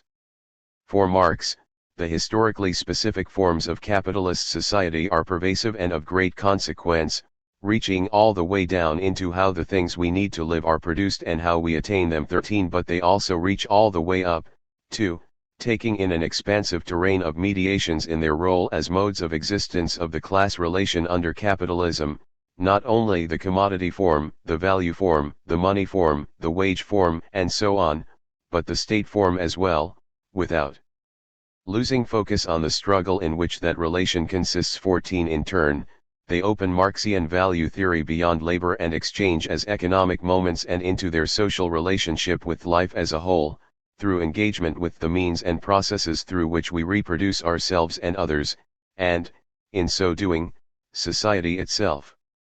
In this respect, this struggle-based theory of value connects with increasingly pressing issues of contemporary concern, not least the position of socially reproductive work based on a gender division of labor in underpinning the rule of value. Social constitution. History, wrote Adorno, is the history of class struggles. 15. The class antagonism is constitutive of capitalist society, and what went before capitalism is not history, but prehistory. 16. Value can be said to be a mode of existence of class struggle, insofar as it represents a form of mediation within which the antagonistic social relations constitutive of capitalist society are both expressed and concealed. A mediation, in this sense, constitutes the relation between things via another intermediate thing, in the same way as a rope linking two climbers is constitutive of the relation in which they stand. 17. As a category of social mediation, value represents a non-empirical reality. 18. But in such mediations, Marx writes, material relations between persons and social relations between things appear precisely as what they are. 19. It is precisely the non-empirical forms that mediate social life in capitalist society that first make possible an understanding of that which appears empirically, rooted as they are in human practice and lived experience. 20. The objective appearances assumed by capitalist social relations contain within them the essence of their antagonistic constitution in human practice. And this opens up the possibility of capturing these antagonisms as matters of experience. 21. It is thus possible to move through form to grasp content. In understanding the specific forms of society, we can understand the typical action of individuals, but starting with the action of individuals we will not understand the forms. Or we take them for granted, we don't see that such forms have to be explained, the social element at the core of economic categories being left unpicked. 22. Exploring how this illuminates our understanding of value as a mode of existence assumed by struggle. In this chapter we connect the form analysis of the relational Marx presented earlier with the study of this empirical social core at the heart of non-empirical economic categories. Rather than a logical derivation independent of social action, then, the analysis of the logical structure of the value form is not to be separated from the analysis of its historical, social content. 23. Along these lines, Marx begins Capital with the commodity and goes on to elucidate a development that cannot simply be called economic, but rather is really the development of the commodity form as it moves, a development that takes in society as a whole. 24. Marx begins from the commodity, and not the social constitution of a society based on the buying and selling of labor power in and through the class antagonism.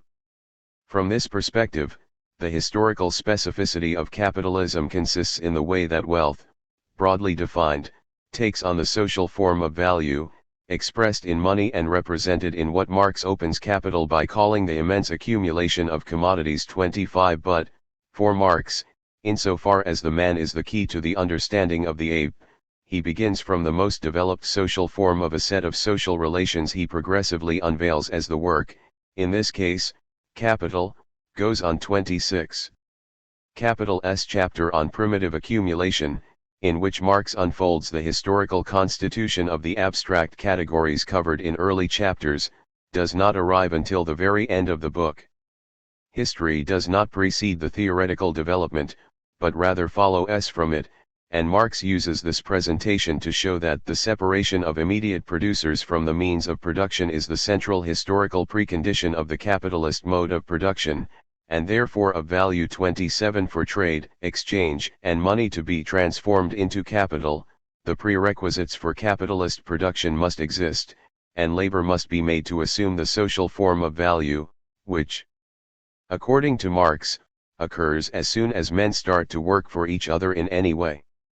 For this to occur, as we saw in Chapter 1, the owners of the means of production and subsistence must meet the free laborer selling his labor power. 28. Dispossessed of the land and of any means of subsistence, formally free individuals are forced to sell their labor power to capitalists availed of the means of production. Sold on the labor market, their labor power becomes itself a commodity and the basis for other such commodities. In the context of such a society, riven by the class relation, exchange becomes the synthetic principle that immanently determines the connection of every social fact. 29. Whereas some interpretations of Marx conceptualize this process of primitive accumulation as a pre-capitalistic phenomenon belonging to the prehistory of capitalist society, and others view it as a form of accumulation aimed at resolving capitalist crisis, the struggle theory of value reads dispossession as a persistent part of capitalism foundational to a society governed by value. 30. Private property and wage labor are continually generalized through the enforced dispossession of a majority of the world's inhabitants of the independent individual and collective means necessary to reproduce their conditions of living outside of the wage relationship. This relationship is mediated in the social form of value, through which domination in capitalism is rooted in quasi-objective structures of compulsion constituted by determinate modes of practice, expressed by the categories of commodity and capital. 31. Importantly, such an understanding of social reproduction as continuingly central to the constitution of capitalism opens up the study of value to the insights of Marxist feminism and what has become known as social reproduction theory. 32. These extend the understanding of the relationship between value, work, and labor outward in such a way that the particular relation of capitalist work is not limited to wage laborers in the commodity-producing sector of society, but includes also the non-waged proletariat whose work, whilst unremunerated, still plays a part in reproducing the social basis and rule of value as a form assumed by human activity under capitalism. 33. This is indicative of how these readings of value as a historically specific social form embed within their conceptualization of value the constitution of capitalist society in a gendered set of relations around how human life as labor power is produced and reproduced, such that it can be sold on the market and engaged in the production of commodities itself. In other words, the conditions of possibility of labor power that lie in the unpaid labor of caring, cooking, cleaning and raising children, performed on the basis of a gendered and often racialized global division of labor. 34. As such, whilst the approaches covered here may reinstate to the study of value close attention to the class social relations of production as opposed to an overly circulationist focus, this does not preclude, and indeed encourages, the extension of value theory to take account of the dimensions of gender and social reproduction in which value is socially constituted. In emphasizing the constitutive character of social differences and social conflicts in capitalist society, class struggle theories of value also intersect with the insights of Black Marxism in grasping the foundational role that unfree labor and dispossession play in continuing processes of primitive accumulation underpinned by racial domination. 35. As discussed in Chapter 2, Marx saw slavery as not only pivotal in the transition from pre-capitalist modes of production to a society ruled and mediated by the value form, but a persistent presence subsumed and re-articulated within the development of capitalist social relations and social forms. But for Black Marxists, Marx's method of abstraction elides the concrete reality of racial domination in the constitution of the forms and categories with which capital is preoccupied.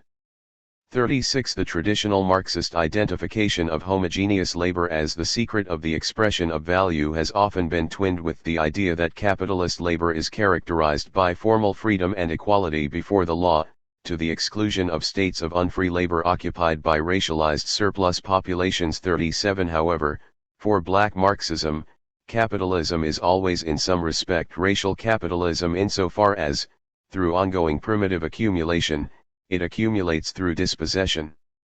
Based on social difference denominated in the unequal differentiation of human value. Playing out in the accrual of uneven life chances according to race, this is not restricted solely to white supremacist capitalist development expressed in slavery, colonialism, genocide, incarceration regimes, migrant exploitation, and contemporary racial warfare, but appears also in less directly violent practices that value and devalue forms of humanity differentially in line with capitalist logics. 38. Unlike traditional Marxism, struggle-oriented theories of the value form, by associating capitalist society with generalized and indirect abstract forms of domination that subordinate specific and direct relationships between capital and workers, keep open theoretical space to accommodate the compatibility of capitalism with the persistence and reproduction of direct, overt forms of racial and gender domination and the market-mediated management of populations subject to this domination. 39. In this way, there is nothing intrinsic to free labor in the constitution of capitalism, insofar as the self-expansion of value that characterizes capitalism is intrinsically indifferent to the concrete forms in which it dominates labor, whether free or unfree. 40. From this perspective, Marx's progressive uncovering of the social and political conditions that disappear into the value form in capital suggests that it is not as simple as separating out capitalism from the extra economic coercion some associate only with prior modes of production. Where Marx describes how the Roman slave was held by chains and the wage laborer is bound to his owner by invisible threads, it is not a simple transition from personalized forms of domination to impersonal as if one epoch could be neatly sliced from another, but also a dialectical subsumption of the former in the latter. As Sorrentino writes, both slavery and wage labor preceded capitalism, only to be re-articulated by it, just as the impersonal abstract social domination characteristic of capitalism comfortably absorbed the slave and continues to accommodate racialized and gender violence. 41. The value form conceals this dimension not simply as part of its prehistory, but as a continuing constitutive factor in its existence. By recognizing the violence and conflict concealed in the value form, class struggle theories of value can open up beyond class to incorporate other moments of social domination in capitalist society, not only around gender, but around race as well. Value at work. In viewing value as a mode of existence of the class struggle, approaches based on a class struggle theory of value unite a form analysis of value with an analysis of the content of struggles at the point of production. 42. For the monetary theory of value that represents the fullest development of Marx's work, The central expository motive of Marx's value theory is the crucial question why this content assumes that form, in other words, the specific social character of commodity producing labor. 43 But the approaches presented in this chapter make a complementary but countervailing move of focusing on the content hypostatized in the form of value. In this, it follows Marx in ascribing agency not to some non-human source in determining value, but to the activity of and relations between people. 44 The form of the relation might appear as a relation between non-human things, the commodities themselves, but its content is that of innumerable human actions. For Marx, the equivalence of commodities is only a representation in objects, an objective expression, of a relation between men, a social relation, the relationship of men to their reciprocal productive activity. 45 But this does not mean that those relationships are entirely subsumed and diminish in tangibility or importance. As Marx writes of the commodity fetish, the money form, whilst abstract, contains within it the concrete roots of its creation, and it is precisely this finished form of the world of commodities, the money form, which conceals the social character of private labor and the social relations between the individual workers, by making those relations appear as relations between material objects, instead of revealing them plainly. 46 As we shall see, labor in the production process already has this abstract social dimension, pending the full appearance of abstract labor in exchange, and it is in this respect that it is a locus for conflict and contestation. The theory of value as a mode of existence of class struggle thus understands abstract labor as a concrete, practical category with an existence within production, rather than one that pertains only to circulation, in other words, the analytical representation of the antagonistic class relation of work. 47 In this way it treats abstract labor neither transhistorically, as might a Ricardian reading of value theory, nor as a logical derivation, as might the new reading of Marx, but rather as a historically and socially specific phenomenon associated with work in capitalist society alone. Abstract labor is thus not a mental or intellectual category, but one that assumes a practical existence in the very content of the production process itself, with all the material hardship, indifference to human needs and human and natural suffering and degradation that this implies. 48 Specifically, abstract labor is here a social form forged not merely from the realm of exchange between capital and labor in the marketplace, but rather as the manifestation of the class antagonism between capitalist and worker in the sphere of production, a relation of struggle. 49. Where circulationist approaches see the abstraction of labor stemming from its position in the market system of capitalism, for the class struggle theory of value, labor is abstracted by its very existence as wage labor, as work exploited by capital. 50 This is because the unity of production and circulation is always centered on labor as both means and ends of exchange value, in that labor is the means by which to produce, exchange, value in production, and constitutes the end, the product, of, exchange, value in circulation. In this way, the circuit of capital continues with each circulation presupposing the next round of production, with labor always as its aim and end.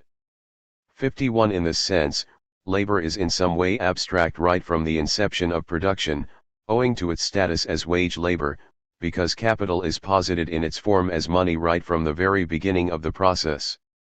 Through its positing as money at the beginning of a round of production, abstract labor is thus not a residue of the production process expressed in exchange, but rather a totality within which everything proceeds from start to finish.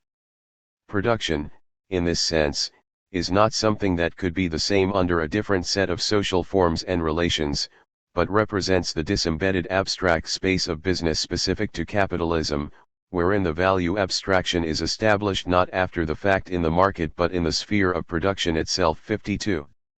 In reinstating the sphere of production as a terrain for the abstraction of labor, class struggle theories of value thus hold that abstract labor is present at some point, or all points, of the production process and then finds itself carried over into the commodity.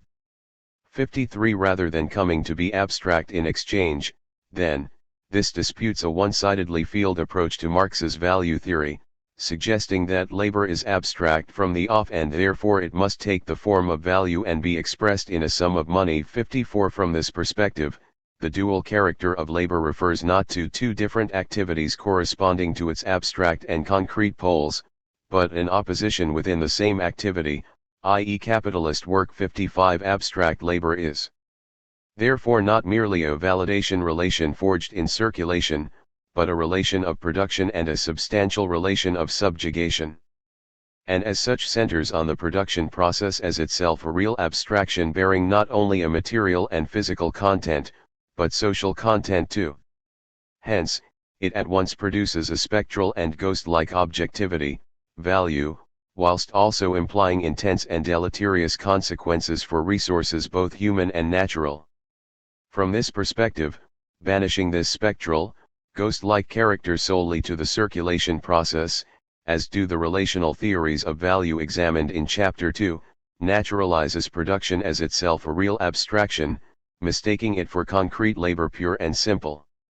56. The reduction, witnessed in capitalist production, of human labor to a mere expenditure of physiological energy is itself a social abstraction specific to the capitalist organization of labor time as an emptied-out duration shorn of content and context. 57. What differentiates this from a purely physiological approach to abstract labor as the substance of value is that the practical abstraction of labor undermines the sensuousness of labor itself through the addition of elements that are not purely physical, such as subjective feelings, boredom, indifference, suffering, etc., and a decision-making process over what, how much and how to produce from which the worker is completely ostracized. The imposition of abstract labor within the labor process itself brings about the alienation of the worker from their labor, the real abstraction of concrete labor abstracting in turn from lived experience, burdening work itself with an emptiness of meaning and a profound disharmony with human needs. 58. On this account, following Kafantz's critique of Murawski with which the chapter began, value is in some respect both substantial and relational. Abstract labor, as a socially mediated substance, is present in production but conditioned by the wider set of exchange relations into which labor enters in capitalist society, in other words, the valorization process as a whole. The labor process, as we saw in Chapter 2, is part of, and structured in line with the imperatives of, the valorization process. In this sense, for class struggle theories of value, value determines and organizes labor, rather than the reverse, as is typically considered the case in the Marxist tradition. 59. Whilst value, market value, must be understood as emerging from relationships amongst people, value, having emerged from human relationships, then turns around to dominate these relationships. This manifests on the ground in the decisions managers make, who employ measures not in the pursuit of calculation or better understanding, but to drive change and improve performance, that is, to organize and to determine labor. In particular, measurement plays an active and not passive role with reference to the labor it measures, and premonitorily commensurates value-producing labors ahead of their final validation in the market. The measures thus constructed, and imposed, are not passive. Within the organization, they are wielded as management tools to reorganize or determine labor, i.e. to improve productivity and efficiency. Outside the organization, they are reflected in price levels, which, mediated by the competitive process and the market, influence or determine the organization of labor elsewhere in the economy. The external market validates, or not, the organization and determination of concrete labors within the organization. As the McKinsey slogan puts it, everything can be measured and what gets measured gets managed. 60. We saw in Chapter 2 how new readings of Marx have stressed the centrality of the market in determining SNLT as a post hoc measure to which labor is made subject in arbitrating its value productiveness as abstract labor. Class struggle theories of value give a slightly different reading, in that the abstraction of labor is conceptualized as a process experienced in production. Despite its irreducibility to measure by clock or calendar, this proceeds by means of the measurement of time. As Cleaver asserts, the measure of abstract labor, its time, must be understood to be as much a social concept and phenomenon as is abstract labor itself, occupying the social mediation between concrete labor and value that is established through the progressive averaging of labors through the setting and meeting of SNLT 61. Whereas, as we saw in Chapter 2, some new readings of Marx suggest that this is not something lived but something retrospective, for the class struggle theory of value, SNLT is something subject to lived experience within the sphere of production itself. As Cleaver writes, the concern with abstract labor, value, drives capitalists to shape the division, and hence the very structure, of useful labor in order to realize the homogeneity of abstract labor. Because of this, useful labor in capital must be seen as the very material out of which abstract labor is crafted. The work that is imposed on people through the commodity form, which constitutes the substance of value in capital, exists only in the fluid structure of concrete useful labor. 62. Thus, abstract labor takes on an existence in the labor process through the measurement of SNLT as expended abstract physical energy in time units of concrete labor stripped of content. The abstract time of the valorization process, as the disembedded functional sphere of business that unites production and circulation alike, is thus qualitatively different to the event and task-based time of pre-capitalist society. 63. Value, therefore, structures the experience of everyday life and labor under capitalism, right down to the way that time passes. Class subjectivity. The imposition of SNLT upon the labor process centers on a struggle between how workers live and experience labor and its real abstraction in measure. 64. For some scholars of value as a mode of existence of struggle, this is experienced by workers as the transformation of doing or power to into the done or power over. For Holloway, human doing, autonomous collective and individual activity geared towards some useful or pleasurable end, appears in capitalist society only in the mode of being denied as wage labor. Owing to the constitution of capitalism in a set of antagonistic social relations, the human capacity to transform the world through work can only be expressed as wage labor. Power to, that is, the power to create, is transformed into the power over represented in abstract economic imperatives of value and profit. Human doing, in this sense, struggles against its subversion in the form of the accomplished organizational fact of the done, abstract labor, the homogeneous, undifferentiated time of capitalist production. 65. However, the case is never quite closed and domination never done and dusted, insofar as doing or power to always represent a pole of struggle against their denial in the form they appear in as value in production, or, rather, abstract labor. This struggle occupies the terrain of time and its measurement insofar as the abstraction of labor proceeds in a time of reification undermined by the time of insubordination within which workers resist this abstraction. The former is the general uniform and continuous time of capitalist valorization. As we have seen, labor must be, as far as possible, emptied of its specific content and divorced from its specific context in order to become measurable as abstract labor, in other words, that measured as SNLT. Within this abstract time, however, there persists a latent time of struggle over the reduction of human creativity into profit. On the one hand, this human creativity can be realized only within the framework of a form of power that is alien to it. This is because human activity in capitalist society is worthwhile and recognizable only via the process through which it is expressed in a product bearing a monetary value on the market. On the other hand, human creativity resists its negation in capitalist production, its creativity chafing against the measures to which it is subject in the name of the valorization process. The vexed interrelationship between the time of reification and the time of insubordination renders capitalist social domination unstable and precarious. In this way, human creativity is a scandal because its potential for dysfunctionality inserts uncertainty into the well-oiled machinery of accumulation. At the same time, capital relies upon it. This reliance upon human creativity, however, negates its purpose, because the abstract temporality to which labor must by necessity be rendered subject tends to annihilate the creativity on which production rests. Thus, the capitalist negation of human doing as measurable abstract labor conducted in the time of reification is marked by continuing conflict and contradiction, and, as we shall see in the next chapter, Crisis 66. At the same time, the imposition of this time of abstract labor within the labor process exposes the contradictory character of class struggle in a society where we reproduce ourselves as labor power.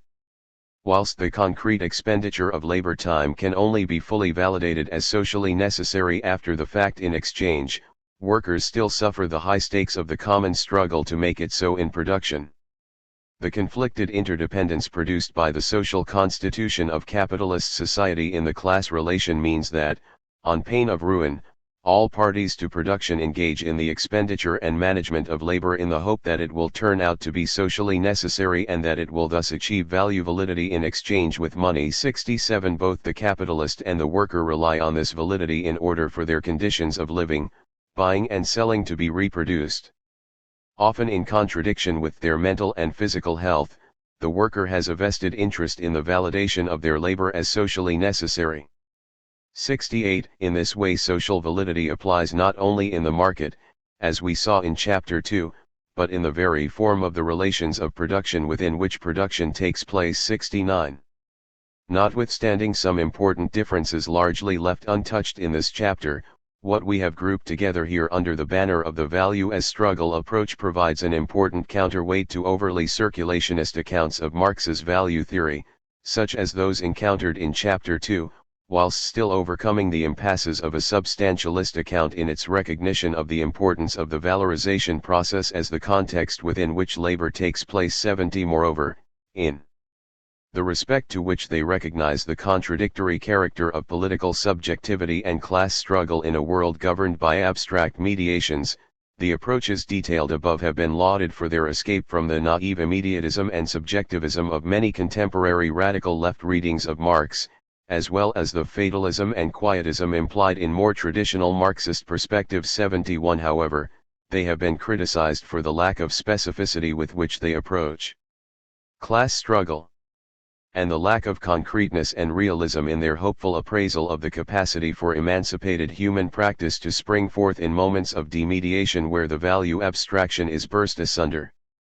In particular, by posing class struggle, and thus working class subjectivity, as in some way prior to its mediation in the workplace, class struggle theories of value have been criticized for overlooking the way in which the specific form that value-producing labor takes in capitalist society, the alienated value form of the product of labor, is ultimately blind to the material determination which gives rise to the working class's subjectivity as such in the class struggle.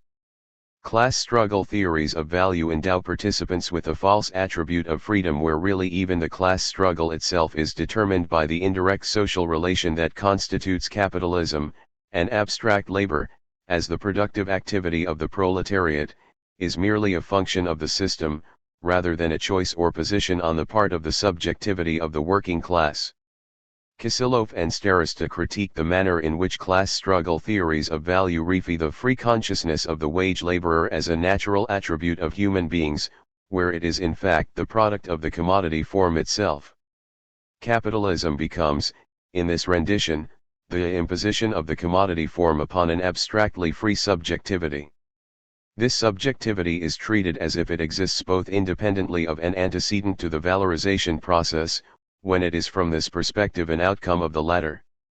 On these grounds, Kisilov and Starista indict class struggle theories of value for their ontologization of the class struggle, which misses its historical specificity as a form of social being, and therefore as a social phenomenon. The antagonism is, instead, presented as one between two distinct existential logics, championing concrete labor as human doing, with the implication that it provides a counterpoint to abstract labor, or a natural principle upon which the latter is imposed in the name of value. With concrete labor is associated a working class subjectivity with the capacity to act as a revolutionary force within capitalism.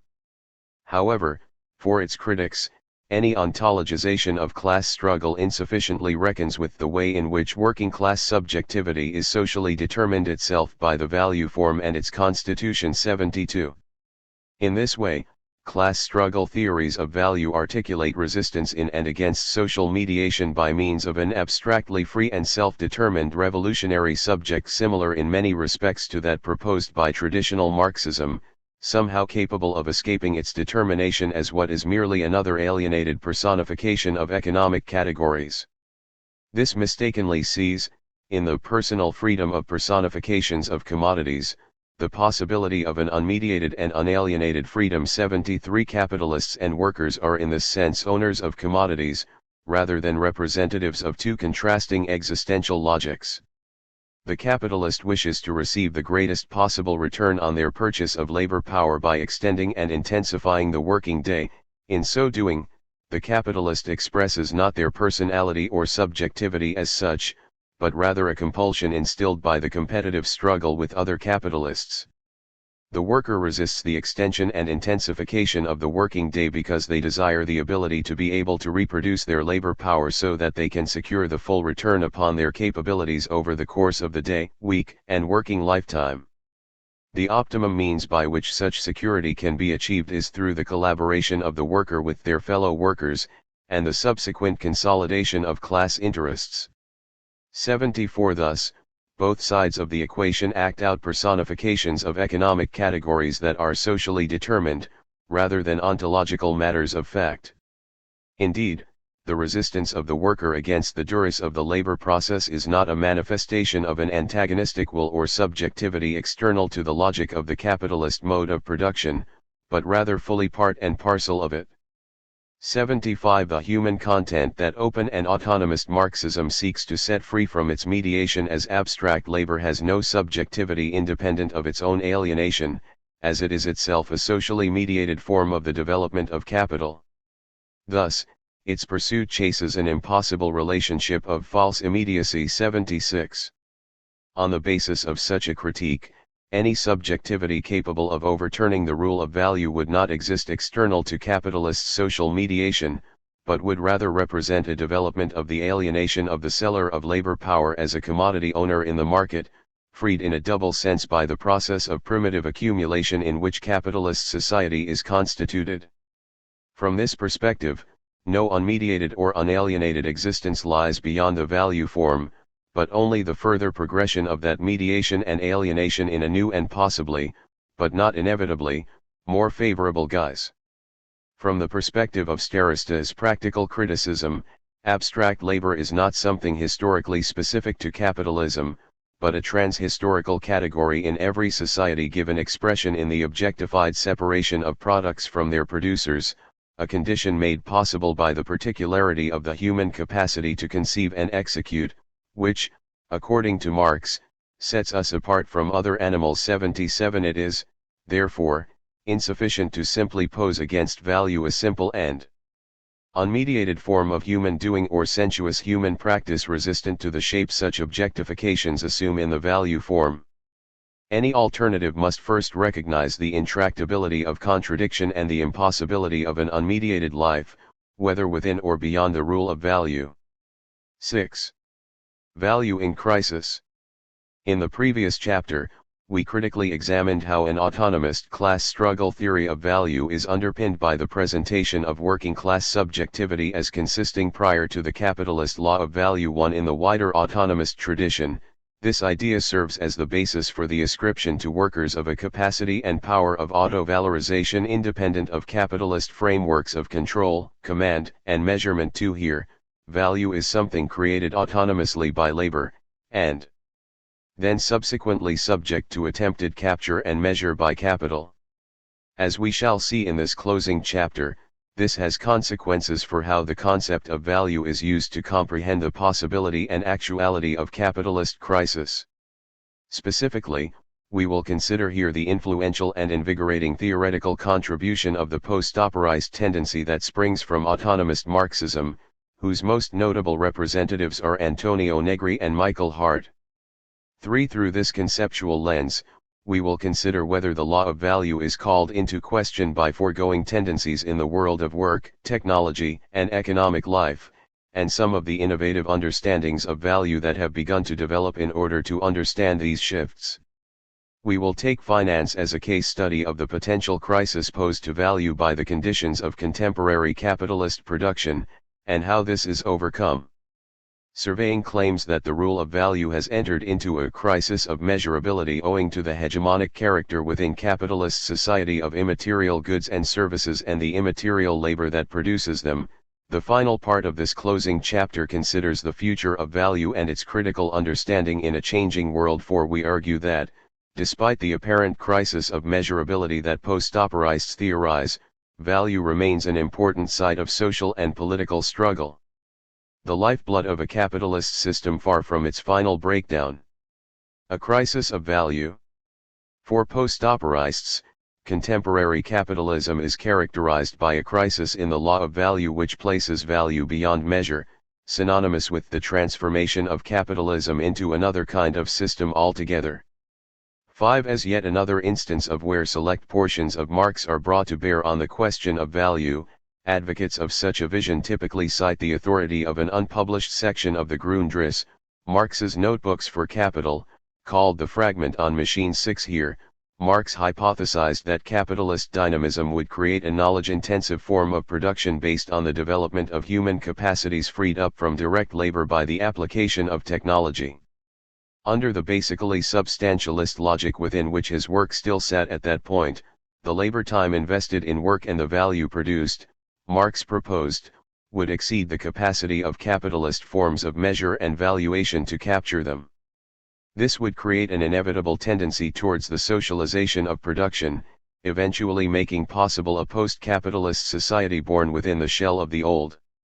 Whilst Marx saw this as very much a distant possibility, and followed it up nowhere in his published work, the work of Negri and other post-operists gained momentum in the 1990s by reading into real empirical trends in the rise of the new economy, all the conditions for this to be happening in the here and now.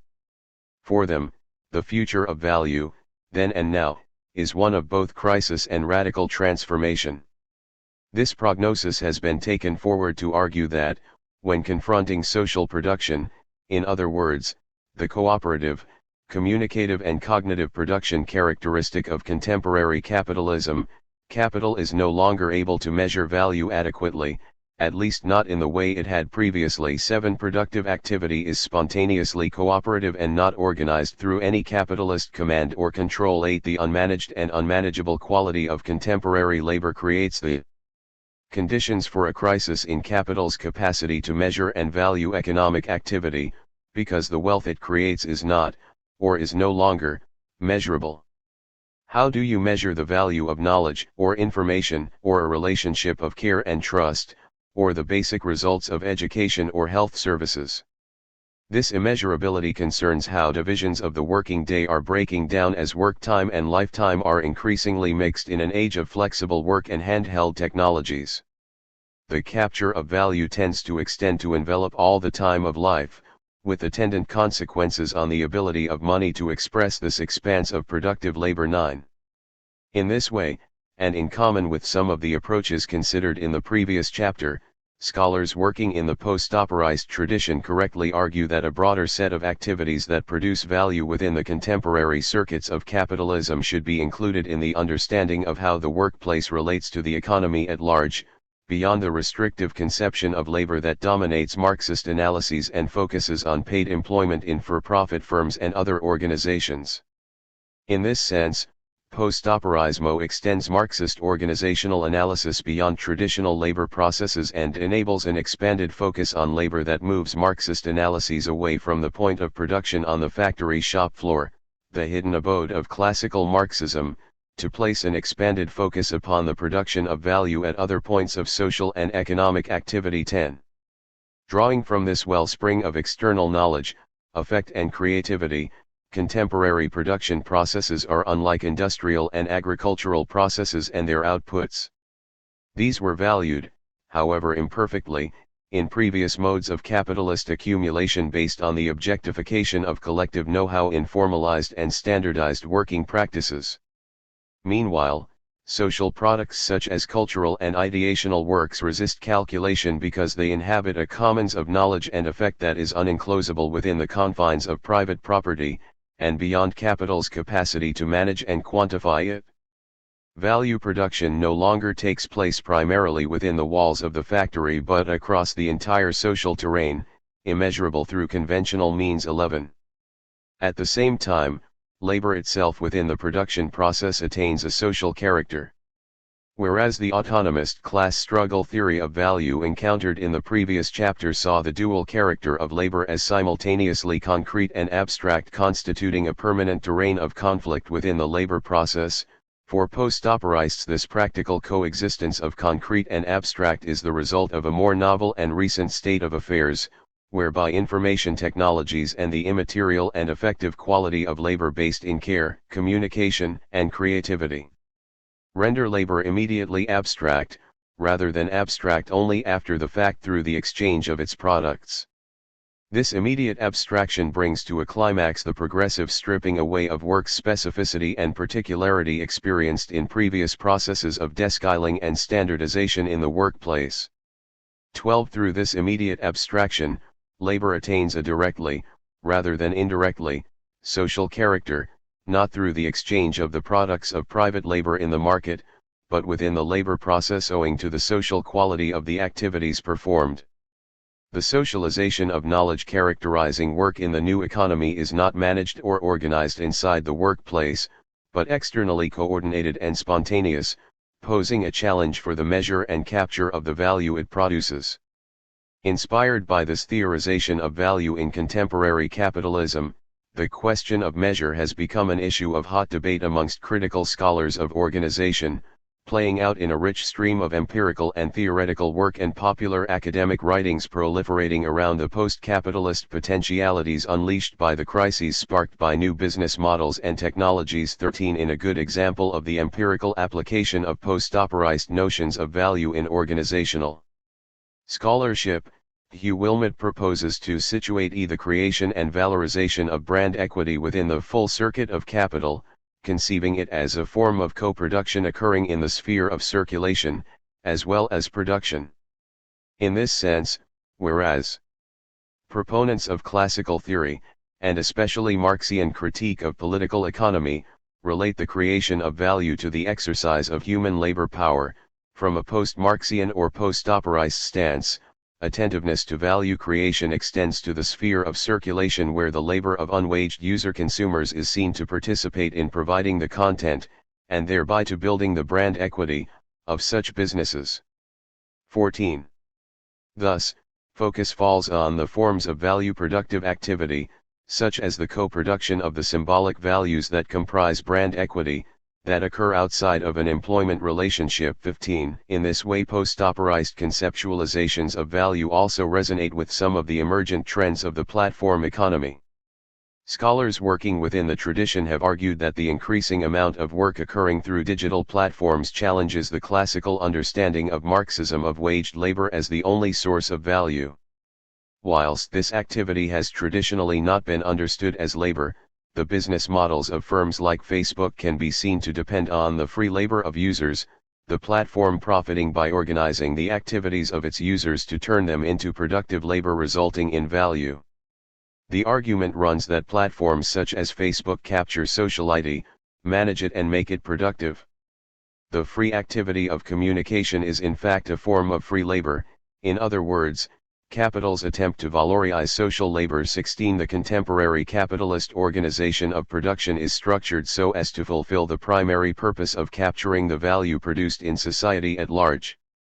In this respect, such crowdsourcing Web 2.0 phenomena as Facebook and Google represent the totality of linguistic machines that act in society at large to capture the totality of sociality, emotions, desires, relational capacity and free labor.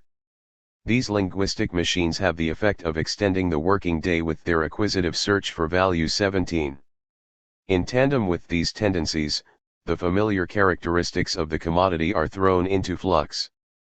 The intangible products of immaterial labor pose a problem because the methods of economic analysis generally rely on quantitative measures and calculate the value of objects that can be counted, such as cars, computers, and tons of wheat.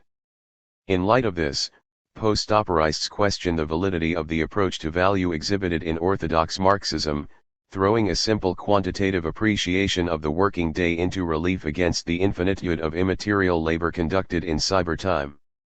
Immaterial products tend to exceed all quantitative measurement and take common forms, which are thus harder to value. 18 Thus, the production of social relations is much harder to quantify than the production of material goods, juxtaposing the latter traditional goods with what are labeled fictitious commodities. 19 These conditions combine to produce what post-operists see as a growing value crisis. Finance and value. Thus, this confrontation between spontaneously cooperative labor uncoordinated by capitalist command and firms' attempts to capture the resulting plenitude of value after the fact produces a measurability crisis for which the only solution, post-operists argue, is recourse to the infrastructures of measurement and valuation afforded by the financial markets. In earlier, more optimistic contributions such as Empire, Hart, and Negri argued that immaterial labor and its products have attained a hegemonic quality in contemporary capitalism and that the difficulty of quantifying and valuing outputs poses not just a problem for individual organizations and actors, but for capitalism itself, potentiating an imminent transformation into a new post-capitalist society. 20 Their most recent work, Assembly, represents something of a step change, with Hart and Negri distancing themselves from the claim that overflowing productive forces and the immeasurable values of the common sound the death knell of capital. 21 Emphasis instead falls upon how financial and technological developments domesticate immeasurability and stamp values on the immeasurable. Specifically, Hart and Negri identify derivatives as a means of this domestication. Hart and Negri see in the rise of financialization an explanation for how measure persists in the face of this crisis, with derivatives forming a complex web of conversions among a wide range of forms of wealth. 22 This centers on the rise of intangibles in both requiring, and helping to construct, a new system of measuring value through financialized means. This value crisis is visible, among many things, in the rapidly growing share of intangibles to company valuation. Intangibles are per definition resources that fall outside of established accounting standards. This does of course not mean that there are no attempts to measure such intangible efforts. On the contrary, there is a whole measurement industry that proposes more or less realistic models for the estimation of things like brand value or intellectual capital. The quality of relations is the source of value in these practices or assets, whether it be the quality of a service encounter or the quality of relations between a brand and its stakeholders. At the same time, however, a radically different way of conceiving of, and eventually measuring, value is emerging. 23. Indeed, from the dot-com boom and bust onwards, post-operists have been preoccupied with financialization as an extension of the widespread attempts on the part of capital to capture the immeasurable value produced by the immaterial, expansive cooperative and communicative labor of the digital, decentered workplace. 24 For post-operismo, the financial infrastructure is the only institution sufficiently adaptable and fluid to operate within the similarly flexible and elusive logic of the new means of creating value through decentered and extended labor time. Financialization coheres with, and brings under a degree of mathematical control, the economically immeasurable value cultivated with the new immaterial production.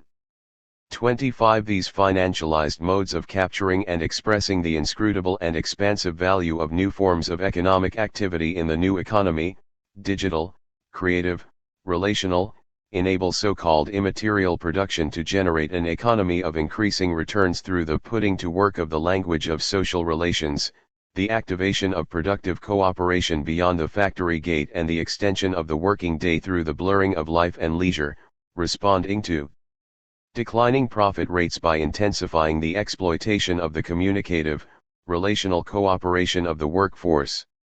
26. What renders the financial markets so well suited to this new mode of production, post-operists argue, is the willing and exuberant embrace of its ephemerality and fictitiousness. The purported crisis of measurability presents itself as an opportunity to the markets. The markets help bring order to the swelling and fluid mass of immaterial production conducted in the social sphere, rationalizing fictitious commodities in a formal set of figures that are themselves similarly fictitious. In this way, the collective intelligence at the heart of the new production escapes any objective measurement, the attempts at which in the arena of finance existing only as extravagant illusions. The value of this collective intelligence is the subjective expression of the expectation for future profits effectuated by financial markets who procure themselves rent in this way. 27 The self-referential and subjective attribution of market values to anticipated future profit provides some form of measure to a production process founded upon immeasurable quantities of unpaid labor time, such that its exploitation and expropriation of cooperative labor finds immediate valorization on the markets. 28 This is because markets render interpretable a process of valorization, not immediately computable at the time of production. In this way, financialization is characterized as an integrated part of these processes, spreading across the entire economic cycle, coexisting with it. Finance is thus consubstantial to the very production of goods and services, with immaterial labor and its subjective, self-referential valuation in the financial markets sharing the same productive deployment of communication and language in creating value. 29. In this last respect, referring to how the new economy.com bubble was boosted by the likes of Alan Greenspan setting out conventions upon which investors then acted, Christian Marazzi posits that the functioning of markets and of successful investments is not governed by the correct actions with regard to underlying rates of profit and so on, but by the endlessly self-referential collective rumor and recommendation of the wider herd of market players and investors, including the media and figures in financial governance. 30 As such, investors look not to what they think they should do, but rather to what they think others will do. Such processes rely on the new forms of co-optation in contemporary capitalism of communication and linguistic capability. Performative utterances are productive of real facts, whether or not there is a material basis. This is what allows the values of stock exchange securities to make reference to themselves and not their underlying economic value. 31 This tendency is one that afflicts money itself, which has finally been completely dematerialized. It has become pure money sign. Its measurement is thus conventional. 32 However, just because share values exist only at the level of language and communication, without material referent, does not necessarily entail that their impact is not felt materially. In a world in which linguistic production structures every institution, the linguistic, communicative act is constitutive of the money, the marriage, and even of the enterprise, of which the shares, purchased represent a portion of the share capital that allows the company to function economically. 33. For the post-operists, this economy of sign and symbol accommodates to the character of contemporary capitalism, in which what is produced is immaterial, and a general readability crisis on the part of capital affects its capacity to read the composition of labor on whose exploitation it depends. 34 Indeed, for post-operists, there is nothing at all fictitious about the capital represented in share prices fostered by the conventional wisdom of investors. Rather, these prices are the expression of an intangible and immaterial form of production whose value is effectively beyond measure, but which finds a degree of reconciliation in the symbolic and communicative content of the share price. Post-operists see stock prices not as the reflection of the irrational exuberance of speculation, but, instead, as representing the real growth in social production and the time that it occupies. 35. In drawing a link between how value is produced and its expression in the financial markets, post-operists do not appear to indulge the left populist distinction between a productive real economy sustained on a material productive base and a false financial economy, unproductive and completely uprooted from production. One might infer from their work on the dot-com boom and the 2008 financial crash that financialization is not an unproductive or parasitic deviation, cooked up through a conspiratorial project of deliberate economic distortion instigated by greedy financiers or neoliberal intellectuals, as in some misguided populist appraisals of the rise of finance. Rather, it is the form of capital accumulation symmetrical with new processes of value production, a result and function of underlying and ongoing shifts in the constitution of society's productive processes towards working practices characterized by a wealth of free labor dispersed into society at large and recouped by digital infrastructures as an immeasurable plenitude of value. 36. This has obvious benefits over some of the boundary policing around productive and unproductive sectors of the economy found in other approaches covered in this book.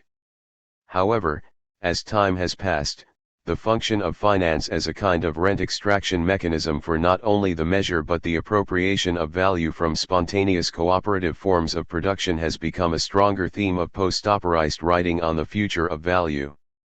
Whilst the subsumption of the common that fuels these financial processes was once taken to express the interconnection between finance and the deepest fabric of human cognition and sociality engaged in the new forms of production, it is recast in recent work by Hart and Negri as a relationship of external predation upon a previously untouched productive harmony. 37. A substantialist, Smithian understanding underpins recent critiques of how financialized streams of speculation and valuation extract value from the hard to capture expanse of value buried in the earth and, embedded in society, as if value lies within things awaiting discovery. 38. In this way, for post-operists, rent has replaced profit as the key means of revenue raising in contemporary capitalism. 39. Finance is now posed as a parasitical force extracting from a naturalistic productive sphere of unbridled creativity that, if left alone, would function of its own accord.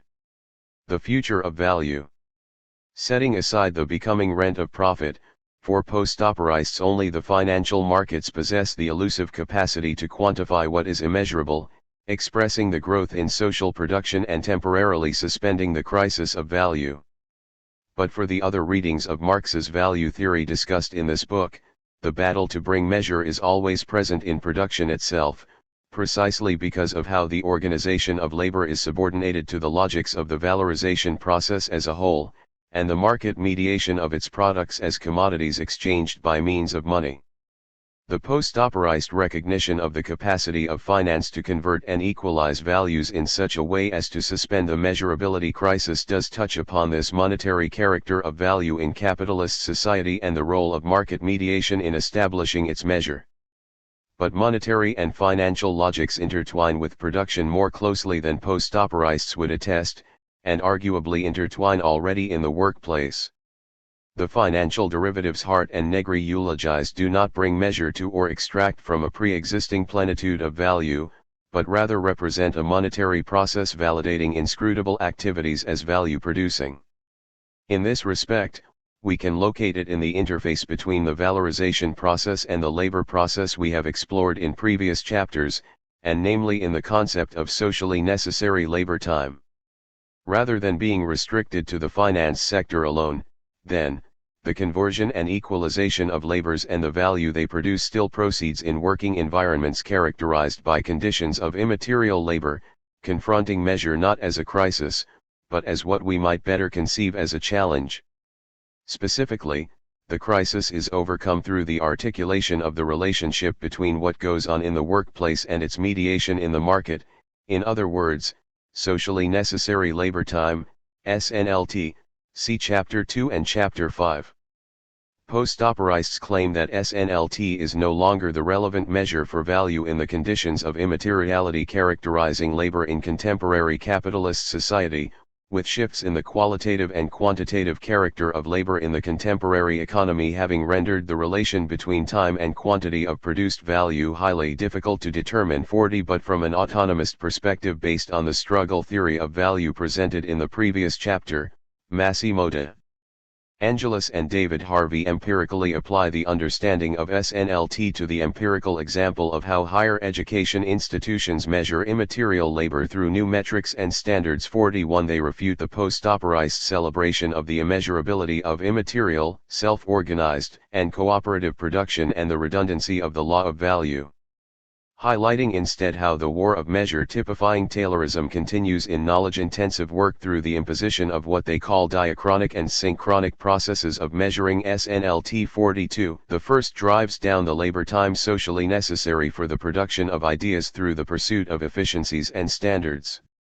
The second commensurates heterogeneous activities, both internally and externally, by abstracting from the specificities of academic labor benchmarks and norms such as journal ratings and rankings and accreditation of courses and modules.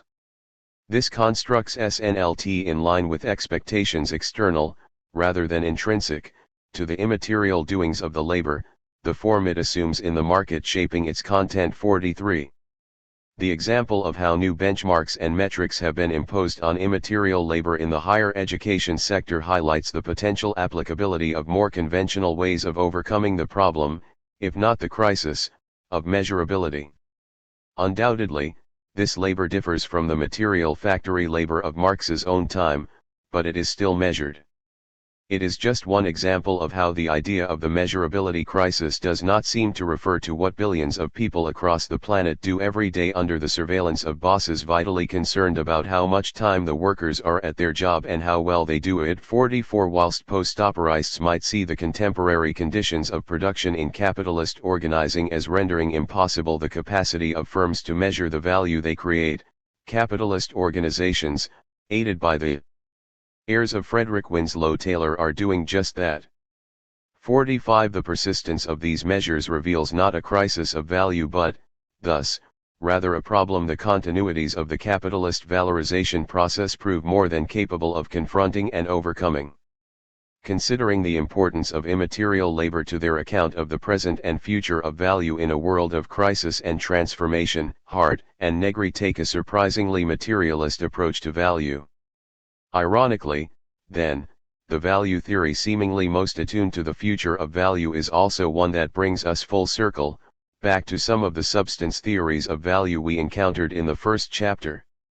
On one hand, Hart and Negri's extension of the theorization of value beyond production alone to encapsulate the total cycle of capital improves on the orthodox Marxist preoccupation with production at the expense of how moments of consumption and circulation also determine value. 46. But, simply extending the moment of production beyond the factory walls to fill social life itself, at base Hart and Negri retain a substantialist understanding of value closer to Ricardo's labor theory of value than Marx's value theory of labor, for which the aim lay less in its explanatory power to describe the causal determination of prices than in recognizing that exchange value is a social abstraction. 47. Labor, for Hart and Negri, as for the most traditional Marxism, is still the source of wealth in capitalist society, and any changes in its immediate content impact upon capitalism's capacity to measure its value. Without any recognition of the layers of social mediation that lie between concrete labor and its eventual abstraction in value. 48. This simply repeats the flaws of the substantialist understanding of value we encountered in Chapter 1. Situating value in the amount of labor expended in a commodity's production implies that the commodity produced by the most unskillful and lazy worker would have the most value. 49. The labor time that determines value is instead that validated as socially necessary through the exchange of its products in the market. What is distinctive is not concrete labor's immediate content but its formal mediation as abstract labor, both premonitorily in production and finally in exchange. In Hart and Negri's ultimately productivist account of the immediately abstract character of contemporary labor, the valorization process plays no part in rendering private labors social inside and outside production. They are always already social, immune from the social mediation of their measure in the workplace and the marketplace. 50. Hart and Negri scale up changes in the immediate character and content of labor to claims about changes in capitalism itself, even where features of the valorization process, of which the labor process is just a carrier, maintain an underlying continuity of form and function. 51. Thus, despite calling into question the capacity to measure value, post-operist approaches have much in common with traditional applications of Marxian value theory to the study of work and economic life. They focus myopically on labor and production as the central sites of both inquiry and contention within the capitalist circuit and the determination of value.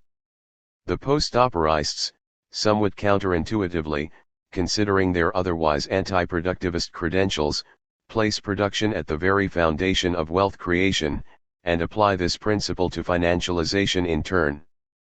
This has some benefits, avoiding crude differentiations between productive and unproductive economic activities, as we have seen, but also contains a denied productivism that centers the workplace as the locus of all change and meaning in capitalist society, albeit it on an expanded basis. 52. Just as with other stripes of productivism, changes in capitalism and the capacity to produce and capture value are extrapolated from changes in the immediate content taken by labor within production. But the perspectives advanced in this book from more relational and struggle-oriented readings of value broaden this focus and make for a perspective much more circumspect about the possibility of reading off wider changes when the essential social forms of capitalist society carry over independent of changes in the way value is produced. Value persists, by hook or by crook, because it is constituted apart from production. As Moishe Postone points out, there is a common perspective uniting, on one hand, those who maintain that the labor theory of value had been valid in the past, but not today, and, on the other hand, those who maintain an attachment to the traditional labor theory of value that reduces everything to the amount of labor time that went into it. In neither is value seen as something more than production, as a historically specific form of wealth, determined and constituted in society as a whole. 53. The form analysis advocated in this book, meanwhile, exposes the true qualitative sociological significance of the value theory we can reconstruct from Marx. Without foregoing the study of production, it opens out upon an expansive terrain of social and political contestation and critique that shows us how a fixation on labor alone is insufficient to grasp what really makes value tick as part of a historically specific mode of organizing production and exchange. Moreover, labor alone cannot constitute a basis on which either to rule out or rule in epochal shifts in the character of value. The new readings of Marx presented here therefore trump analyses, such as that of the post-operists, that narrowly restrict themselves to the sphere of production, missing the social relations that foreground labor and the social forms assumed by its results. The new readings of Marx also circumvent the pitfall of seeing free labor everywhere, collapsing the distinction between production and circulation, and in so doing erasing any sense of the determination of labor as wage labor. This, we might suggest, leads either to reducing the analysis or to expanding it to breaking point. Value, far from being in crisis or beyond measure, is a persistent part of social and political life in capitalist society, within and against which we struggle daily as a matter of survival and subsistence. Here the study of value opens out upon the question of alternatives, however hard they are to perceive at the present time. Marx thought that the demand to abolish the calculation of value was realizable, although of course only when commodity production, that is, the production of independent individuals for the market, is abolished. This demand is a compelling consequence, a substantial and not merely an accidental component of Marx's theory of value. 54. Rather than an impossible immediacy, value as a historically specific form of mediation always contains the unfulfilled possibility of its radical and remediation because it mediates, at its core, the capital-labor relation which is, by its very nature, characterized by struggle, and thus unstable. 55. And, vice versa, as the class struggle theory of value outlined in the previous chapter showed us, value mediates the existence of antagonisms as a condition of its own existence. In this way, capitalism's forms of mediation, value included, are antagonistic top to bottom, and antagonisms and the forms in which they are temporarily suspended or resolved are themselves always mediated. The question is one of which mediations, and whether they are better or worse than the ones we have to hand right now. Thus, whilst ultimately pessimistic and with no easy answers or revolutionary schemes, the reconstruction of the critique of political economy presented in this book provides some basis to consider new realistic and realizable forms of mediation, new objectifications of human practical activity that, whilst unable to escape value completely, offer piecemeal ways to make life more bearable and fulfilled in, against, and beyond it. It directs our attention away from the workplace as the sole locus in and through which social change can be organized. The search for alternatives need not here be reduced to different ways of organizing production or escaping work, for instance. Situating value at the articulation point of production and exchange opens out upon a wide array of struggles, not only around production but around consumption and circulation as well, a break with the productivism of the classical tradition, orthodox Marxism and, arguably, the populist politics of our own time. Indeed, in the context of such a populist politics, the topic, if not the theory, of value will only grow more fraught, and become more urgent, in the years to come. In the face of the contemporary technological changes on which the post-operists optimistically focus, as well as the prevailing moral panic about automation quite literally coming down the assembly line, the populist assertion of productive identities associated with the perceived capacity of groups and individuals to lay claim to the status and rewards of value productiveness is a response to a moving situation in which the certainties attached to industrial labor are fast degrading. Hence, the politics of productivism takes increasingly volatile directions, lashing out at a succession of unproductive outsiders. In this respect, the rise of populism has been associated widely with industrial and labor market change, including the substitution of human labor with technology, typically in communities and locales once characterized by a high proportion of manufacturing jobs. Attributed to the left behind, populism is viewed as an expression of alienation and anomie in the wake of the loss of well-paying, skilled jobs in working-class areas, and the apportionment of blame for these changes upon various others. These others are typically posed as outside forces threatening the nation or locality in a parasitic or conspiratorial way, migrants, global institutions, bankers, etc. Complex material and political forces are condensed into explanations that identify personalized culprits for the industrial or economic malaise experienced by the nation and its people. But there are significant implications of the heavily automated and AI-driven terrain of so-called Industry 4.0 for the capacity of current and future workers to stake productivist claims to a productive identity, based upon one's contribution to the local, national, or economic value of production. With these tendencies, the basis for previous claims to a virtuous productive identity, say, a labor theory of value whereby all wealth was that produced by the workers, to whom it should be rightly returned, is also fading from view, with human labor augmented by technology, and robots seen as a threat rather than themselves a part of the wealth produced by workers.